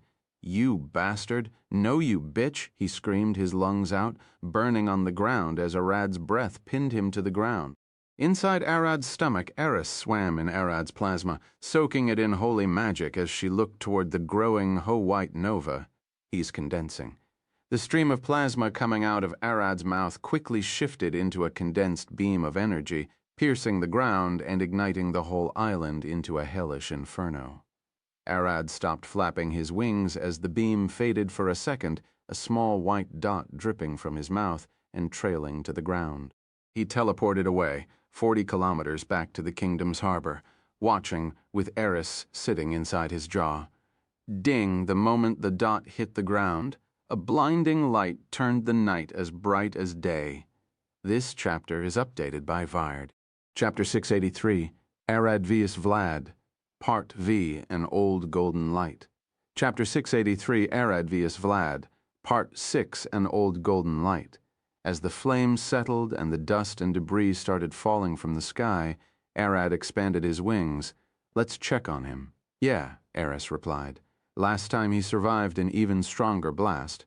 Not to say this is a weak one. Half the power of the first one, Arad started flying. But this had your holy magic. It should deal more damage to him than the first one. Arad flew across the sea, seeing it slowly turning dark from the ash and charred remains of the island as he approached the beach. Crack. Upon landing, he looked around to see a massive hole several hundred meters in diameter in the middle of the island. The fire still burned in it.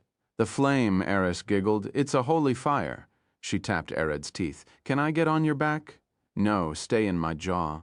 I can protect you easier and faster like this, Arad replied, closing his jaw and only leaving her a small hole between his teeth to stare out from. Arad slowly climbed down the hole using his claws. He looked like a cat going down a wall, quickly landing at the base. Now, where is he? Probably evaporated? Holy magic disintegrates vampires into ash, Eris replied. My guts are telling me he's alive, Arad said, sniffing the ground like a cat. He has to inspect his kill. You sound more like Alcott. She remembered how Alcott and Vasilissa kept arguing. That's probably a good thing, Arad giggled. His guts were right after all. Arad turned his head and stared at the center of the hole. Vlad, I know you're alive. You might have escaped the god's punishment, but you aren't escaping me. I haven't cut your balls yet? You still on about that? Eris sighed. You still on about that? Another voice said the same thing. Ha!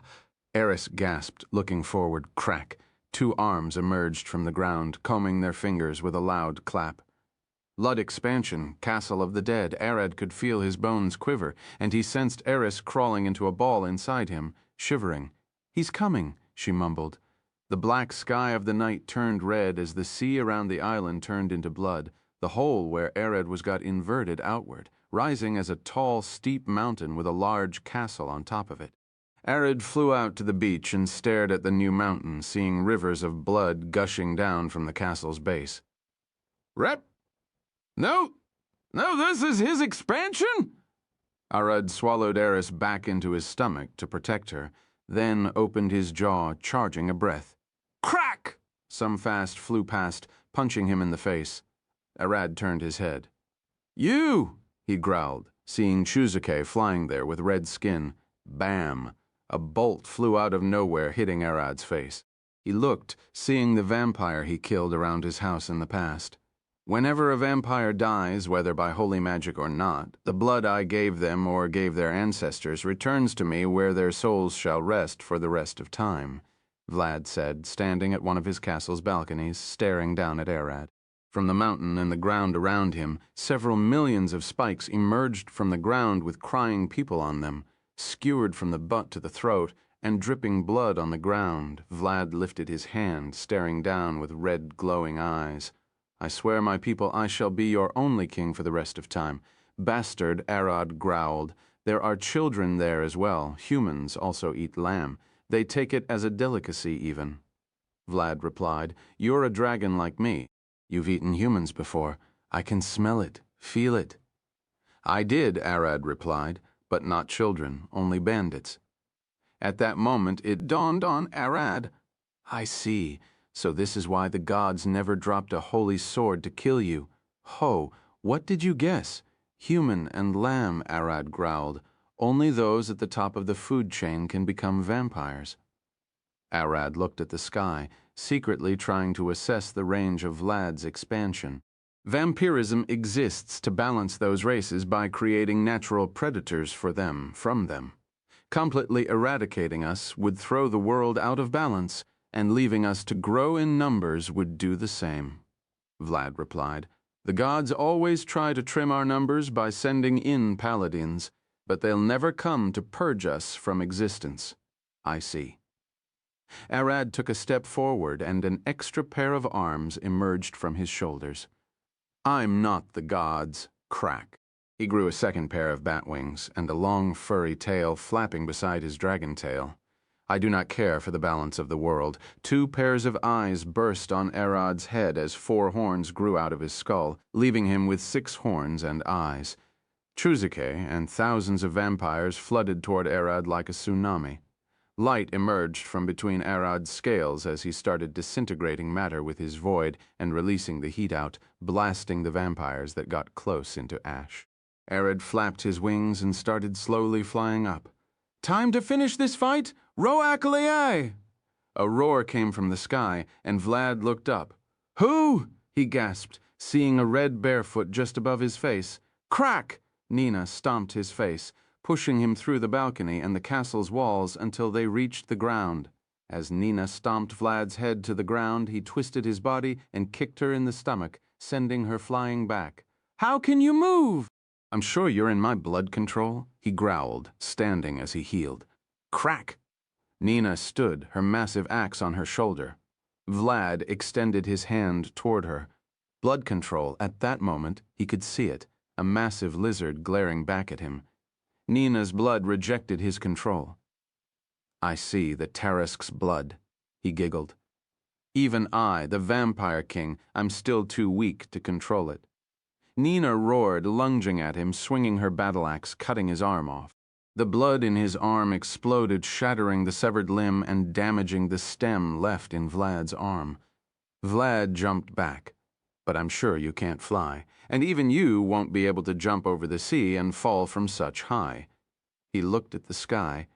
How did you come? Crack. The sky cracked and two massive dragons flew in, a second Arad and a large silver Dracaena. Vlad's eyes opened wide. Jinn? She's still alive? He gasped. And why is there? He looked at Arad, who stood before him, seeing him staring back at him with a cheeky grin. Vlad. A deep, rumbling voice crackled from the sky as a golden claw half as big as Arad emerged from the dark clouds. You dare harm my daughter? Kinryu extended his massive head down from the sky, glaring down at Vlad with his massive whiskers crackling with fire and lightning. If he's here, Vlad growled, glaring back at Arad. You bastard! Of course I don't care if it's fair or not, Arad laughed at him. I can beat you on my own, but I'll drag the metallic dragons with me just in case you try to escape. Crack! Kinryu flew toward the ground, shifting into his humanoid form and landing between Vald and Nina. How can you move? Vlad glared at him. I've no obligation to explain myself to you, Kinryu replied. He turned toward Nina. Go help Arad deal with the flood of vampires. I'll beat this idiot. Bam. Nina jumped toward Arad while Kinryu approached Vlad, cracking his knuckles. You really think you can take me on your own? Metallic General? Vlad smiled. Don't worry, I'm not going to kill you. I'm only here to cool my rage and crack a few of your bones. Kinryu's muscles started expanding as his long white beard danced with the wind. Bam! Vlad lunged forward, swinging his sword at Kinryu's neck. Crack! Kinryu caught Vlad's arm, twisting it with both hands like he was squeezing water out of an old rag. He grabbed Vlad by the neck, plucked his eyes out, and started flailing him around, smacking him into the ground and stones at an unbelievable speed. Crack! Arad's clone and Jinn landed beside Arad. The other dragons are waiting outside Vlad's expansion. The blood-controlling side is too much for them to handle. I know, Arad replied. My Gemini clone was with you, he and the clone merged. Stay in place and don't move. Arad lifted his front claws, putting them together. Gin nodded and sat in place. Void expansion, devouring void to separate them from Vlad. There is only one way. Doma smiled as Arad's void expanded, swallowing the flood of vampires rushing toward them. Kinryu punched Vlad in the face, sending him skipping on dirt until he smacked into the base of the mountain. How could you move? I can't sense your blood, Vlad growled. Won't say. Kinryu looked back. Arad seems to have taken care of your army. It's high time we finish this. Read latest chapters at Mariart. Arad's void expansion faded from the distance. As Kinryu smiled, he finished them. Vlad stared at his hands. The blood, crack, Arad landed behind Kinryu. Heat and steam gushed out of his massive back. I ate them all, Arad growled, approaching them. You look scary like that. Kinryu smiled, seeing Arad's vampiric wormwolf for the first time. I was about to fight him alone, Arad replied, shifting into his human form. But thankfully you and my clone returned. My only job was to hold him off. Kinryu smiled. I only made his defeat faster and safer for us. I also got to beat him to a pulp for Kin. He walked past Arad as he shifted into his half-dragon form. Arad cracked his neck, walking toward Vlad. Vlad stared at his hands. Where is the blood? I ate them all, Arad replied. Your vampires, minions, slaves, and the souls you kept inside your coffins to feed off. Did you really think I wouldn't smell them the first time you unlocked your coffins? You did what? Vlad gasped. Aris is already praying the sacrificed souls into the heavens and freeing them. I kept the vampires and sent the core of your blood magic to your daughter Scarlet. We call her Ginger. Arad cracked his knuckles. I was incompatible with that power. Otherwise, I would have kept and used it to kill you, Vlad grunted, conjuring a spear of blood. Do you understand how long it took me to build this kingdom? Hib, I don't care, Arad replied. You mess with a dragon, and they burn your kingdom down. It doesn't matter if you're a human, an elf, a devil, or a vampire. Shut up. Vlad threw the spear at Arad, piercing his shoulder. Arad stood still, unfazed. With one hand he pulled the spear and threw it to Vlad. Try again. Clang, clang. The blood spear rolled to Vlad's feet, and he looked at it. You bastard! He lifted the spear and rushed toward Arad, stabbing him in the throat. Die! He twisted the spear, ripping Arad's neck apart and leaving his head dangling with his spine. See, you die like all of them, Vlad laughed. Arad's eyes opened up and he grabbed his head with one hand, returning it to place. The flesh around his neck healed as he looked at Vlad with glowing purple eyes. Your regeneration was stronger than mine, Arad said, because it relied on countless people trapped within your blood that you fed upon. Vlad took a step back, but even though my regeneration is weaker than what you had, it's based on my bones fueling me with blood, it's my own power. I'm not reliant on something that can be robbed, Zahn. Arad teleported behind Vlad and grabbed him by the balls. Who's the wife you were going after? He growled, pulling them off with one move. As Vlad screamed his lungs off, Arad grabbed him by the neck, forcing his jaw open by breaking the bone that connects the mandibles to the temporal bone. Vlad tried to regenerate, but he had no blood. Arad had eaten everything and left him dry. Those are yours. Arad pushed Vlad's jewels into Vlad's mouth, forcing him to swallow them. Arad then grabbed Vlad by the skull and started squeezing. Eat yourself and scram from this world. Vampire, I don't want you sniffing in the same plane of existence as my wives ever again. Crack! Arad shattered Vlad's skull, and the body dropped down, twitching. How scary! Kinryu giggled in the back. You're growing into a scary dragon, kid. Reminds me of Alcott's young days. He was just as savage. It had to be done. Arad lifted his hand, and Vlad's corpse started floating. Gravity magic, using gravity magic, he crushed Vlad's corpse into a ball of flesh, then burned it with a fire breath until it became nothing but a ball of ash. Kinryu pulled out some clothes and a long golden chain. Come here, he approached Arad and started wrapping the ball of ash. How powerful is that seal? Arad asked. Not much. How is it now? Kinryu replied. But it'll almost unbreakable when we throw it down the Star Mountain. The Chromatic has agreed to take care of it. Didn't you say to my clone they are salty about losing a skirmish? Arad asked. They are, but you're a neutral party. We can work with you. Kinryu smiled. Don't tell anyone this, but apparently our Queen Mary and the Chromatic Queen Lola have both agreed that dragons should help you whenever possible. Really? I should probably pay them a visit. Arad watched as Kinryu wrapped the ash and then chained the ball. How come the Chromatic have a seal you Metallic don't? Arad asked. The Chromatic live in the Star Mountain. It's an ancient place, dripping with power. We Metallic, on the other hand, are nomads. Our capitals change location all the time, Kinryu replied. You could have settled down, won't you? Arad sighed. We would take land from the humanoids. Since we dragon can live without land, we shouldn't be taking that right from other people. Kinryu smiled, and I bet our capital is better than the Chromatic dragons. What is it? A massive flying kingdom that's 5,000 kilometers in diameter made of fortified steel. He giggled. An armed flying fortress bigger than most kingdoms. That's a flying continent. Arad gasped. How is it flying? Our queen is a steel Dracaina and is the one who made it. She's also the one keeping it afloat with gravity magic, Kinryu smiled.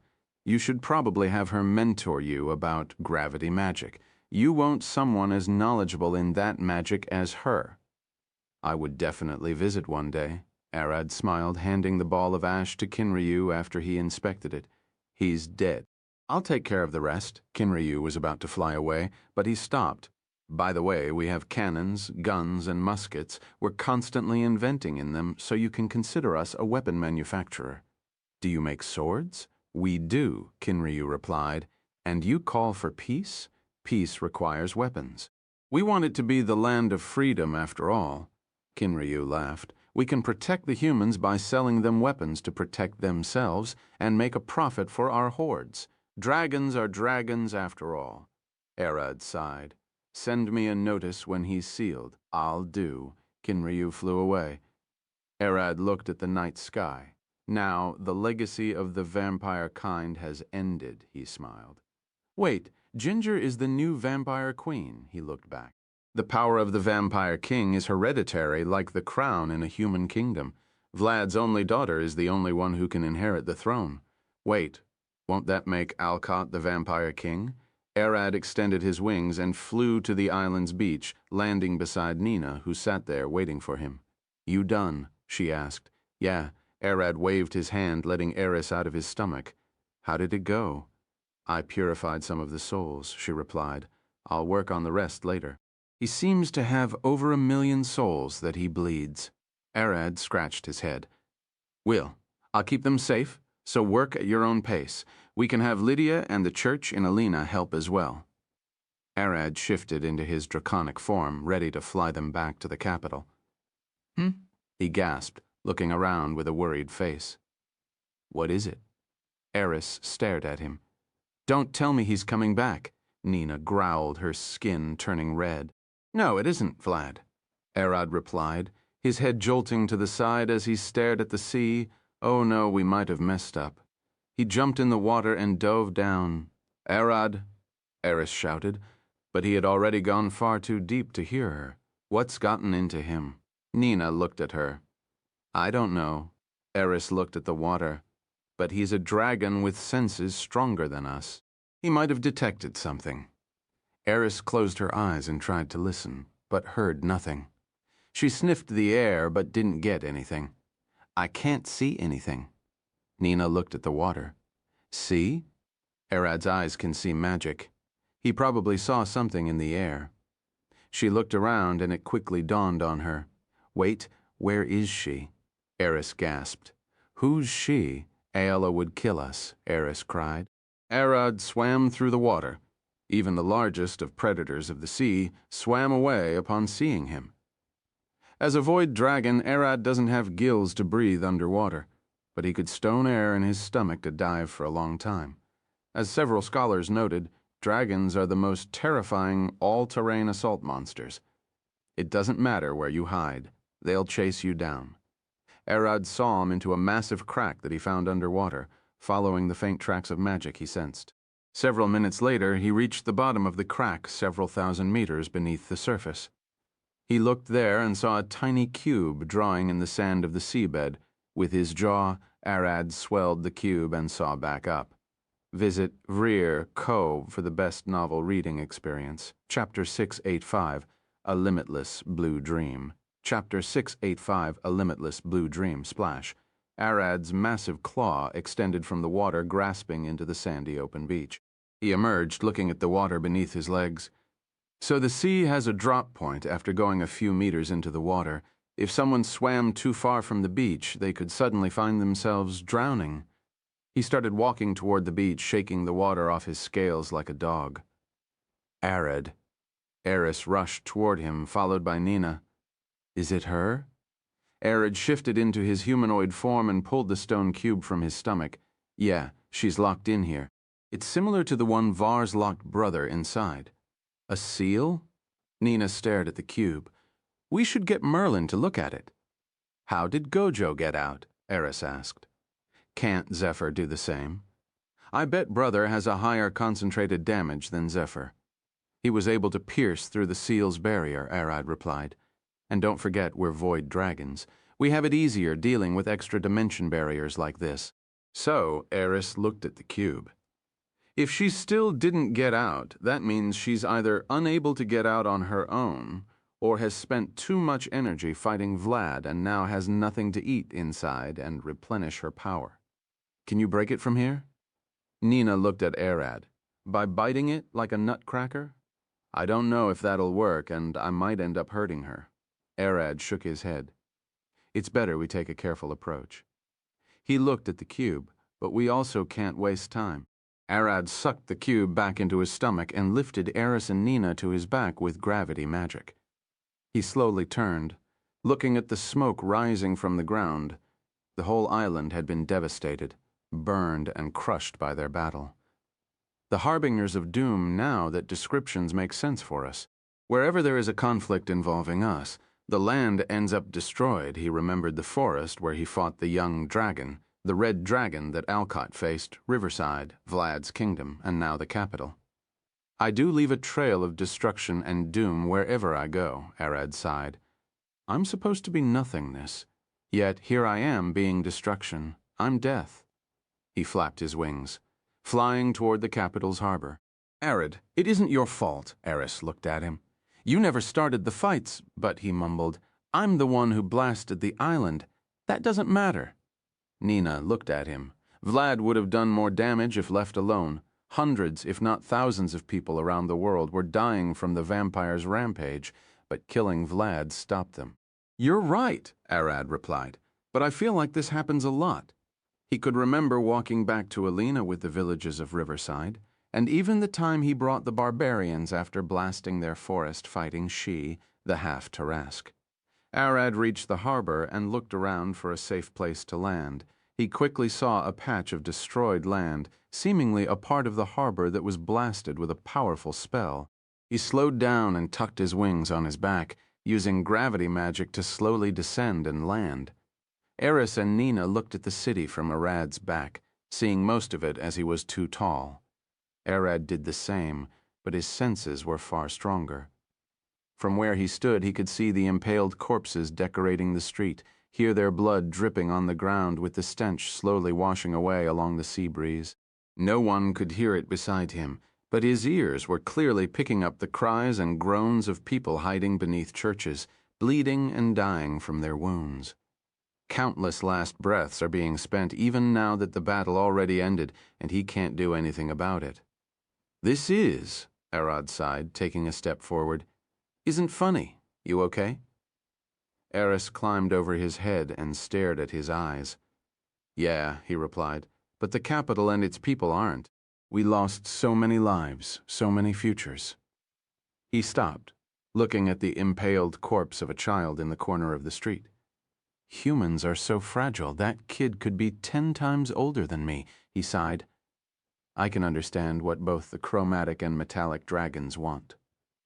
You're right. Kinryu flew down from the sky, landing beside Arad in his humanoid form. The chromatic dragons just don't want to deal with it. If they don't see humans as something important, they won't feel what you feel, and they won't have to care. We, on the other hand, are far dumber than them. Arad stared at him. It isn't the humanoids' fault for being weak. It's the world's fault for having monsters as strong as us. So you understand it, Kinryu sighed. You've grown faster than I thought. The humanoid civilization is hanging with a thread. They can't survive the world on their own. Our existence has pushed them to the brink. They've started living in walled cities like cattle, but even that didn't save them this time. Walled cities and fortifications are to protect themselves from the cruel monster-infested world. There are the random outliers, powerful adventurers, but you can't judge the Who race by the rare few. Humanoids are mostly too weak to face any monster. Kinryu waved his hand and pulled a long white cloth covering the child's corpse. I assigned a battalion to come and help with the cleanup. They'll put everyone to rest as best as they can. Humanoids need a safer world, something they can handle on their own. Arad looked at the night sky. I can't cage them in walls like cattle. They already did it to themselves, and it doesn't seem to work. His eyes dilated as he got an idea. The stars. The what? Kinryu stared at him. The metallic fortress floats in the sky, and it's as massive as a continent. Arad looked at him. What if we lift several more like it to the sky and have humans live there, away from the monster-infested land? It'll be the same as how continents float on the sea, but now it's on air. Continent doesn't float on the sea. It's one massive Kinryu side. Forget it. No need to explain geology here. Your idea is simply impossible in practice. Even our queen can barely lift our fortress, and you want to lift several? Can't you make them a bit small? I don't want humans to be caged to less land than what exists on the ground, a floating, peaceful land where they can thrive, Arad replied.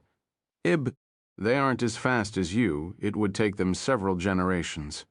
Even if we could achieve everything perfectly, it might take them several thousands of years to slowly grow stronger, if not more. Kinryu shook his head. It's impossible. It's worth a try. Arad looked at him. For them, it'll be better than living each day not knowing whether a vampire king is about to skewer them the next day or not. That should be left for them to decide, and I can assure you there is no gravity magic in the world that could live such mass to the sky. Kinryu looked at the streets. For now, we can't do anything. But give me a century, 1,000 years even. I might be able to figure something up with gravity magic. Arad smiled at the sky. Tens of continents floating in the sky, a near limitless land in the blue sky floating between the snow-white clouds. Limitless blue. Arad blinked, remembering the vision he saw with Doma's future foresight when he was fighting the demon lord of Fungus Zugmoy, those countless islands floating in the sky. The chants of those weird priests. He smiled. I can achieve it, I'm certain of that. Where is that confidence coming from? Is it the dragon's arrogance, young blood? Kinryu smiled. I thought you were less hot-blooded than the rest of the youngins. I keep my word. Arad looked at him with a smile. I have a vision of a better world, and it'll come to reality. They walked across the street until they reached the largest church in the capital. Arad stood and looked at the cracked, blood-stained wall. This is where he got married several weeks ago, and now it's a mess. Arad, Alcott called from everyone sitting behind the church. We're here. I can see you. Arad turned around the church with only a few steps, stopping for Eris and Nina to step off his back. What happened to Vlad? Miriam stared at Arad. Dead, Arad replied. Kinryu pulled the ball of ash and sent it floating toward Ginger. Probably I should give you this for a second. Ginger looked at the ball of ash. Father, she looked at Arad. You could have left something for me to burn. Didn't want to risk him regenerating. Arad replied, but he then stared at her. But can't you feel it? The blood inside you? I do, Ginger sighed. Why did you leave it to me? It's bound to blood and you're the only heir to the throne. Arad sat down, looking at Alcott. She's the current vampire queen. That would make the vampire king. That doesn't sound good. Alcott sighed. But at least we can keep an eye on the vampires. The war is over, Merlin said, staring at the sky. Visit Priage Ground for the best novel reading experience, Chapter 686. I'm no longer a baby. I want power, Chapter 686. I am no longer a baby. I want power. The war is over, Merlin said, staring at the sky. Arad sat and lifted his right claw, pulling the cube out of his stomach, holding it floating above his palm with gravity magic as he handed it to Merlin. The cube slowly floated to Merlin, and she caught it with her gravity magic, staring at it for a second. Hold up, she gasped. Yeah, Zephyr is inside, Arad declared, and everyone stared at the cube in shock. How did she end up sealed like this? Alcott gasped. She's the wind spirit. How did this happen? Ginger stared at the cube. Father shouldn't have enough power, intellect, or magic to seal her. She didn't have all of her magic, Eris gasped, and Merlin's face paled, the energy she wasted trashing the first layer of hell. She told me she's at around 60% of her whole magic before getting into the first layer. If she spent at least half of that and only spent a day or two recuperating after that, that means she might have gone to face Vlad with only around 40% of her magic, 50% at best, 30% of her power to destroy the first layer of hell. You must be joking. I bet she spent the whole 60%, at least 50%, Alcott argued. That means she faced Vlad being even weaker, 20-30% at best. That doesn't matter now. Arad looked at them. I bet Vlad tricked her into using her expansion by the promise of victory, then sneaked her after her guard was down. What could even make a person like her drop her guard? Eris stared at Arad. The people, Kinryu replied. Zephyrus Animoi Enlil of May, the kindred wind spirit. People rarely give her credit, but out of the great spirits, she is the only one who truly cares. Arad turned toward him. All that power. She could have ruled the land with a fist of steel like the other spirits. She could have taxed everyone from humans, dragons, and plants for the act of breathing her air, but she didn't. She gifted her vast lands to the humans and dark elves to live in. allowed the whole world free access to her air, calmed the frequent storms and tornadoes, and even starved herself for decades and centuries so she wouldn't harm the natural order. What do the other spirits tax? I never had to pay anything when lighting a fire. Eris stared at Kinryu. Fire requires fuel. You always have to sacrifice something to ignite it. It also regularly consumes the land in violent wildfires that could eat forests and cities. Don't you know that even cremating corpses is an offering to the great fire spirit? You were a mortician, right? Kinryu stared at her. I never heard of that, Eris gasped. Elves' lives are short and humans even shorter. I don't expect you to know the old ways, he sighed. The ground eats back the plants that grow on it, eats the corpses buried in it, and even splits apart to swallow those who don't appreciate it. Don't get me talking about the sea and the massive waves it drives to shores. Those are but a fragment of what it consumes from ships and the animals of the deep sea. Are you crying? Arad looked at Kinryu, who started tearing up. Our whole kingdom flies in her domain by her grace. The Queen's magic might be lifting us up, but trespassing on another being's land is a sin, and yet she's letting us roam free. It's unforgivable to let this slide. He growled. Arad could feel a cold sweat dripping across his back. An almost infinite wave of bloodlust washed over the capital as the metallic dragons camouflaging around the area and in the air shifted back. Thousands of worms and great worms were glaring toward the cube, enraged. It's unforgivable. We won't stand for this, and each passing second is a disgrace. He lifted his arm. Don't you think so? Steel Fortress, the night sky disappeared from above them alongside the moon, and a pitch-black darkness swallowed the world. Only the faint ember light from the torches spread across the capital remained. Several spotlights shined from the sky, pointing to where Arad and the rest stood with the cube. A massive chunk of steel and cannons emerged in the sky, covering almost a quarter of the whole continent. One cannon is as big as the capital itself? Eris gasped. Is this how it looks from below? Merlin looked up, sweating. I only saw it once from above. You did? Eris stared at her. Alcott, I, and Nina got teleported there once before to have a talk with a copper dragon alchemist. It's when we were trying to figure out if the potion I fed to Alcott and turned him into a woman was something permanent. Merlin quickly explained, with such firepower, they could probably whip the entire continent in minutes. Arad Orion, Kinryu growled. It's not only our problem now. It's not us, the dragons alone, who lived in Zephyr's grace. Soon, the titans, devas, dwarves, elves, arachnoids, insectoids, tieflings, fairies, other spirits, and everyone else would seek her return. They shall not stand silent. Vir.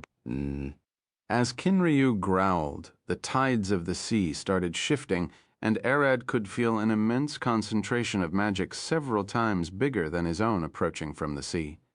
He stared, seeing a massive blue-haired woman larger than anyone he had seen. If a great worm is a crocodile, she'll be a human. That woman, Arad growled, the guildmaster Alice Dagon. He only met her projection before, the woman called Five who's directing the guild. At that time, Alice explained to him that she was a titan living in seclusion and that she controlled 10 projections. Kinryu smiled, looking back. To think your lazy ass walked all the way here. I thought you hated going outside and could barely bear the company of other people. All of my projections got destroyed, and then I could feel the wind spirit's magic fading. Alice replied, her void crackling like thunder in the sky. Where is the bastard who did that? She growled, her hair spiking out with lightning and magic, sending a wave strong enough that anyone could feel it. Calm down, Kinryu sighed, shifting into his massive draconic form and standing over the capital. It was the vampire King Vlad, and he's now dead as well as ash and sealed thanks to Arad over there. The unfortunate part is that the great wind spirit Zephyr had charged ahead on her own and got tricked and sealed by the fiend. Alice's eyes shifted down, glaring toward Arad. She paused for a second. Ah, she cried, taking a step back and falling on her butt in the sea, sending a massive tsunami to the shore. Be careful. Kinryu growled, raising a massive barrier of magic and blocking the water. You can't handle being around people that well. Get back to your island and we'll talk in detail about magic. She stared at the shore, panting and holding her chest, sweating. I'll calm down. Give me a minute. Don't drown the humans. Kinryu stared at her. What happened to the seal? A fist-sized dimension cube, gray in color and oozes with magic, faint. But Zephyr's magic leaks out a bit. Kinryu looked at Merlin, who sent the cube flying into the sky. I see. Alice stared at it from the sea. I read about something like it in an ancient tomb. I suspect they were a weapon created by the agents of the gods and provided to key people around the world so they could seal powerful abominations and wait for someone capable of slaying the beasts to arrive. A device to buy them time is the best I can describe it. The important part, can you crack it open? Kinryu asked. I can crack it. Alice stared at him with a worried face. But I might end up killing or severely harming Zephyr inside. It's like trying to open a safe with one of your cannons. You can't expect the money inside to survive the blast. How did they even manage to open them in the past? Erod looked at Alice. They didn't need to open them, right? Erod looked confused. I don't know whether you're a genius, an idiot, or simply lucky with words. I hope it's the first, Alice giggled. You're right. Those things can't be opened. They aren't meant to be opened. You seal the abomination inside, and when someone strong enough comes, they blast the whole thing and destroy it with the beast, a cage designed to be thrown into the fire. Kinryu sighed, holding his head. We might be able to figure something out. Alice looked at Arad. You're the mediator of the dragons. It'll be best if you kept Zephyr. That'll be better than having every race and their mothers fight over her. I'm keeping her whether they like it or not, Arad stared back at Alice. Zephyr is contracted to my wife. She taught me a lot, and I won't leave her to anyone else. So everyone here, each of the major races, is indebted to her, especially the long-lived ones, the Titans and Dragons. Alice smiled. They'll fight over her as hard as you'll do. Arad looked up at the metallic dragon's fortress. One shot from those cannons, and they'll evaporate my body. I can regenerate or teleport out of the way, but I can't take the barrage of all those cannons firing at once. Even my expansion is only 40 kilometers, and this fortress is well over 1,000 kilometers in diameter. His eyes shifted toward Alice. She has more magic than me and probably spent centuries perfecting spells while I only had a few months at best. I'll probably get sealed in a wine bottle before I can realize it if we fight. The void started crackling from Arad's claws, slowly sucking matter from the ground and melting it into energy absorbed by his body. I am no longer a baby. I'm a juvenile, yet still too weak for the world, with his body glowing purple and eyes burning. I am no longer a baby, I want power. Kinryu smiled. This kid is aware, unlike the rest of the juvenile dragons. Usually when they reach the juvenile stage and feel their power showing, they get arrogant and think they can do anything, and that is what usually gets them killed or hunted by adventurers. Arad, on the other hand, is aware that whatever power he holds now, it's not his best. He giggled. Calling me and the metallic dragons to help with Vlad just in case something went wrong is a testament to that. He realizes his growth and never overestimates it. He'll survive and grow even stronger.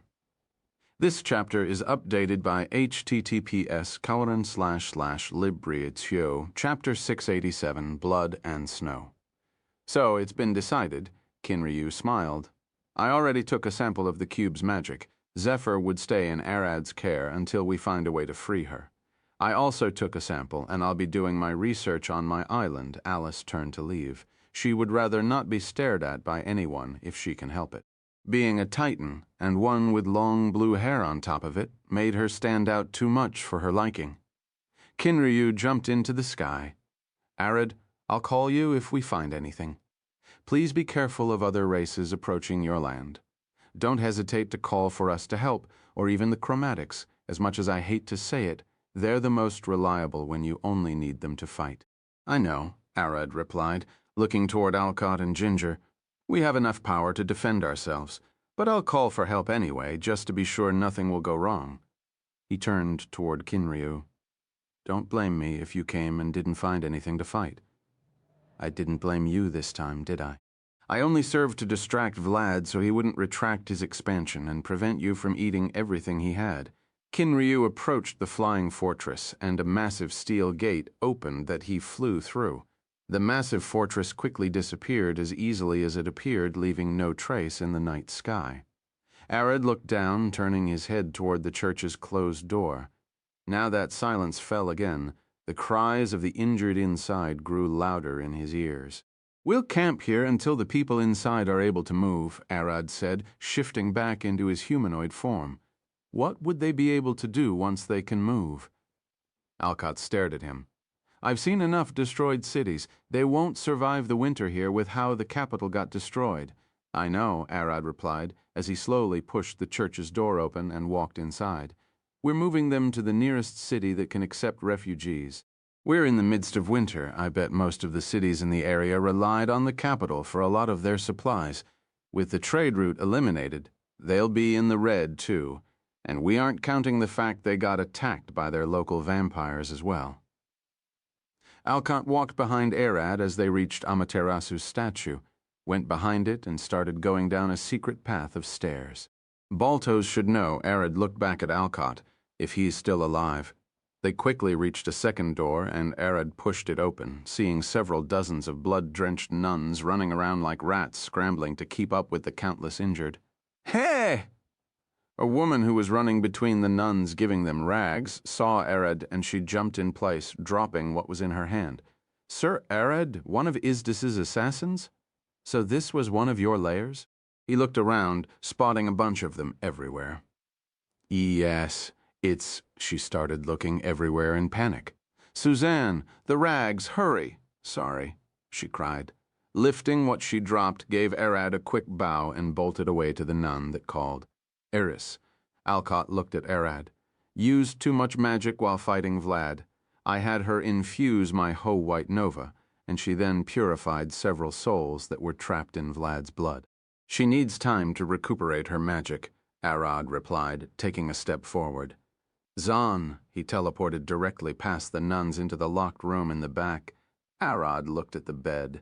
How are you doing? He asked, looking at Baltos, who laid on the bed with his left leg wrapped in bandages from toes up to his hips. Arad, Charlie, who sat beside his father, gasped.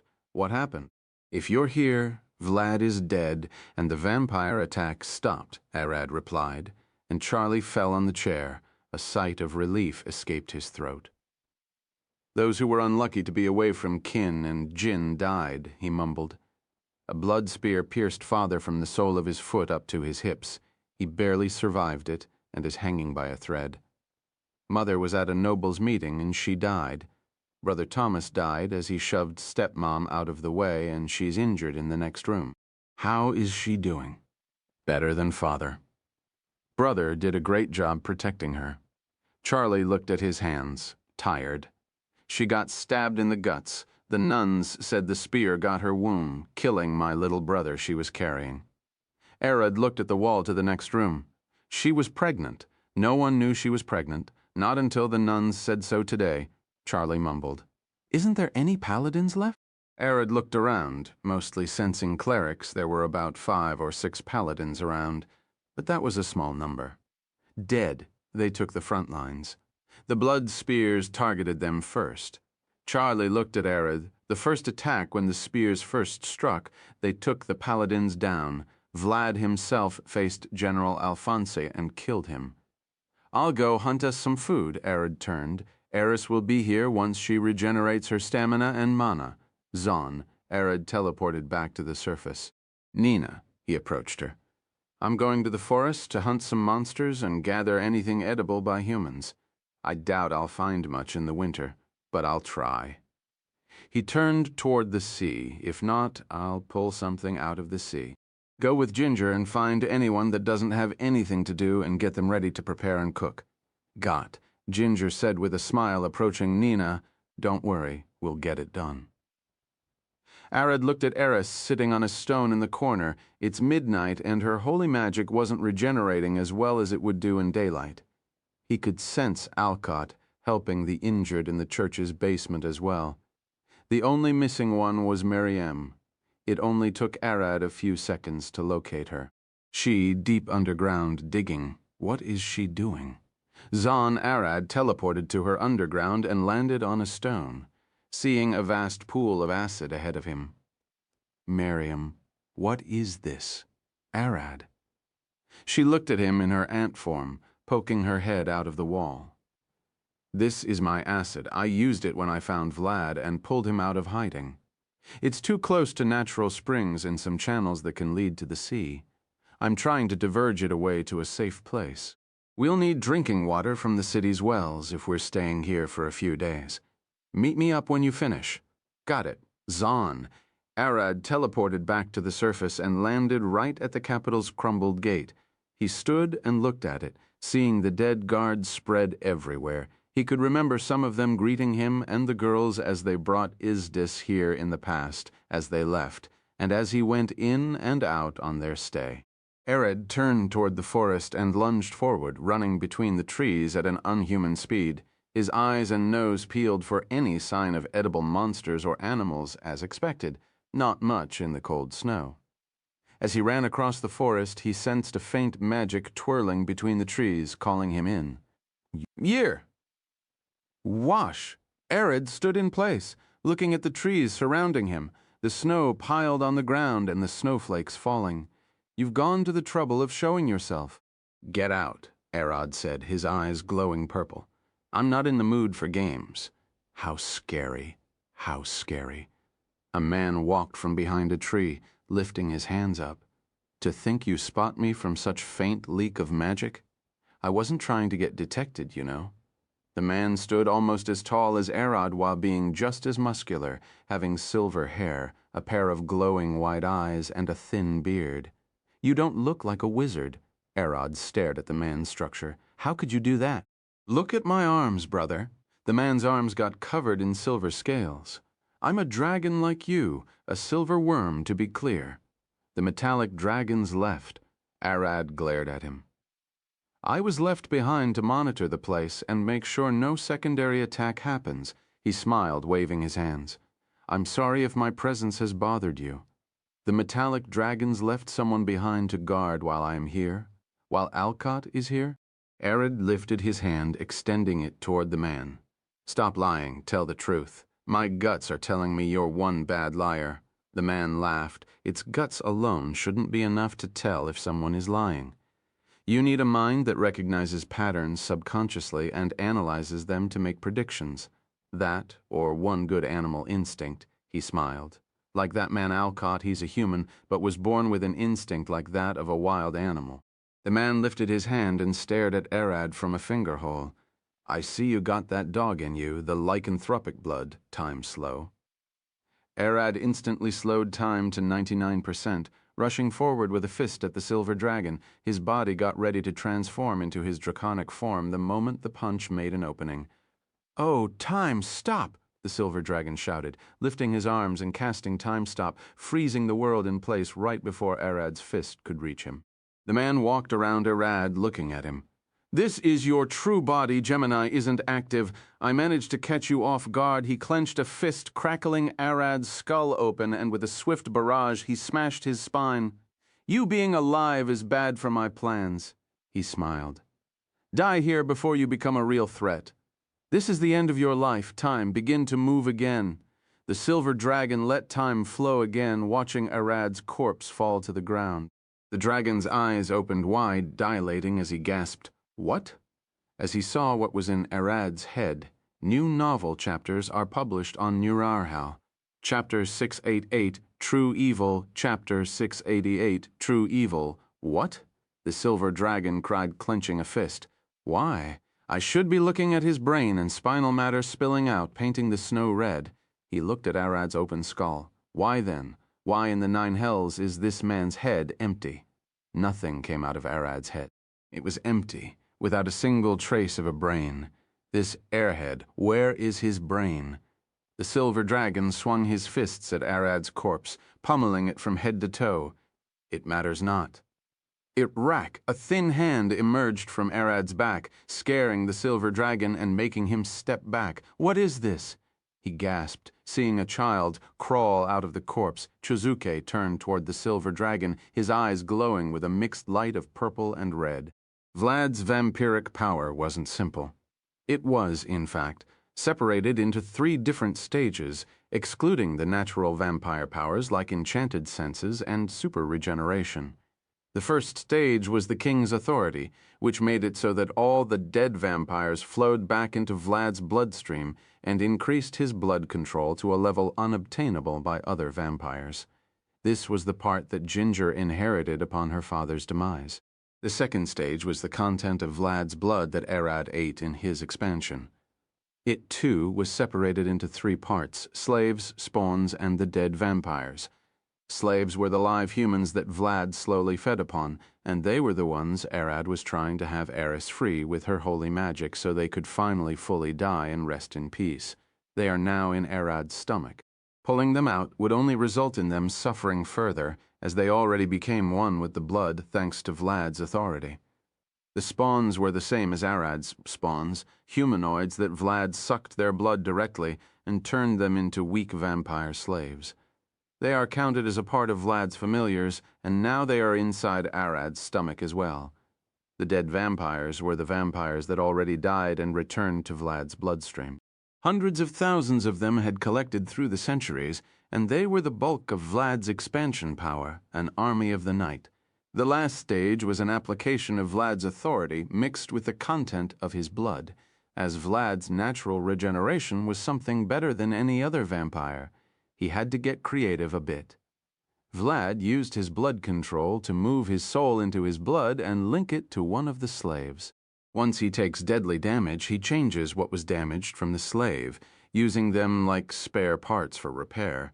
This allowed him to remain alive even when badly injured, but it also contributed to his continuous building of insanity.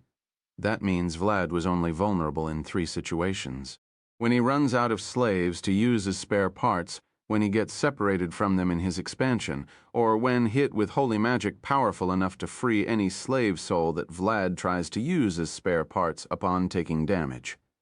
At the fight, Eris's holy magic wasn't of high enough quality to do that, and killing Vlad over and over until he ran out of slaves was a tall order.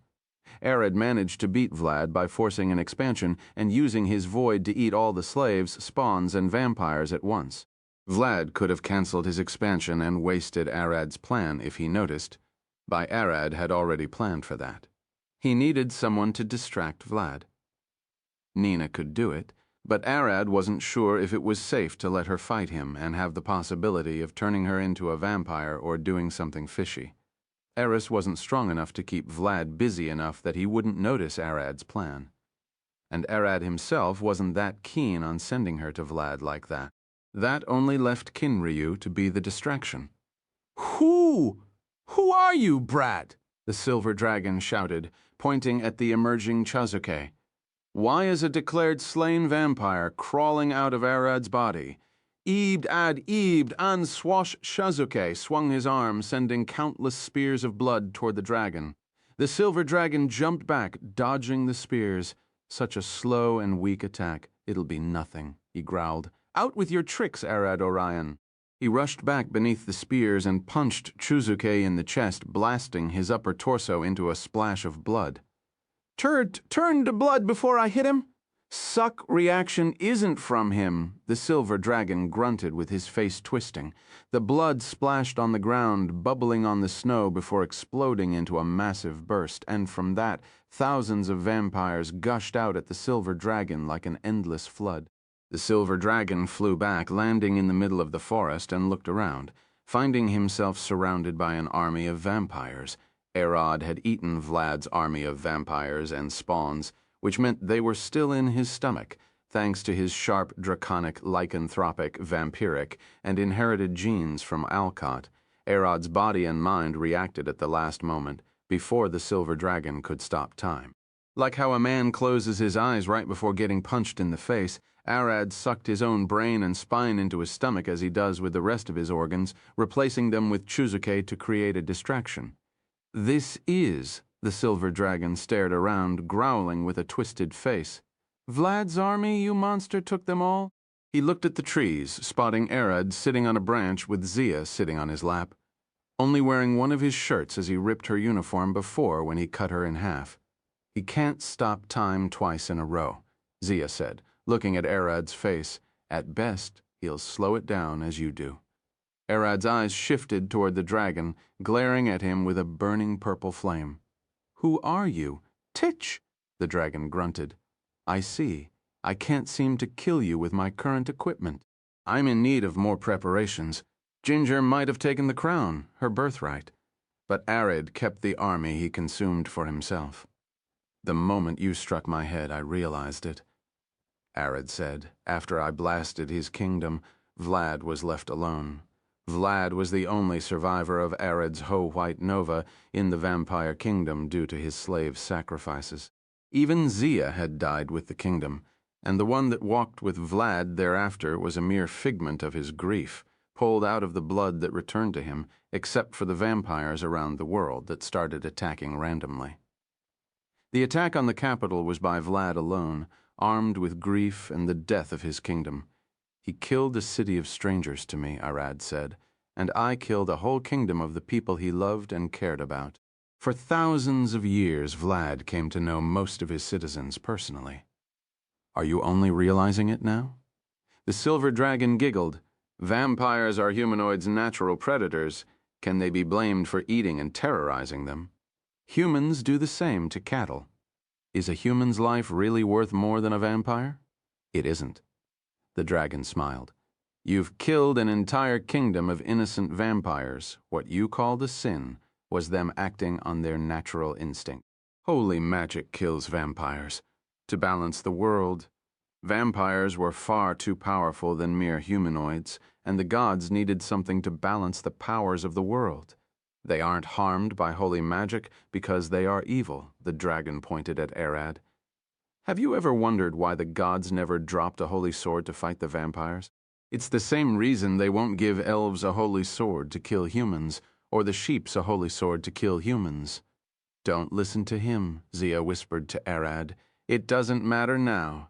You're the villain. You're evil in this world, Arad Orion. The dragon growled, lifting his palm and clenching his fist around his wrist. The metallic dragons are biased. You're the very evil we should be striving to eliminate.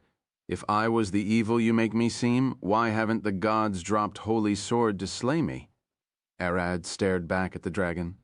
Think again. A golden sword appeared out of nowhere above the dragon's palm, burning with a powerful divine light. One already dropped to end you, vessel of the Queen of Curses. Arad's eyes opened wide. Two great evils with one sword, the dragon smiled.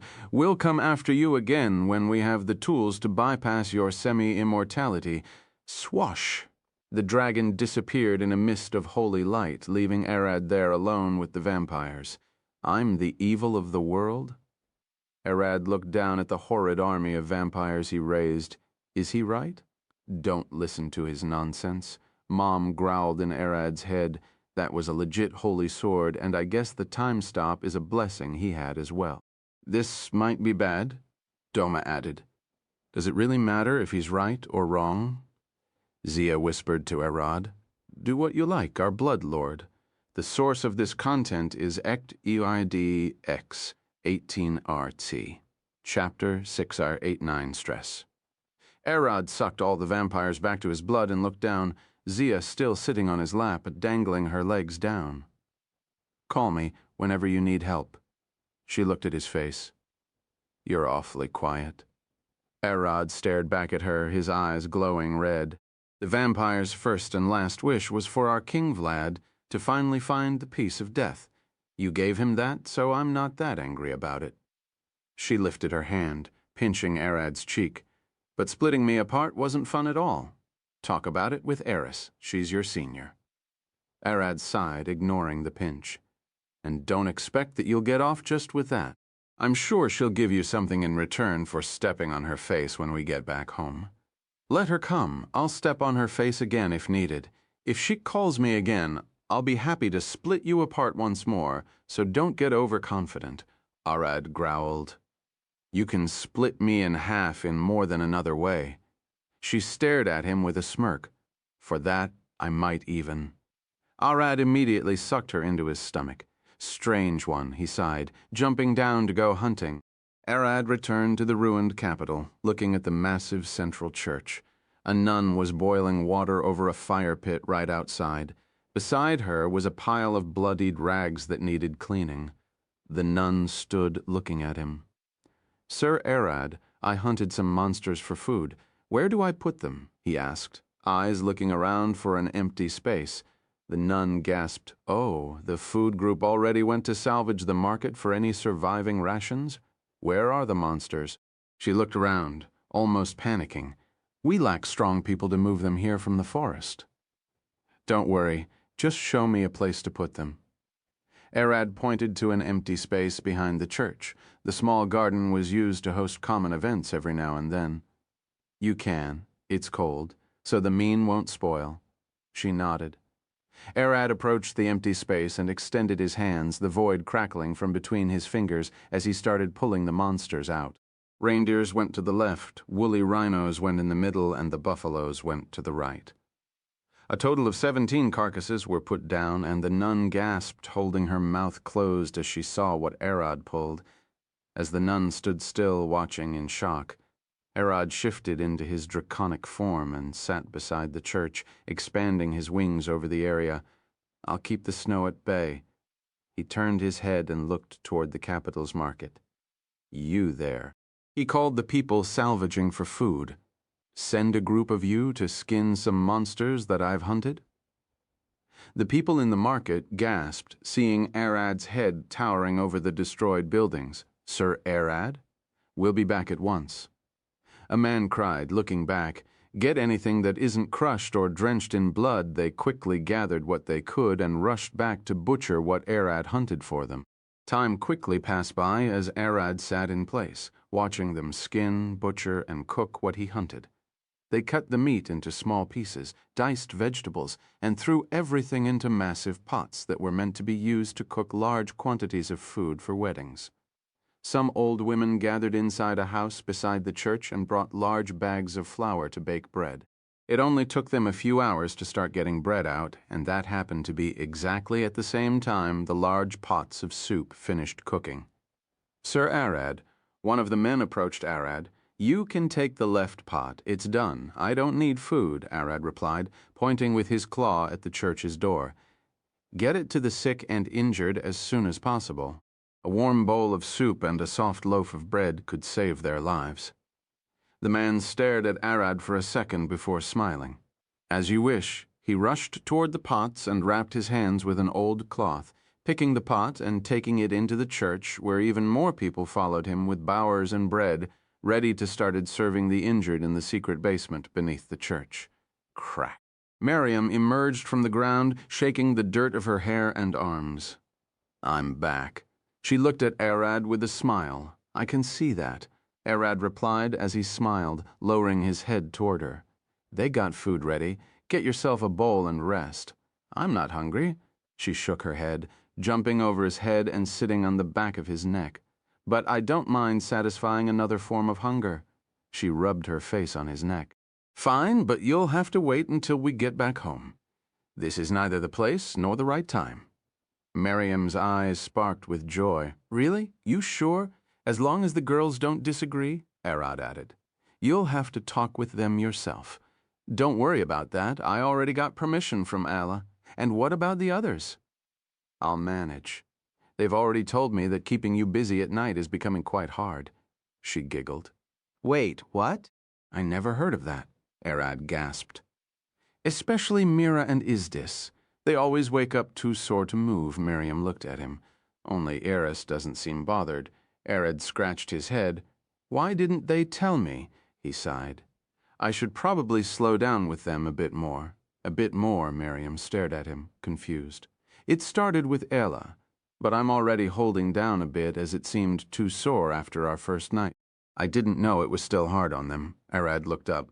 They should have told me, no. I remember asking Izdis, and she said, it's fine. They probably didn't want to ask you to be gentler with them even more.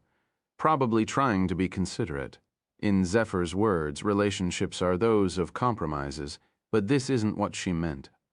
Arad sighed. I should talk with them once we get back. You don't need to be gentle with me. She smiled, staring at him with a smug smile. I might be better than them for you. Who knows? I don't know if Arad was speaking, but he suddenly stopped. No, it's not about eggs this time. Then what is it about? Miriam stared at him with a smug face. We'll talk about it when we get back. This isn't the place. Arad looked around, especially with a lot of people. Miriam jumped from his neck and sat on the church's roof looking at the destroyed city. I can't wait. Once the injured ones get healed enough to be stable, we'll have Merlin pack them up on my back with that magic wagon spell of hers. Then we'll head back home. Arad looked at the sky. I only hope things get better from here on, he sighed. I should probably avoid fights for a while and try to relax a bit. You've almost been fighting non-stop since birth, right? Miriam looked at him. It's impressive to watch your growth, but is that why she drinks a lot? Arad could easily imagine Amber sitting on one of the guild's tables, downing a beer bottle after another, looking in the distance with an empty stare. Yeah, and drinking a lot is why she almost has no money. I don't know if dragons react to that the same way humans do. Arad looked at Miriam. Would fighting continuously stress us out? Are we even affected by that?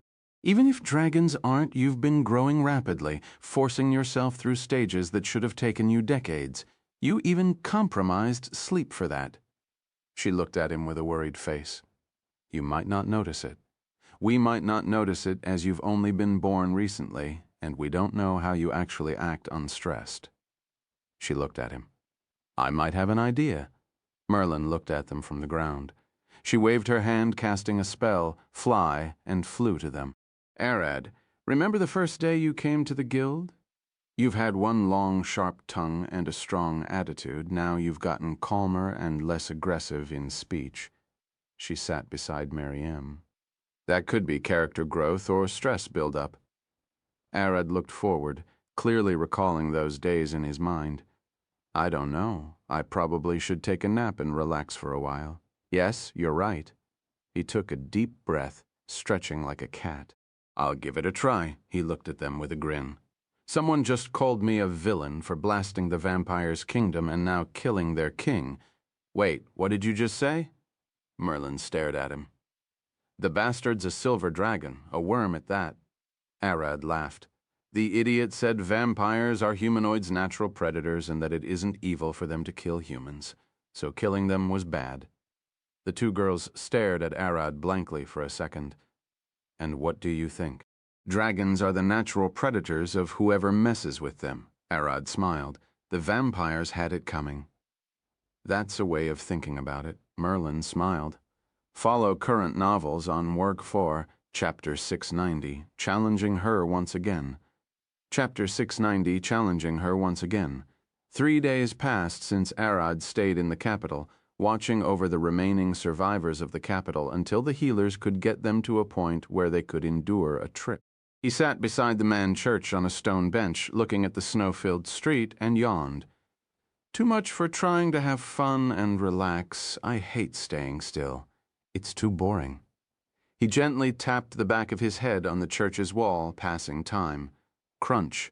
Arad blinked, a smile crossing his face. Finally, some movements. He stood, cracking his neck and looking into the distance, at the city's destroyed wall. He lifted his foot, about to take a step. Zon! As his soul was about to touch the ground, he teleported forward with void step, taking a 500-meter step right outside the wall. A band of bandits approached the ruined capital, looking for anything valuable to take. It was almost a natural thing to do, expected whenever a city fell to a monster attack. Jackal, a bandit pointed at the broken wall. We can slip inside through there.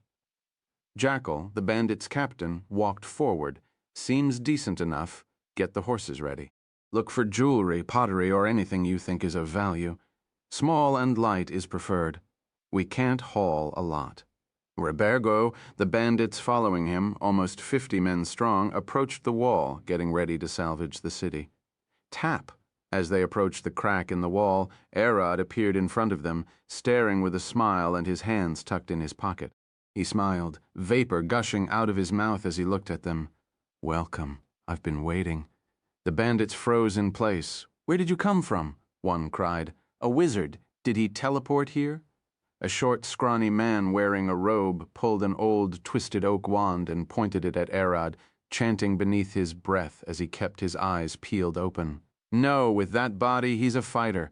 One man pointed at Arad with a bow. "One move and I'll pierce your eyes." "Fuck, he's huge." A woman of them cried, pulling her sword. She pointed it at him, her hands shaking. "Woman, are you afraid?" Arad stared at her with a grin. "Don't worry, I'm only here to have fun. You won't be dying today." The moment Arad's eyes landed on her, she could feel the blood draining from her head and arms. Her knees started shaking as her vision slowly blurred from the tears rushing out of her eyes. A dragon-like Arad directly addressing her had made her bones quiver. Merlin floated above them in the sky, looking down with an amused smile.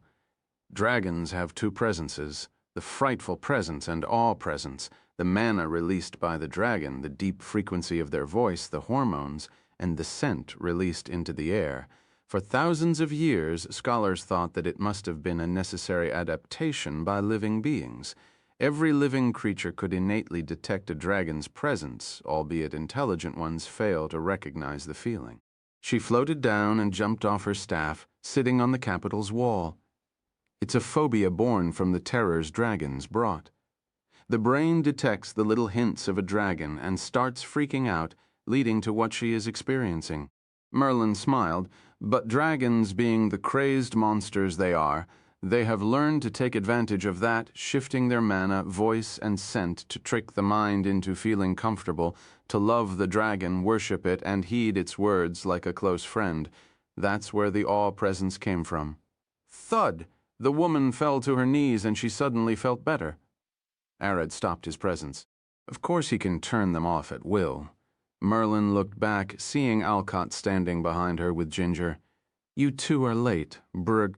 You'll be helping the injured, carrying luggage, and slaying small monsters. You might even end up cooking or skinning hunts." "What are you talking about?" The bandits' leader glared at Arad's smiling face. "Who do you think you are to order us around?" "I'm not ordering you around. I'm hiring you as a mercenary. Better than killing you all here, is it not?" Arad replied, keeping his smile. Clang! The bandit's capital suddenly pulled his sword, swinging at Arad's neck. The sword stopped at Arad's neck, cracking as if it hit a stone. The bandit leader gasped, sweat dripping across his face. "How in the hell?" "Come on," Arad kept his smile. "Don't tell me she's the best out of everyone here." He pointed at the woman from earlier. "Do as he says." The woman screamed her lungs out. "That isn't a human. He's something else that we can't hope to beat." The bandits stared at her, and most of them started sweating, even though it was freezing cold. The woman was a level 13 fighter, while the rest of them were only around level 5, and their captain was level 9. Up until now, the captain kept his position as he's the one who led them to wealth. But in terms of strength, she's the best they have. Arad lifted his hand, swinging it down toward the forest. Crack! From the motion of Arad's palm, a massive slash of compressed wind cut a crack in the ground all the way to the forest's start. "I need humans to help. Would care to be hired?" He glared at the bandit's captain with a terrifying smile. "Yeah, it'll be our pleasure." The captain gave up. Seeing such an attack being thrown without effort made it clear that Arad wasn't giving them a choice. Crack. Nina fell from the sky, cracking the ground. She glared at the bandits, ready to lung at them. "Calm down." Arad waved his hand at her. "I already dealt with them." Nina blinked. "You did. They are still here, or do you intend to arrest them? You know you aren't a guard and that we can't take them to any city capable of jailing or judging them. You memorized that?" Arad looked at Nina. "That was a lot of details for you." Nina's face turned red. "What if I memorized them? All that matters is that I know what to do." Arad waved his hand to the bandits to head into the city, and they started to move. Alcott jumped from the wall to watch them as Arad stood in front of Nina. Say, Arad looked at her with a smile. I've spent the past few days thinking of what I like to do. What do you think it is? Fighting. What else could it be? Nina bent down and took her shoes off, throwing them back. It's clear you're looking for a fight. Don't blame me if you ended up sleeping on the snow for a while. She took her large coat off and threw it away, remaining only in her barbarian hide armor. What do you say? Arad smiled, his eyes glowing purple. You're right. Last time I lost before I could even fight back thud. In the blink of an eye, Nina lunged forward, swinging a kick toward Arad's head. Arad's eyes turned to the left in a split second, locking on Nina's foot. It's coming. I can see it this time. He remembered the last time in the barbarian village when she knocked him out with one kick. Arad bent forward, dodging Nina's kick by a hair strand. Her explosive speed and powers were something to behold. Thud. Arad took a step forward as Nina put her foot back on the ground, ending up standing an inch away from her back. Ginger blinked as she sat on the wall. He dodged it. His quick growth is terrifying. Merlin looked at them with an exhausted face. But he'll tick Nina off. Arad stood still, glaring at the back of Nina's head with burning purple eyes, menacingly towering over her back. All the while she stared forward with a passive face, her eyes glowing golden as veins slowly bulged on her arms and thighs. The animals in the forest woke from their hibernation, running away as fast as they could. To those who can see, it was two humanoids standing next to each other, but to animals and monsters, it was an arrogant dragon and a Tarask squaring up. The girls won't mind if I drag you home, Arad said, staring at her. Come and try, Nina replied with a smile. It's been a while since someone got this far. Merlin couldn't help but smile. Those two are monsters. Dodging the kick that once knocked him gave him back his confidence. And Nina is getting turned on by the thought that she might finally find someone who could marry her. Ginger smiled. She's been looking for a man strong enough to marry her for years and was starting to give up. He's reigniting that flame, updated from